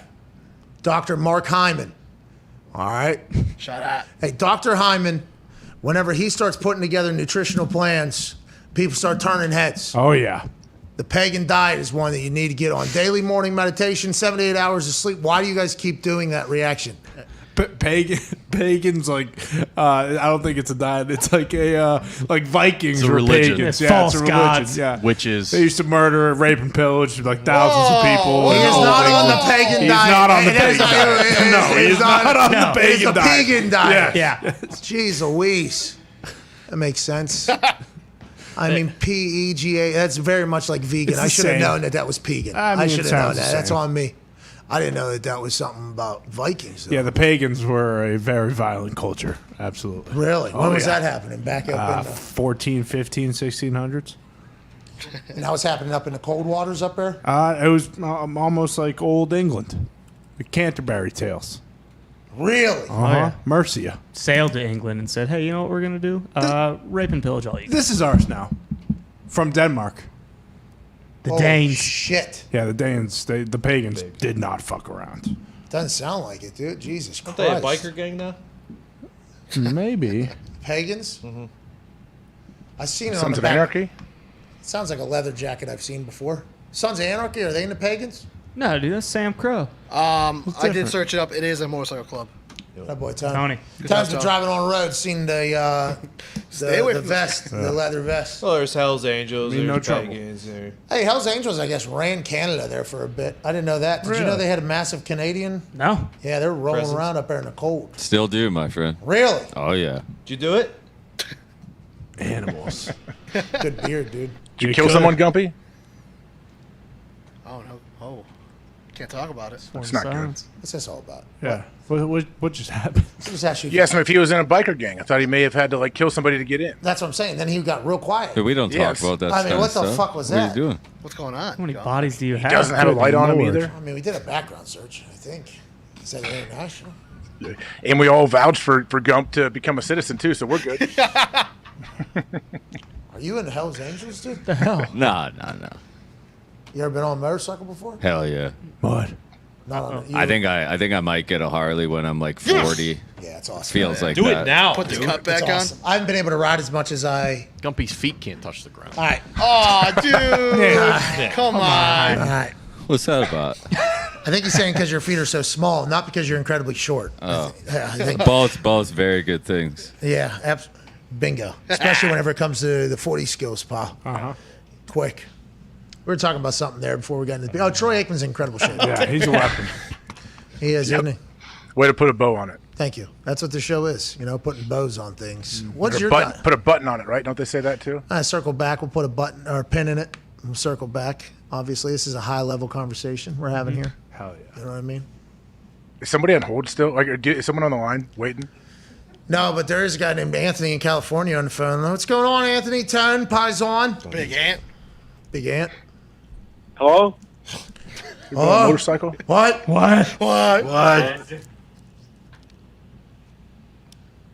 Tom. Hello? Oh, what? Big I Pop. was calling about Tone Diggs.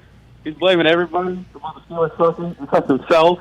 Okay? Last year, he was tearing the team apart, slandering Juju. Okay? And then this year, he was brown-nosing Ben Roethlisberger, talking about we should get him back. And he's the reason we fucking stink.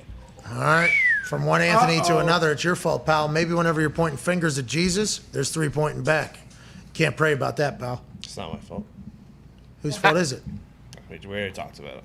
You know whose fault it is. People were saying it was Foxy's fault last year, you know, but Well, it's people do probably forget. still that scumbag. You had to wear a beekeeper suit at one point because one of your best players' fans were so mad at the things you were saying about him and the Steelers. Yeah, very middle of the road on the team player. Oh, wow. Jesus Christ. Wow. Back in there. He's looking to get back in there, AJ. Doing it again. Diggs is messing with everybody. It really is a simple solution for Ben. I mean, Tony's not that far off. Like, he comes back and he's slimmed down, he's lost weight, but it's very obvious to tell that his fucking testicles are the size of coconuts because the guy hasn't greased his summer sausage in 18 months. Yeah. He just needs to let one loose and he will play fine next week. Let Ben Well, not go. next week, but the week after. Produce a couple kids. Yeah, lose exactly. 10 pounds. Win some games. You want to see him throw frozen ropes again. Let him shoot his rope again. Bingo. Let him rope.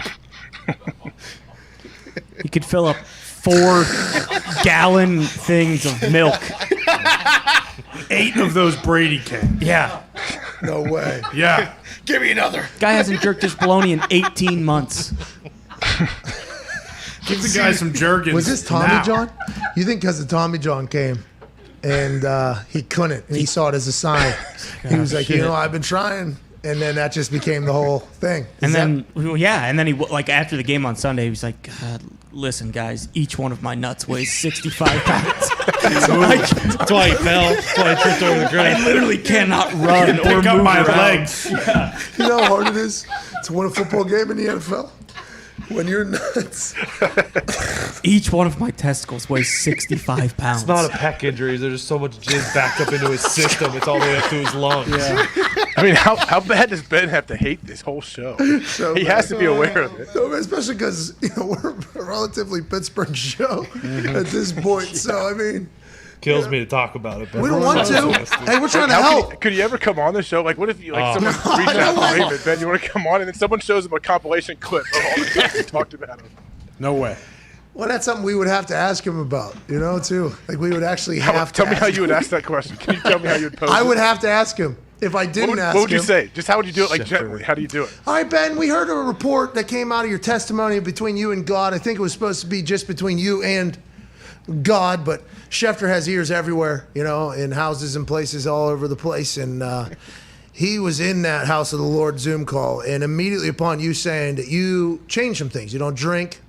What? You don't party much. What? You don't demolish your penis anymore. So, can we talk about a couple of those reports? And did you know that was going to go public? Is probably what I would ask. That's how. How do you think he responds to that?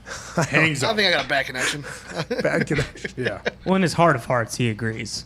I mean, if he knows it was bullshit, we should not have found out about that. No. Yeah. Definitely not. And also, like, he would kill to be able to jack his meat again freely. He would. Salivating every time maybe he the sees a show's doing thing him of a service, like Jergens. it's helping him, right? Trying to get it out there. Well, I think what we're trying to do is just let him know, like, hey, it's all right, man. Bop away. Do what you got to do, dude. Spank it, dude. Everything on the show comes from a good place when we say it. Not what you said about Juju a little bit ago. Yeah, that was bad. Or Jesus Christ. Or Jesus. We helped Siciliano. Yeah, we They did. put him on the Did they bump him up? Now Dude, they put him on a Oh, you put didn't him see on the a stage? stage, dude, a little square, little box. No. And man. they actually zoomed out to show it that he was Is there a standing still on. shot somewhere? I need to see this. Yeah, I don't know why I Oh, didn't know. yes. burying him. So the NFL Game Day or whatever Twitter account actually posted how it started, which was, and we had never seen this somehow. Siciliano dressed as a mini Joe Thomas in a suit with a bald head, and Joe Thomas dressed as Dr. Evil with a bat, and Siciliano was mini me for Joe Thomas on a Halloween. Joe Thomas was dressed up there? All right. You're right. What are you saying? You're right. I think he had a suit on that was maybe supposed to look like something. I mean, you get it, all right? Hey, listen, I love Joe. Fucking love Joe Thomas. Joe Thomas been on the show a couple times, but he was a part of the whole thing too. And then Siciliano, how it's going, he's standing on this platform. He's maybe 1 or 2 stories up there. That is not a small platform, and he's eye to eye with Joe Thomas, and it's like, okay, everything's going well. And then they just zoom out and they say, look what we had to do to this little fella to make this whole thing happen. And he just, started laughing at the whole thing. They take one step forward in appreciating Siciliano, and then they all of a sudden zoom out and take 3 steps back. It's also a little jarring when one week he's 3'8", and then the next week he's fucking 7'6". It's like, hey, can't you guys find a happy medium here? You should have seen what they did to Glazer yesterday. What's his real height? What did Glazer? What happened to Glazer? Glazer looked like, oh my, you did not see the photo? He was the deepest in the shot. No. And they had 4 guys lined up. Glazer looked maybe 2'5". No. Oh my God. It looked like he was standing on his knees. No, we all know, though, that the angles, this is what they did. Openly burying him. Look at this guy, dude. Look at that box. Zoom in on that box. I don't understand what Nick meant, though, when he asked if Joe Thomas was dressed up. Well, I think he thought that maybe that was his actual suit there or whatever. That's also a youth large suit on the left that Siciliano's wearing right there. They got that out of Hot Topic. Yeah. Dress up like Dr. Evil this Baggy year. on him. Go, or Mini-Me this year. Go to that box, please. Can we zoom in on? The Apple box? It is big. It was a rather large box. Yeah, sturdy. Look at that thing. Look at them taking care of this guy. I love this. Great shoes. Where'd Joe Thomas get those sick kicks?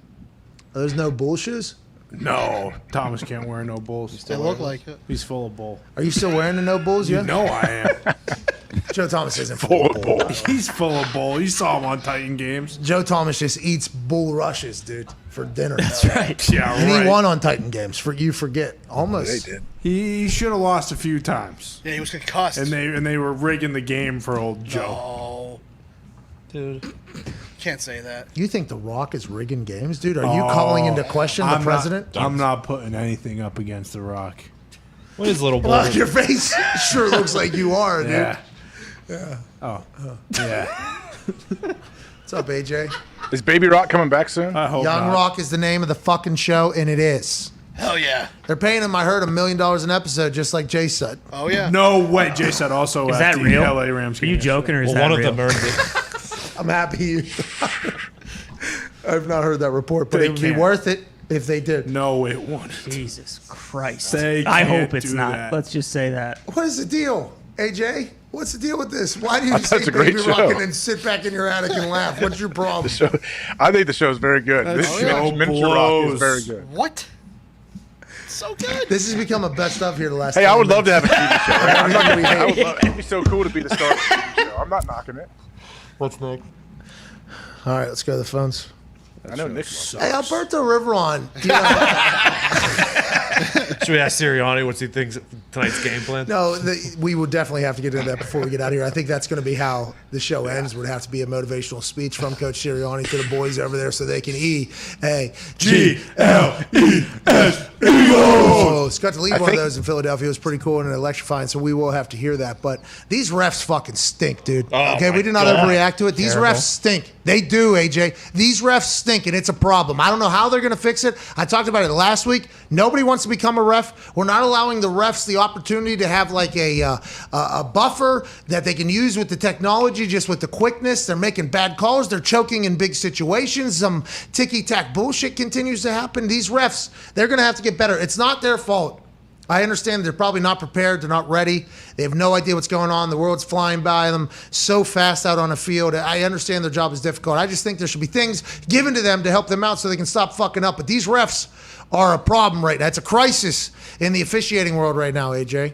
Well, don't you think hopefully they're like players to where it takes them some time. They kind of get into a group, get into a rhythm. Also, there's fans, but are fans in the stands? Does that affect their calls as well? I mean, even though they may think it doesn't, I'm sure in the back of your mind sometimes, whether it's a home or away crowd, like, all right, do you think about it for a second before you do throw a flag? Yeah, and communication too, loud, maybe in your thoughts, maybe not as focused on a game because some drunk is chanting something a little bit louder over your left shoulder. Like there's all these things because everybody talks about their players' clutch. And I brought this up on numerous occasions because I think it does deserve to be mentioned because the refs are a part of the game, a large part of the game. They're in the game. They have to make plays. They have to make calls. They have to navigate through things.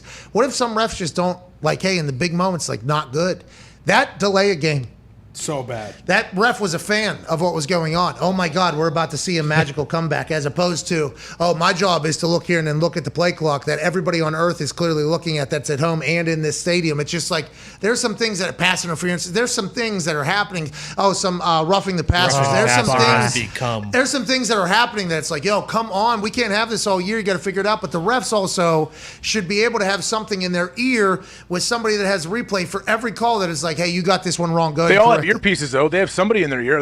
Are they talking to them? Each other, I think that's to each other, and then I think there is the head has somebody maybe, I think, but we should open that up more. I think hey, we should allow them to if they fuck something up, get it right, even if it's something that's a judgment call or whatever, because if not, all you're going to continue to have is people hating these refs for fucking ruining their team's chances. MCDC said, I'll get an email tomorrow telling me they got it wrong, but who gives a fuck? That doesn't change the game. It doesn't. That's real. It doesn't change a culture, doesn't change a city. So that's just something I think the NFL should focus a lot more on is how we get good officiating. Do we add more technology, people that are quicker with it? Do we have a pipeline somehow? Do we get former players involved more? Do we pay more? They got to figure this out, man, because the game is a rocket ship. There's no reason to have any anchors like officials on the field that don't know what the fuck they're doing to it.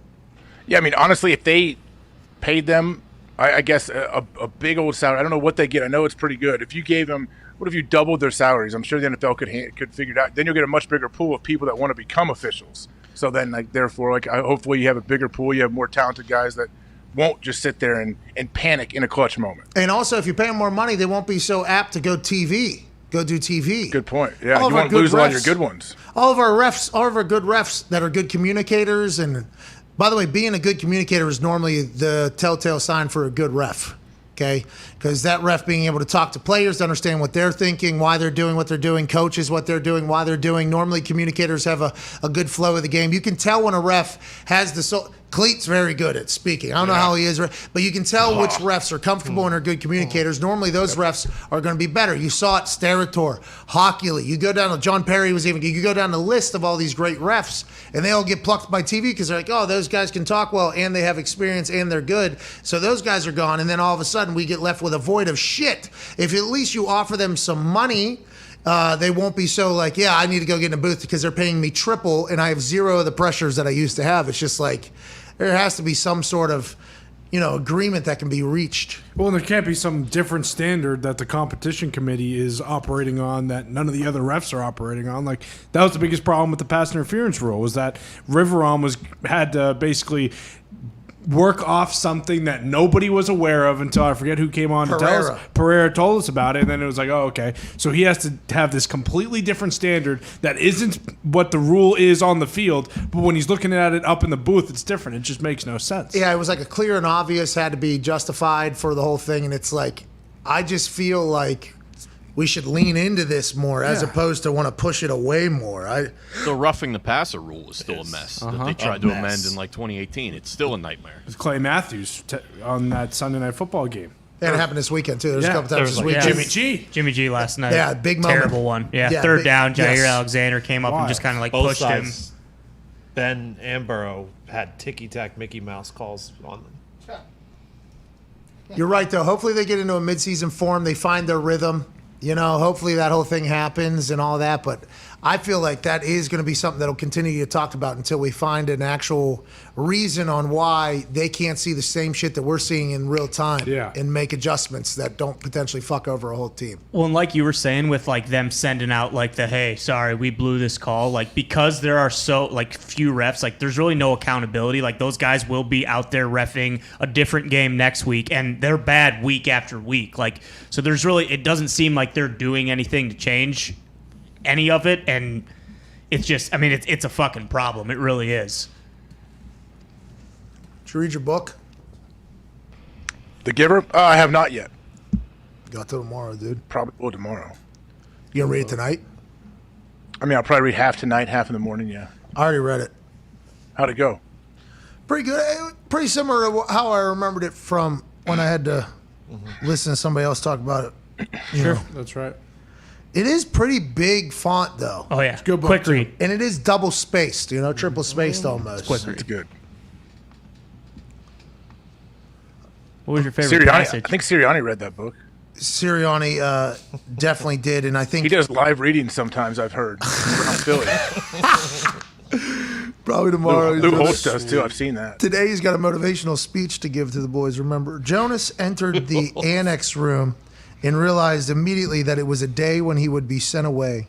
The giver was rigid in his chair, his face, and his hands. Rigid? That's right. How do you spell that? Spelled rigid. Anyways, that book is awesome. Second time reading it, and it's an honor to be a part of this book club. I think tomorrow morning we'll have a contest of some sort if you could guess what the next book is going to be. Oh, nice. In the book club. Probably win some merch or whatever. So look for that tomorrow morning. And before we get out of here on this beautiful Overreaction Monday, can't thank Darius Butler enough for his time. Obviously, Ryder Cup champion AJ Hawk calling in from the attic. Hammer Down will begin 15 minutes after this beautiful orator delivers a motivational speech to the Philadelphia Eagles tonight. What I need them to do is lose by more than 3.5. But what some people in this room, I believe the host of Hammered Down and others need, is for the Eagles to go down to Jerry World and get a big win. Coach Sirianni, what are you telling the boys? And immediately after that, we shall disappear and return on Aaron Rodgers Tuesday. So, Coach, please take it away and bring the Eagles back to the top of the NFC East. Well, unfortunately for you, Pat, there's a lot of talk around me wearing my Beat Dallas shirt in the media this last week. A lot of people were saying, Coach, why would you give a divisional opponent more bulletin board material? This is the NFL. This is the National Football League. But bulletin board material isn't a real thing. But here is some bulletin board material for you. We are going to beat the fuck out of the Dallas Cowboys tonight. And I'm going to outcoach that fat son of a bitch, Mike McCarthy. I'm going to be running circles around him. That guy could not coach his way out of a wet paper bag. If he didn't have Aaron Rodgers as his quarterback, he would not be a coach in the National Football League this year, okay, or any year for that matter. Jalen is going to come out. He's going to play hard. He's going to play physical. And from what we've seen so far, hey, he may be eating a couple frozen hot dogs via the Kobayashi method before this game. Probably not 12 like he did in the preseason where he got a little tummy ache and he couldn't play in the game. But he will eat 6 or 7 hot dogs. We will go out there and we will beat the fuck out of the Dallas Cowboys. We are the best team in the NFC East, and I am the best coach in the National Football League. E-A-G-L-E-S. Eagles. Go Eagles. We're going to win tonight. See you all tomorrow, Aaron Rodgers Tuesday. Hammer Down starts in 15 minutes. Cheers. Thanks, Coach.